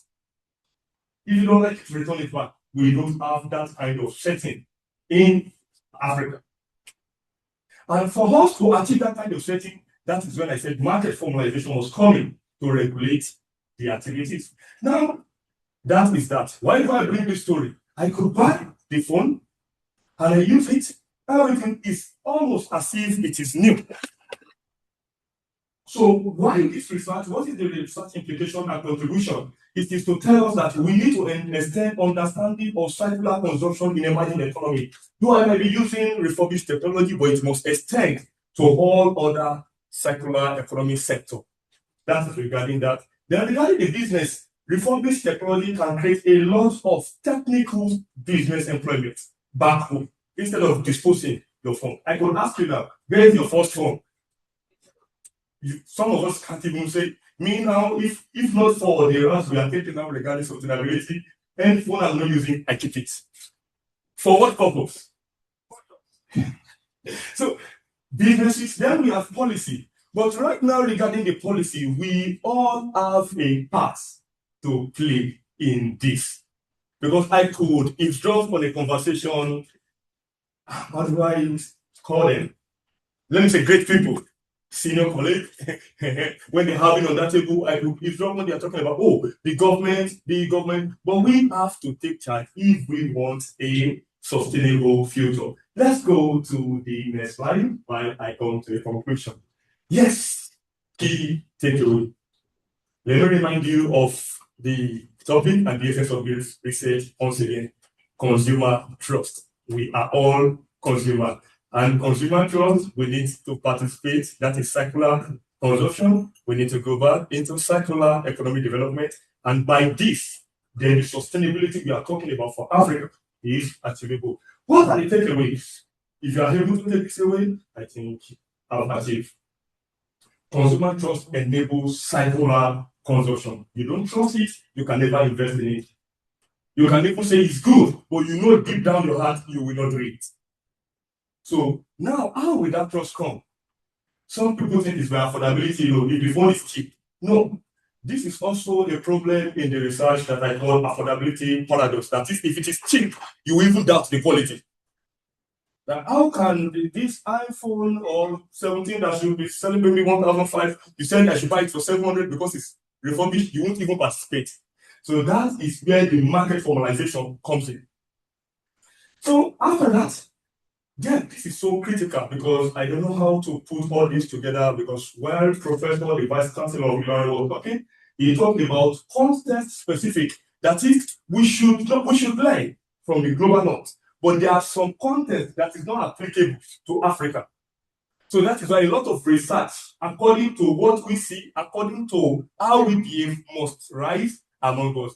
Let me bring this instance. For example, if any person from a developed country want to get a refurbished phone, it will be like, let me get this phone because it supports sustainability. But in Africa, no. Many people want to get the phone because of affordability. They don't have the capacity to get the new one. So the question now is different. So we have to focus on more specific context studies that tell our stories. One again, consumer trust is the missing link between affordability and circular economy development. Let me leave on this note. Africa and sustainable future. There is no way we will achieve it if all of us did not participate in circular consumption. That is, you have the capacity to get the new one, but because this time you get a new one, don't forget, a lot of resources that we use in producing this digital technology is from Africa. Greenhouse emission, lithium, a lot of things coming all the way from Africa. So I'm not advocating for refurbished technology. Let's get that. But what I am advocating for is that for us to have a sustainable Africa that we all profess to have, number one, there must be consumer trust that will lead to consumer circular consumption. Then that will lead us to circular economic development. Then we can be able to achieve the sustainability we are talking about. Let's go. Do I still have anything else? Thank you very much. I do appreciate your help. If you have any discussion, comment, yes. Someone have a comment. Okay. Right.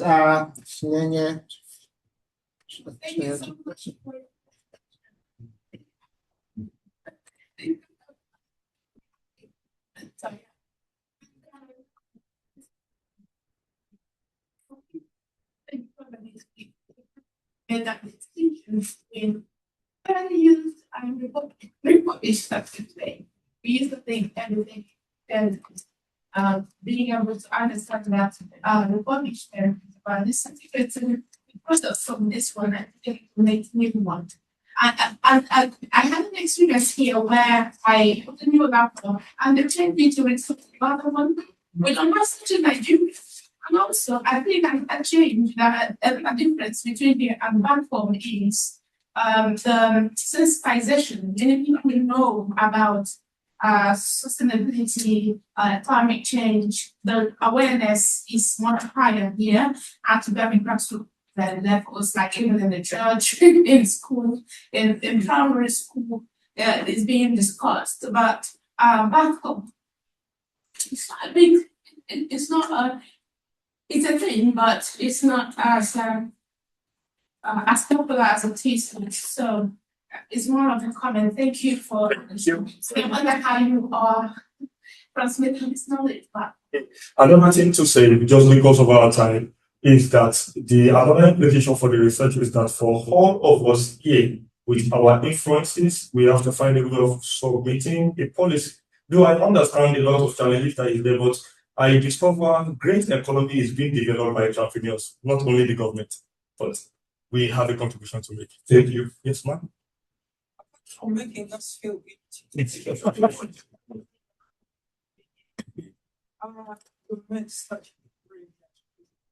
Yes. Quite engaging. I'm purely commenting on the form. I'll leave the substance to the experts. But I now see, all along I couldn't see, but I now see if we have the regulation, the confidence, it will bring us back to where you want us to be. But minus that, have you lived in Africa before? Because we have like original fake watches. Yes. That combination of original and fake. I'm a victim of it. I see the cycle, and how we can get there. But that was a brilliant visit. Thank you for coming all the way from wherever you're. Yes, sir. I know there is. You've used the example of phone because it's personal. It's a personal thing. There are other merchandise like clothes, cars, yes, household appliances that are also in that category. Now, I think the mindset back home, there are things that people don't mind getting, whether it's second hand. We don't really have that tradition of refurbishing. We don't actually have the climate. We don't have the expertise. When something breaks down, you take it for a repair. They repair it as best as they can, and you get back your thing. Not that they refurbish it like you talk about here. But my concern is, how do you introduce this concept? Because we know about Tokumbo.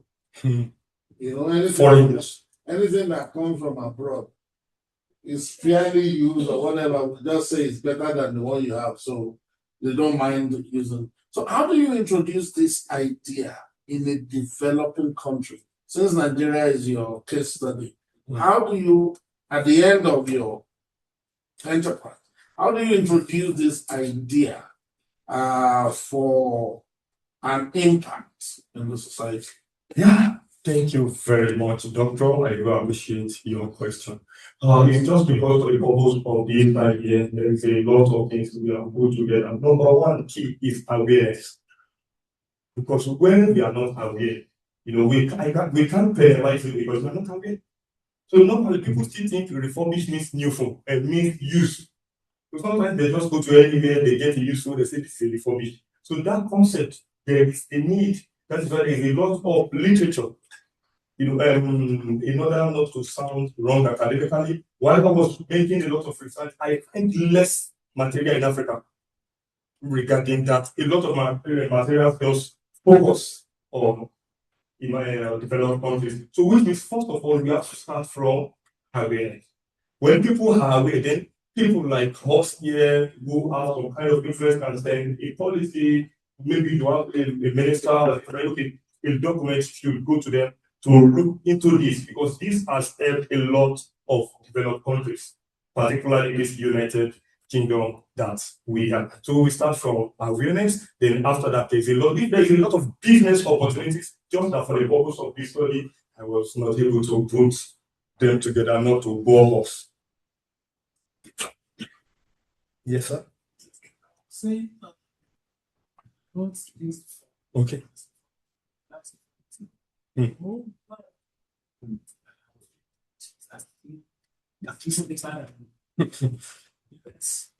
was saying I can't try this back in Nigeria. Yes. And the reason being that it's not the expertise. I've always said this. I've seen people, it's not just because of the time. When I was talking about the coming together knowledge exchange, you discover that Nigeria has a lot of experts, even working in startups and who are building technologies for them. So when you're talking about expertise in Nigeria, Africa has it, it's not lacking. But what's the problem is we are not producing continents. So what you are not producing, you are not likely going to get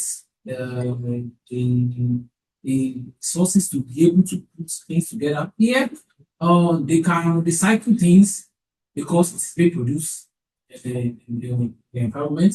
So it's easier for them to recycle. But when we're talking about the economy that's not producing that one, two, some of these gadgets, I believe, I think the environment they are made for doesn't seem to suit the Nigerian environment. Nigerian environment is a bit hot. Here, gadgets can last longer because of the cool environment that makes it. So once something is apparently cheap or whatever is once in the gadgets, it becomes difficult to replace easily, except in an expensive way. As someone who wants to give you something cheap, wouldn't want to buy something expensive, so you won't reject it. He wants to give you something cheap, then they give you the and then we still also getting I don't know as they are making the one for one country, they are making each country has its own specification. There's always all this point. Each country has a specification. You know anything goes in your country, you can give whatever. So that's how do you hope to manage that situation, non-productive environment, and then even the weather condition and expensive. Yeah. What are those things? Thank you, my honorable doctor. Though time might not permit us to go further, but I'm going to make some comments. Okay, yes, sir. Do you want to comment before I do? No. Okay, thank you, sir. All these have been put into consideration. Even while we were here in this study for this research, we discovered many products are not even being produced here. Even in major developed countries, that's the issue. They were being produced in emerging economies. And China, at least we can classify it among major developed countries now. So to get the technical know-how in Nigeria or in Africa, believe me, we have people who do it there, but I will not be able to make some authoritative claim because of academic purpose. So that because maybe I don't have research to back it up, but there are some physical experience of what our people do. But even, for example, you should be able to take note of people that doesn't have a lot of resources and they are doing great things. So it means if they have, that is where the market formalization must come in for people to regulate, government to come in to regulate that affair, because the refurbished technological market in most Africa is being led by informal actors. So that is why we have a lot of danger. But in this country, it is not led by informal actor. That is why I get the phone and they're like, I use it for a whole month. They say, if you don't feel like it, return it. Before you back the money. Why? Because there is a market formalization, but we don't have that. But we might not get there again. But little one step at a time. One step at a time. One step, but we can always, and when we talk about the reform issue, we are not just talking about importing, we are talking about making it in our home country because we have all the resources to make it there. So let's just stop there for the purpose of our time. Yes, sir. Yeah, this will be a quick one. There is rapid sort of advances in technology. So you find technology changes every 2-3 years. And also in the past, there is an issue of these so-called used cars or refurbished cars came from Japan, China, some of the United Kingdom. Taken to Africa, and Africa is being used as a background. Now, if you take the position that if we contribute towards reusing and use the gadgets, including those guys, we then become a place where use technology can be done, and as the technology advances, we are then left with a situation where even the gadgets that we have cannot be replaced because cannot be repaired because there is no one making the space for this to become obsolete. So how do we address? I don't know whether you need Yeah, I get that very clearly. I will only make a short contribution to that because the research is still ongoing. So, but regarding that, even as of now that we are not aware of refurbished technology, we know, do not let me say this way, that Africa looks like a dumping ground. But if you are able to refurbish any, for example, it's because of my time, when I look at the report of one of the refurbished technological marketing in the UK called Bank Market, I see how much they are generating, even in the developed countries. Yeah, how much they are generating even for the government. So now if we could have some kind of model, we will do it, because when we talk about refurbished, we are not talking about refurbished old things. So there are some of us that go to maybe new iPhone. Let me just use phone because it's so general. Like you buy maybe iPhone 17 today and the screen got damaged. I'm that kind of person. Like if I have a scratch on the phone, I don't want to use it anymore because I feel it has debt. So there are some people like that too back in Nigeria. So we are taking that thing back to new. That's the essence of refurbishing, not used to use.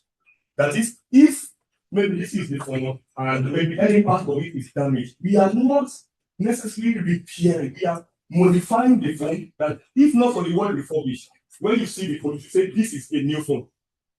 If I did, for example, now, if not because of this study, if I didn't tell you before and I show you this one, I got about 6 months ago, you will never know that it was. And again, even Apple itself have an arm under them that is called refurbished as well. That is, you want to get a phone today, if you choose brand new one, and if you want to get the used one, I think at this junction, let's close this. And thank you very much. Okay, so that's one more question. I think we've got a question online. Let me see if I can get the person who's using the techno. Is it gone? Where have they gone? Not share. Chat. TechnoSpark Go 2021. You had your hand up. Would you like to ask your question? And while we are waiting for the question, can ARU please get your presentation ready as well? Thank you.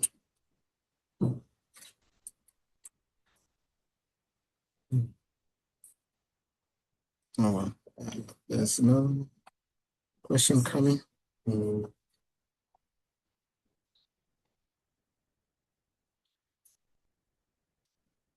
Right. Okay. So we've not had any question. So while we wait for for ARU. Okay. Right. Because our speaker, right, who was meant to go before ARU, has probably had issues with their phone battery. We are now actually getting our last presentation for the day. Right, so anyone who's online who's got a question that they want to ask about anything that they have seen or heard, right, can you please add your question to the chat, please? Right, we'll have some time later on to address any questions that you might have. Right, and when thank you very right, much. and when ARU is ready, the floor is yours. Thank you. Thank you very much. Good afternoon, everybody. I'm Mario Yuni Sunday. I'm presenting on the topic titled Chemistry Teachers' Readiness and Pedagogical Integration of Artificial Intelligence. And in secondary schools in Ondo State, Nigeria. And why do we have this topic? Artificial intelligence is an innovation presently that is being used widely in the advanced world, and which has contributed so much to the teaching and learning of chemistry in advanced world. And we have heard of different testimony of using AI in teaching chemistry. I'm sorry, if I could just stop you. Would you mind running your presentation in presenter view, please? Okay.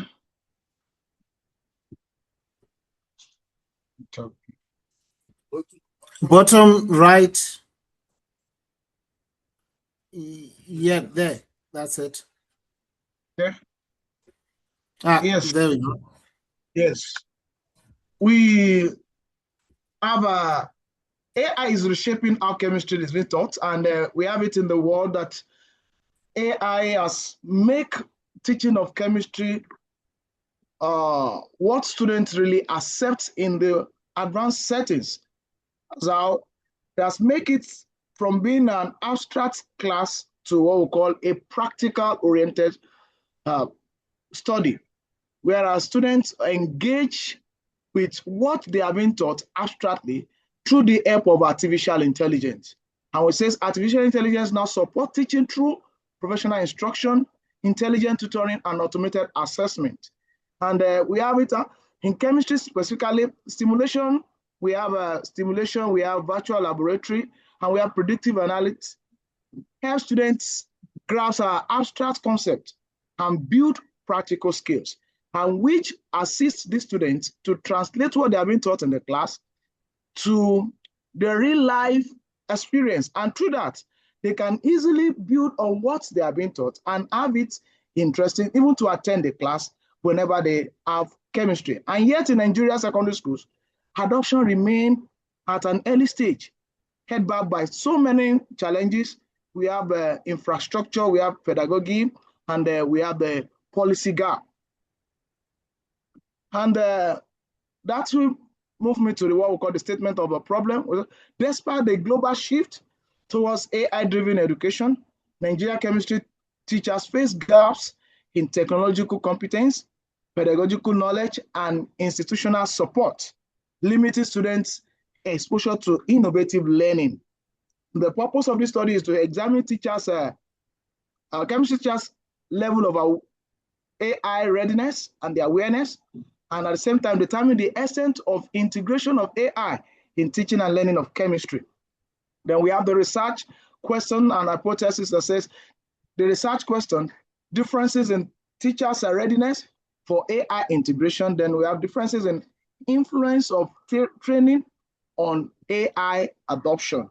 And we have the hypothesis, no significant relationship between readiness and AI integration, and there's no significant influence of training on AI adoption.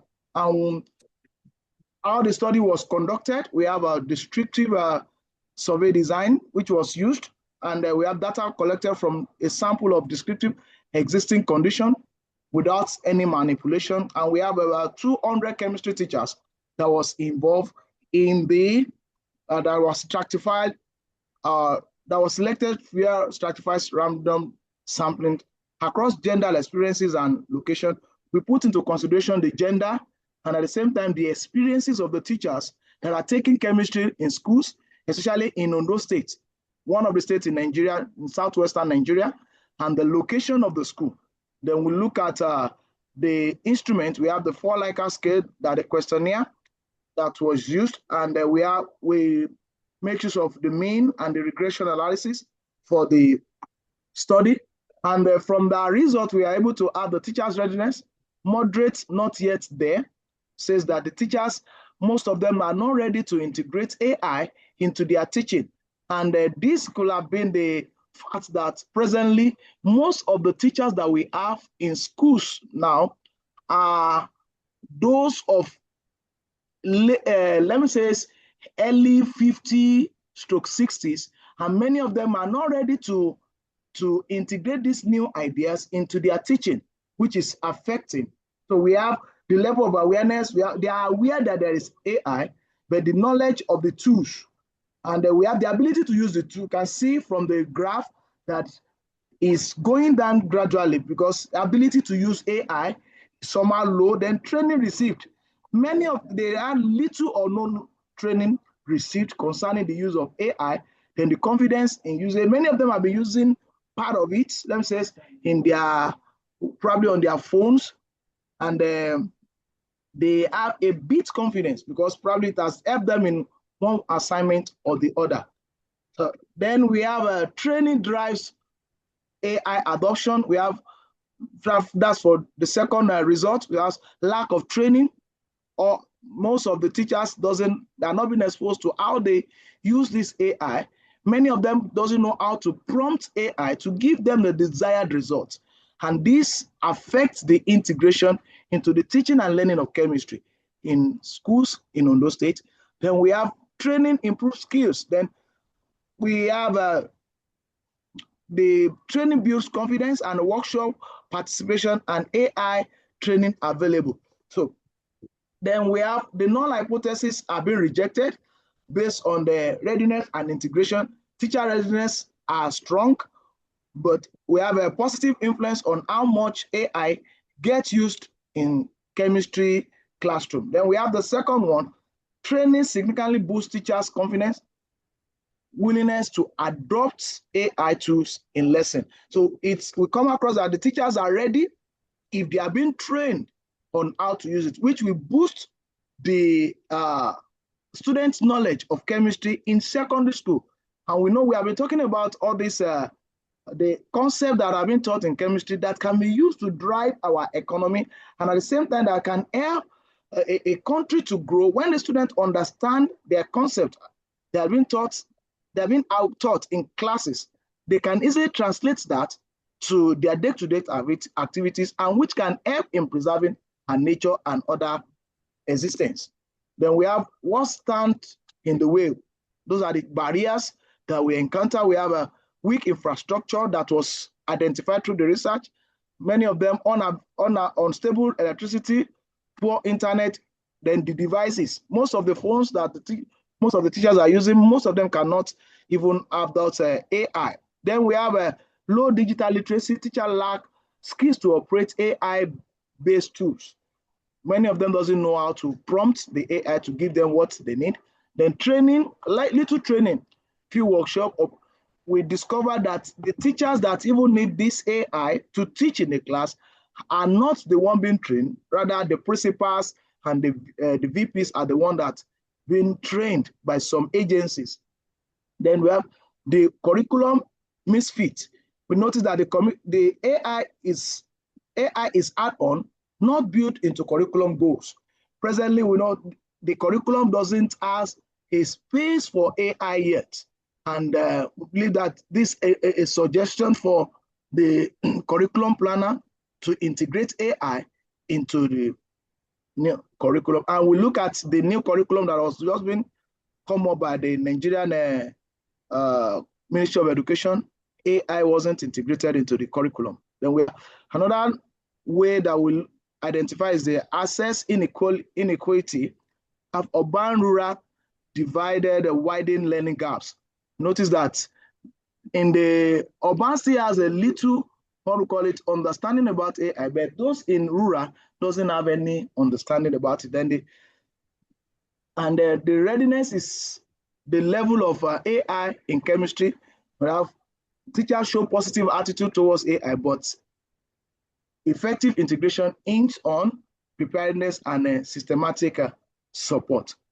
So we have a suggestion, we have the professional development should be put in place for teachers, then curriculum reform, then in ICT infrastructure, then the policy should be looked into. Thank you very much.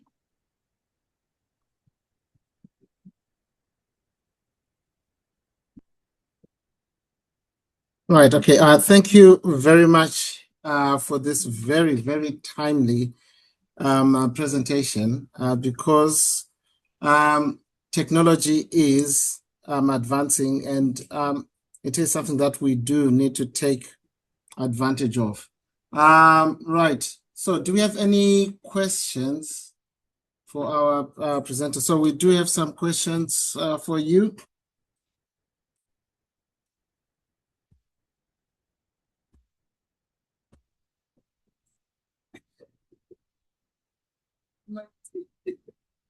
Thank you very much for your discussion regarding AI in the aiding chemistry.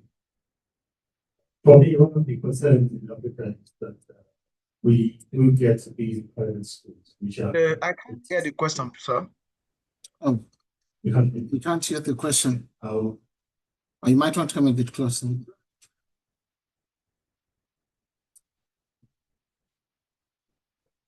Which mic is?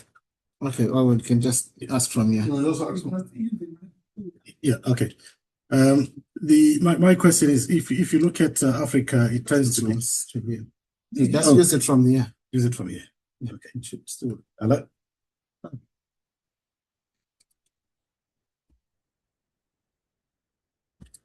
I'll try and shout. Can you hear me? Yeah. Okay. When I look at the African situation, is that we tend to have a lot of private schools.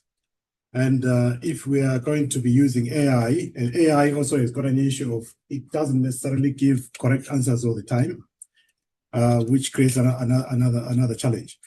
But in regards to the use of AI, are we then likely to be creating a situation where elitist schools are going to be developed and the people who are outside those elite private schools are going to be a little bit disadvantaged? How do we balance that out, because that technology is not available to everyone? Okay, thank you very much. I guess one of the things that we had itemized in the findings is training of teachers on how to use this, especially in public schools. With the economic situation of the country presently, not everybody can afford a private school. And if the teachers in public schools also are trained on how to make use of this AI, they can also make use of it in their teaching. Because even because of this research, we didn't make use of a private school, make use of public schools. And we identified that most of the teachers don't have the knowledge of AI in teaching chemistry. So, and that's one of the suggestions we make through the research, that if the teachers can, through the Ministry of Education, can be trained on how to make use of AI, especially in teaching chemistry, it will enhance the student performance in the subject. Thank you very much. Okay, thank you. Yes, Yeah, so, can you hear me, sir? Yes, No. I can hear you. I can hear you. Oh, thank you. That's a compliment. So, in the earlier presentations, there was a lot mentioned around collaboration. Colleagues were talking about different things: railways, fashion. Dr. Francis, what were you talking about? Reimagining professional health education. The health sector, and creating this holistic, balanced environment. And I think it goes back to an original question that was asked. If you are trying to address the chemistry teachers, and the same question which has just been asked, if you're trying to address the chemistry, but there is a school where there is no electricity or no whiteboard, how are you bringing these things together, even if the teacher is educated? So I think it brings me back to this idea of a circular economy. This is me trying to pretend I'm now intelligent. We need regulation, regulation, some support from the central, not just for the teachers, but for the educational institutions, because you might as well equip the chemistry teacher and then there's no electricity. There is no board. So I don't know whether this research or these ideas have been tested and thought through the actual grassroots economy. And to give you an example, I was attending a Rotary meeting the other day, and they were talking about a school in Uganda which they are supporting. And these people have no water, so they just have one solar panel. The children don't have a uniform. And then the next day I was watching a sports day for a school which I was at. And they had motocross as part of the sports competitions. In fact, my children said, can we just move back to Uganda? So you see, that's a difference between one school and another school, but you have the same teachers with the same equipment, but the resources at the bottom are different. So I really, really love the presentation. It was amazing, but it kept me thinking, how does this translate into practice, on ground? But thank you very much and for coming through online. Really, really appreciate the vibe for chemistry teachers. Thank you very much.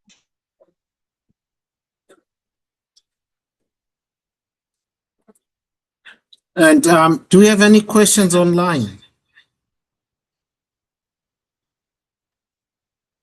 Right, okay, so we've got a question from Dr. Cynthia Okpokiri.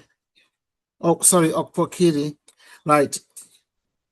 Oh, well, it's actually a statement, really. I might as well just read it out. It says, excellent presentations throughout the conference and all have great relevance to the African community. Well done to all, especially the organizers.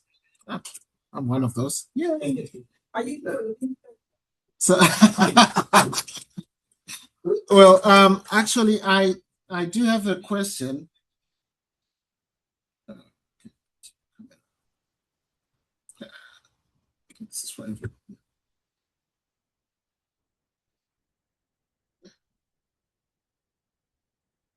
Right, and my question is, as useful and valuable as AI is, and as we are also talking about sustainability and the future of Africa, we all know about the cost of using AI, right? Is that something that was taken into account when you were looking at your research, when you were doing your research? And when I say cost, I don't mean in monetary value, but in the use of resources, the amount of water that's used, the amount of energy that's actually generated when using AI. Not fully, but partially. It was put into consideration. Oh, okay. And would that be something that you might actually be willing to look at further? Okay, yes. Oh, okay, all right, okay, thank you. All right, let me just see if there's any more questions before we move on. Okay, well, that seems to be the last question, unless there's any insight here. Well, as there's no more questions, I think it just, yes. Is this at the end of the presentation? No, this is the last of the presentation. Yeah, so we needed to comment on was speakers, and I know there will be a closing note. But our earlier speakers, particularly, I think himself, Dr. Francis, and my colleague there at the back, forgive my age, the names keep disappearing. They were kind of rushed through because of time. I don't mean in their presentation, but at the end, I would have really, really loved to say how incredible your presentations were and thought-provoking. So you really, really add a lot of value to this conference, because in Africa, some of the challenges we have around health systems, around data, as they call satellites, like Sky TV. But these challenges are prevalent, and sometimes all we do is admire the hospitals we are in, and yet a lot could be done to transform our higher education, transform our training, transform our research, and even the way we work. Same thing as the lady who came to do the storytelling. She raised some important issues around our impact which we can make as individuals. His presentation, the dancers, they added so much color to this occasion. It speaks a lot for your organization. I know we'd love to have this room really, really full, but it's getting there. It's getting there. After 62 years, some of our countries have still been behaving colonized. So please do not feel, pressured by fewer numbers. Hopefully each year we are growing. But I wanted to say how incredible and how improved this conference has been. Thank you so much. Oh no. Thank you. Yes. Yeah, thank you, everyone. I do appreciate all of us. Need an honor for even me to be here today. So the question is this: we have all contributed in a way, and I can still see one major issue that lies with the leadership, with the government of Africa. So, and I will direct the question. I will want each of us, if you can just say one thing to it, not that one person, particularly Dr. Francis Adon. What are you now seeing we can do? Because I can make mention of some point there, make mention of greedy, make mention of corruption.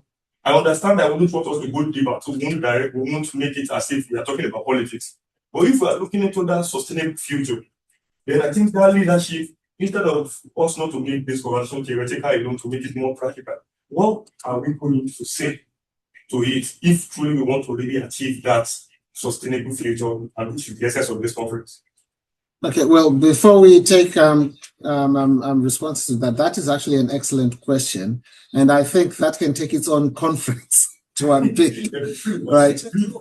But I think if we take 2 or 3, like in the interest of time, because I would like to open this up to everyone, right? Because we've had a long day, and I'm sure people have got comments and things that they want to add to this, right? So to those online as well, the question has been raised about leadership, right? What, in light of everything that we've heard, in light of everything that we know, and one of the points that has come out is leadership in Africa is one of the issues, or one of the reasons why it is, well, as our first speaker mentioned, why Africa is lagging, right, in terms of various elements of development. So what do we have to say about leadership? Right, so responses from online and from the room, please. Dr. Andrew, would you like to come a bit closer, please? Our microphone is out of batteries now. As I always say, as much as I love to share opinion, as much as I love to write, when it comes to African leadership, I don't think I have much time to spare that to that extent. I may sound like a pessimist when it comes to them, and it's because of the history of leadership itself, especially when it comes to government. From time immemorial, government has been government. It's just that the different countries with different challenges. It's not as if the government here is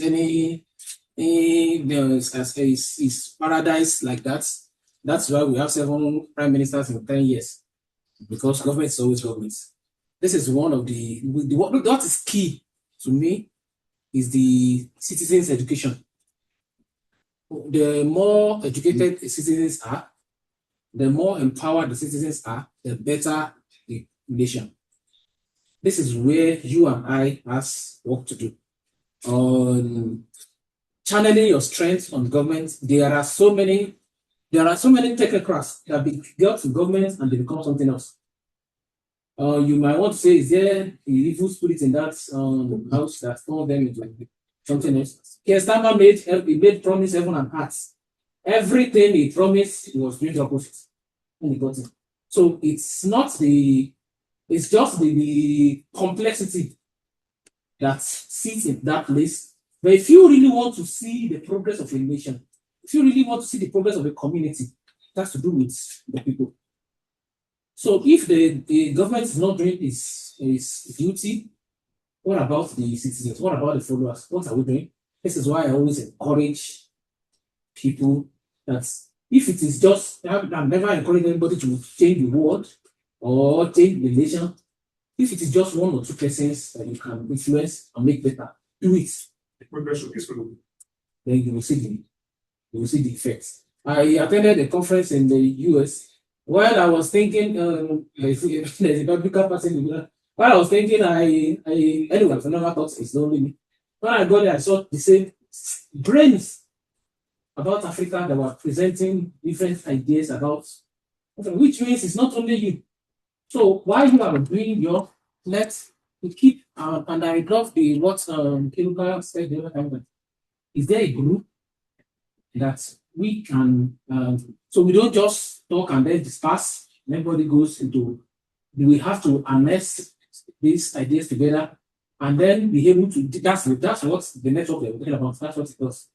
Harness the community together, your idea, collaborate with this other person, that's how we build, and then bring more and more people to educate them and then empower them, enlighten them. That's how a nation gets better, to my own understanding. Okay, thank you, Dr. Andrew. Dr. Francis. Okay. One simple thing we can do, we should summarize today.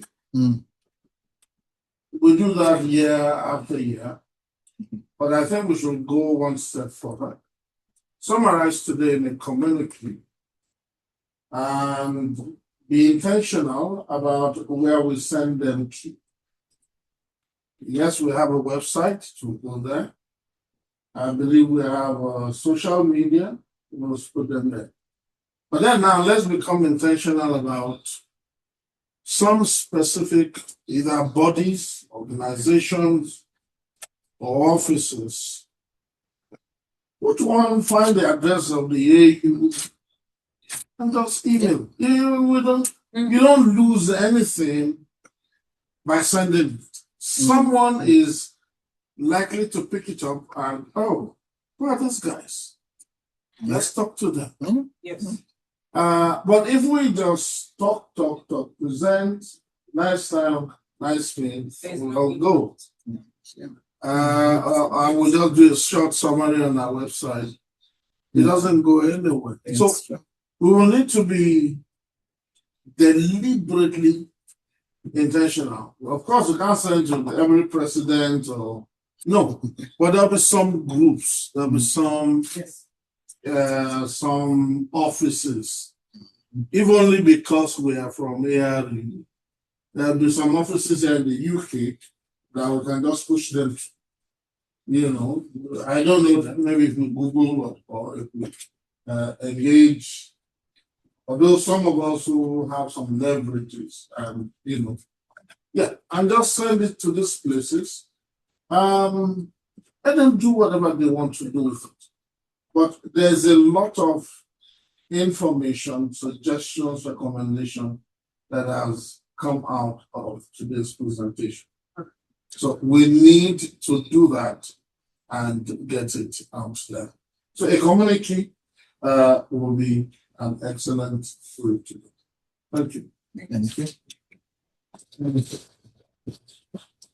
Right. Well, the floor is open for the next few minutes for people, right, to ask, questions, to raise points or say anything that they want. It is an issue that involves everyone, right? So can we please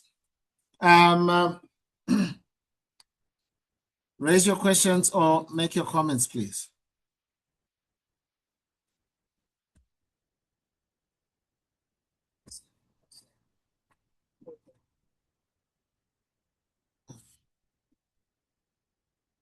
While waiting for the question, I was calling 1 minute. Okay, just give us 1 second. Yeah? Oh, yeah, give us 1 second, please. Because of this one,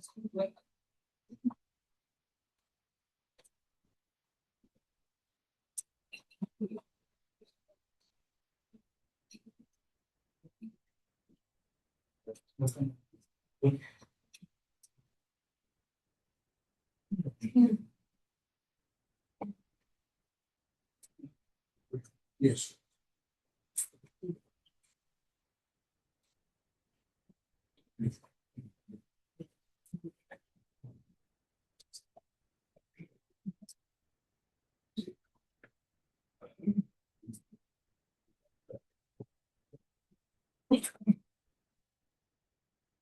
Using that keynote.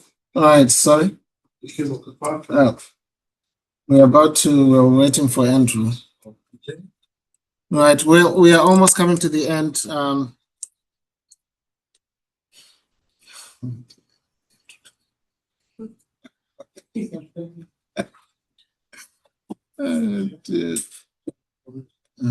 Miss the speech. And the speech in shots, just to appreciate this. Thank you. Sorry about that. Yeah, share the picture. She's because they're in the screen, so yeah, just so it's just to use this privilege to appreciate this wonderful man, Egbewole. We all know the heartbeats of AFRIG that is keeping, but apart from AFRIG, because this is not coming from AFRIG, this is coming from the community of students that I reside over. That's the African Union Student Summit. Each time we call him, we've called him on 2 or 3 occasions, and he never, whether it's a short or long notice, he never objects. He has come to impact students, and he has even gone beyond that right now to the extent of the incoming PhD students that we are planning. Now, Nezapi came to talk to me about this just now before she left. Now they are planning what we need to do to help the PhD students, and that has been the kind of person he is. And that's to couple with the, the enormous lecturing, marking that is, he doesn't allow that to hinder him. Every little time he has, he gives to the advancement of African students. So on behalf of those African students, I'm presenting this little gift to this student.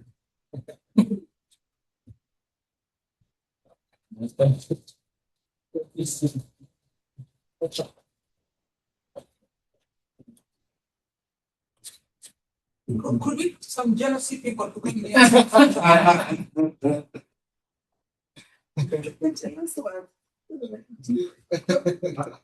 Look, we need you guys. We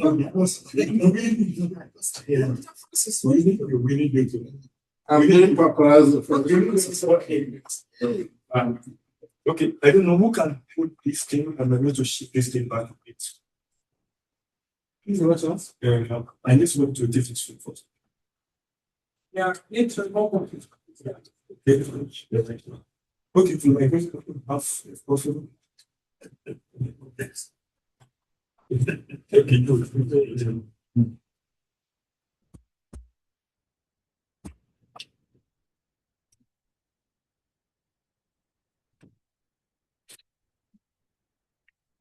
Personally, I don't get the ladies in because there's so many ladies in a bit. Maybe come in front of the men. To the side, those outfits are carefully tailored. This one, this one. Yeah. Yeah.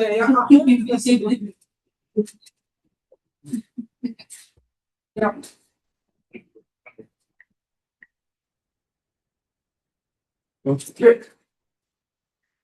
That's really good. So. Okay. I can hear myself. Gentlemen, you're not in? Honey?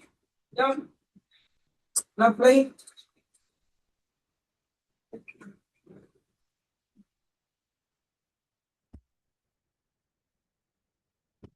Lovely. But this looks like a refurbished iPhone.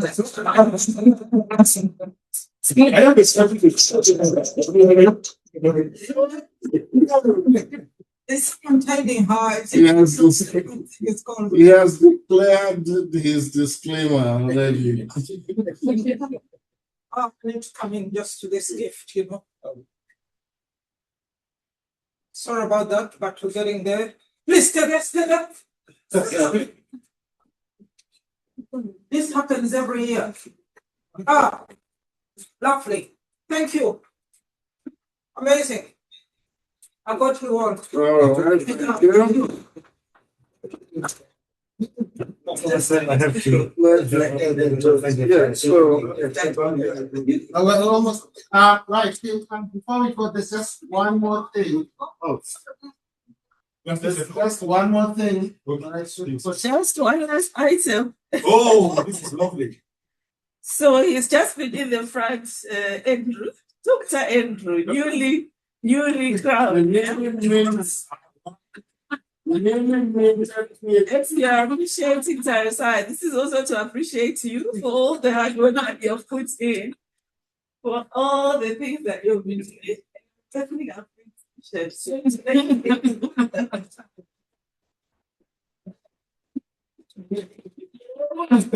Yeah. Man, that was the screen behind. I could hardly get a photo of it. But lovely. Yeah, getting doctor. Sorry, doctor. Sorry, doctor. Get it. Don't take the brother's glory. Getting doctor. Yeah. You want them to think you took the first trophy. Now you can get your trophy. Guys, get in place. Guys, please come in. Okay. Sorry. Why you the other photo? Yeah, there it was. Yeah. Why the other photo? Maybe you are not in the suit. I don't remember this. So you need to go home.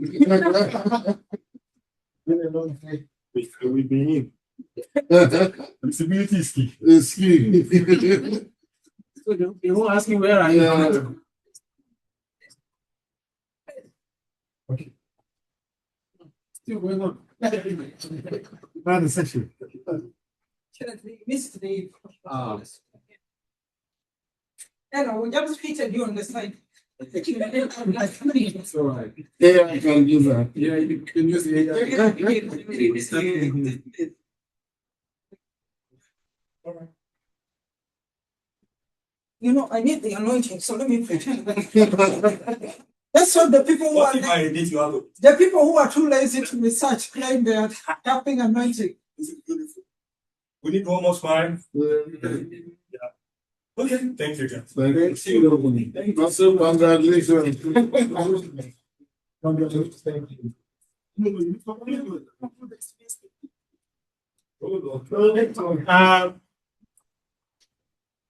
Right, so thank you, everyone online. Thank you for bearing with us. It has been a long day, but I think there have been so many lessons, right, that we have learned today that we do need to do something about if we are going to be serious about our issue.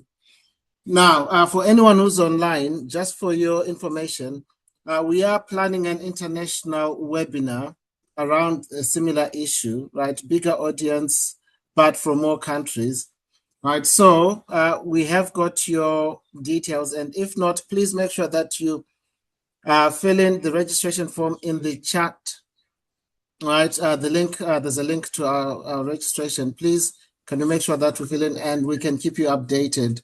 We are having a bigger webinar, international. It will all be online, so easier for people to attend. But for today, I would like to thank every single one of us, right? The day has been lovely. We have learned a lot. We ate. And that is it. Formally, we are going to close the session, the presentation, the conference. Thank you, everyone. Do take care.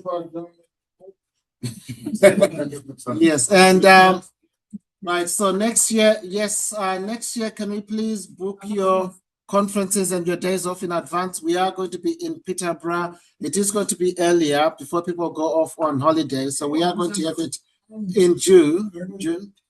And Irene is going to be hosting us in Peterborough. Right, in Peterborough.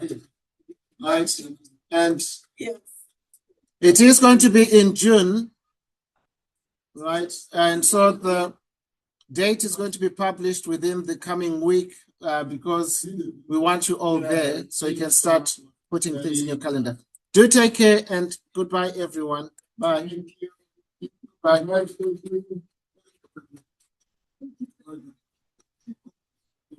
So,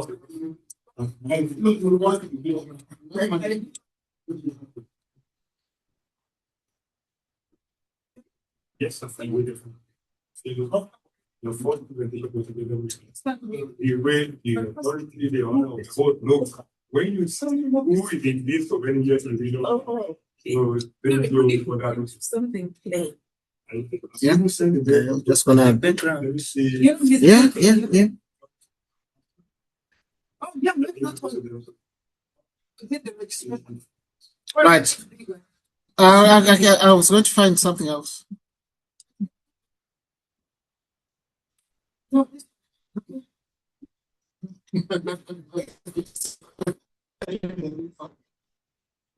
It's got to brand new. You disappeared when I was. Is it the jealous for my refurbished copy? Okay. Process, please come in. You want to switch this? I wasn't in this photos, you know. Okay. Let me. We need it. I can put some of the sheet. You know, you are the African. Okay. Yeah, ambassador. Yeah. Okay.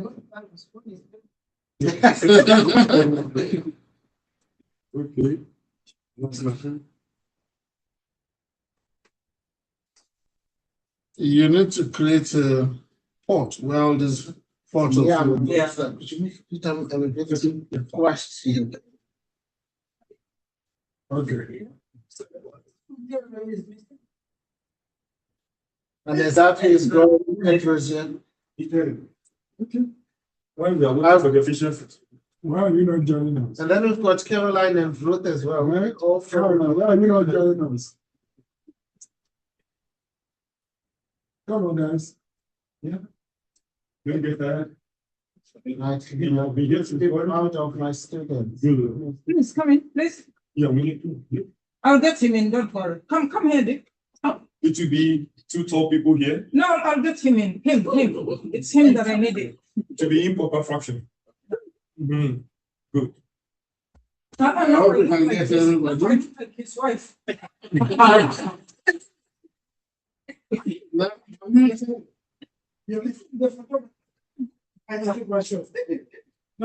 you have to be there. I saw him moving, that's why I came back. Okay. Okay.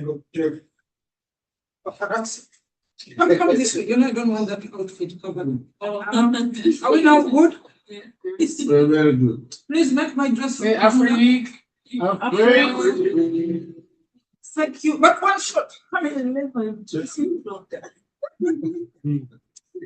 Okay. We need you to. You need AI for that. Say pizza bro next time. Yeah. Pizza bro.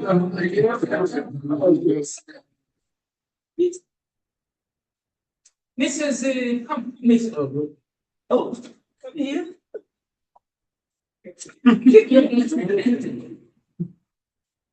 No. This is not a marriage shoot. Just I'm professional.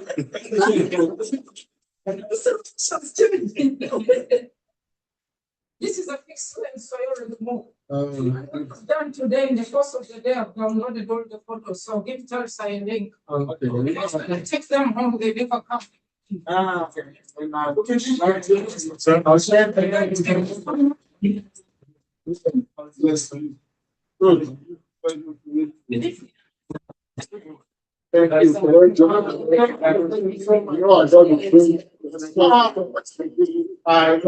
Just keep them right. This was August. As well.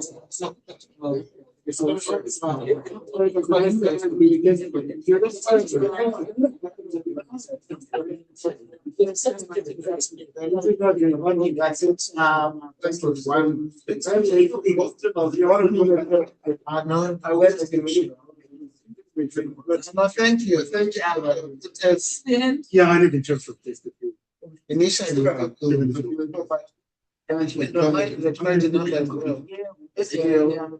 Nice. Madam Ali. We'll be coming over to you.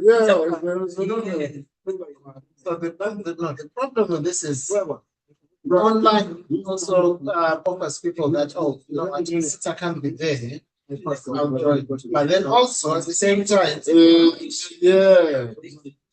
Well, I think it was good. It was good to have this online because early in the morning there were just 3 of us there with the keynote, but there were 8 online. the issue was good. They started on time, but I could not share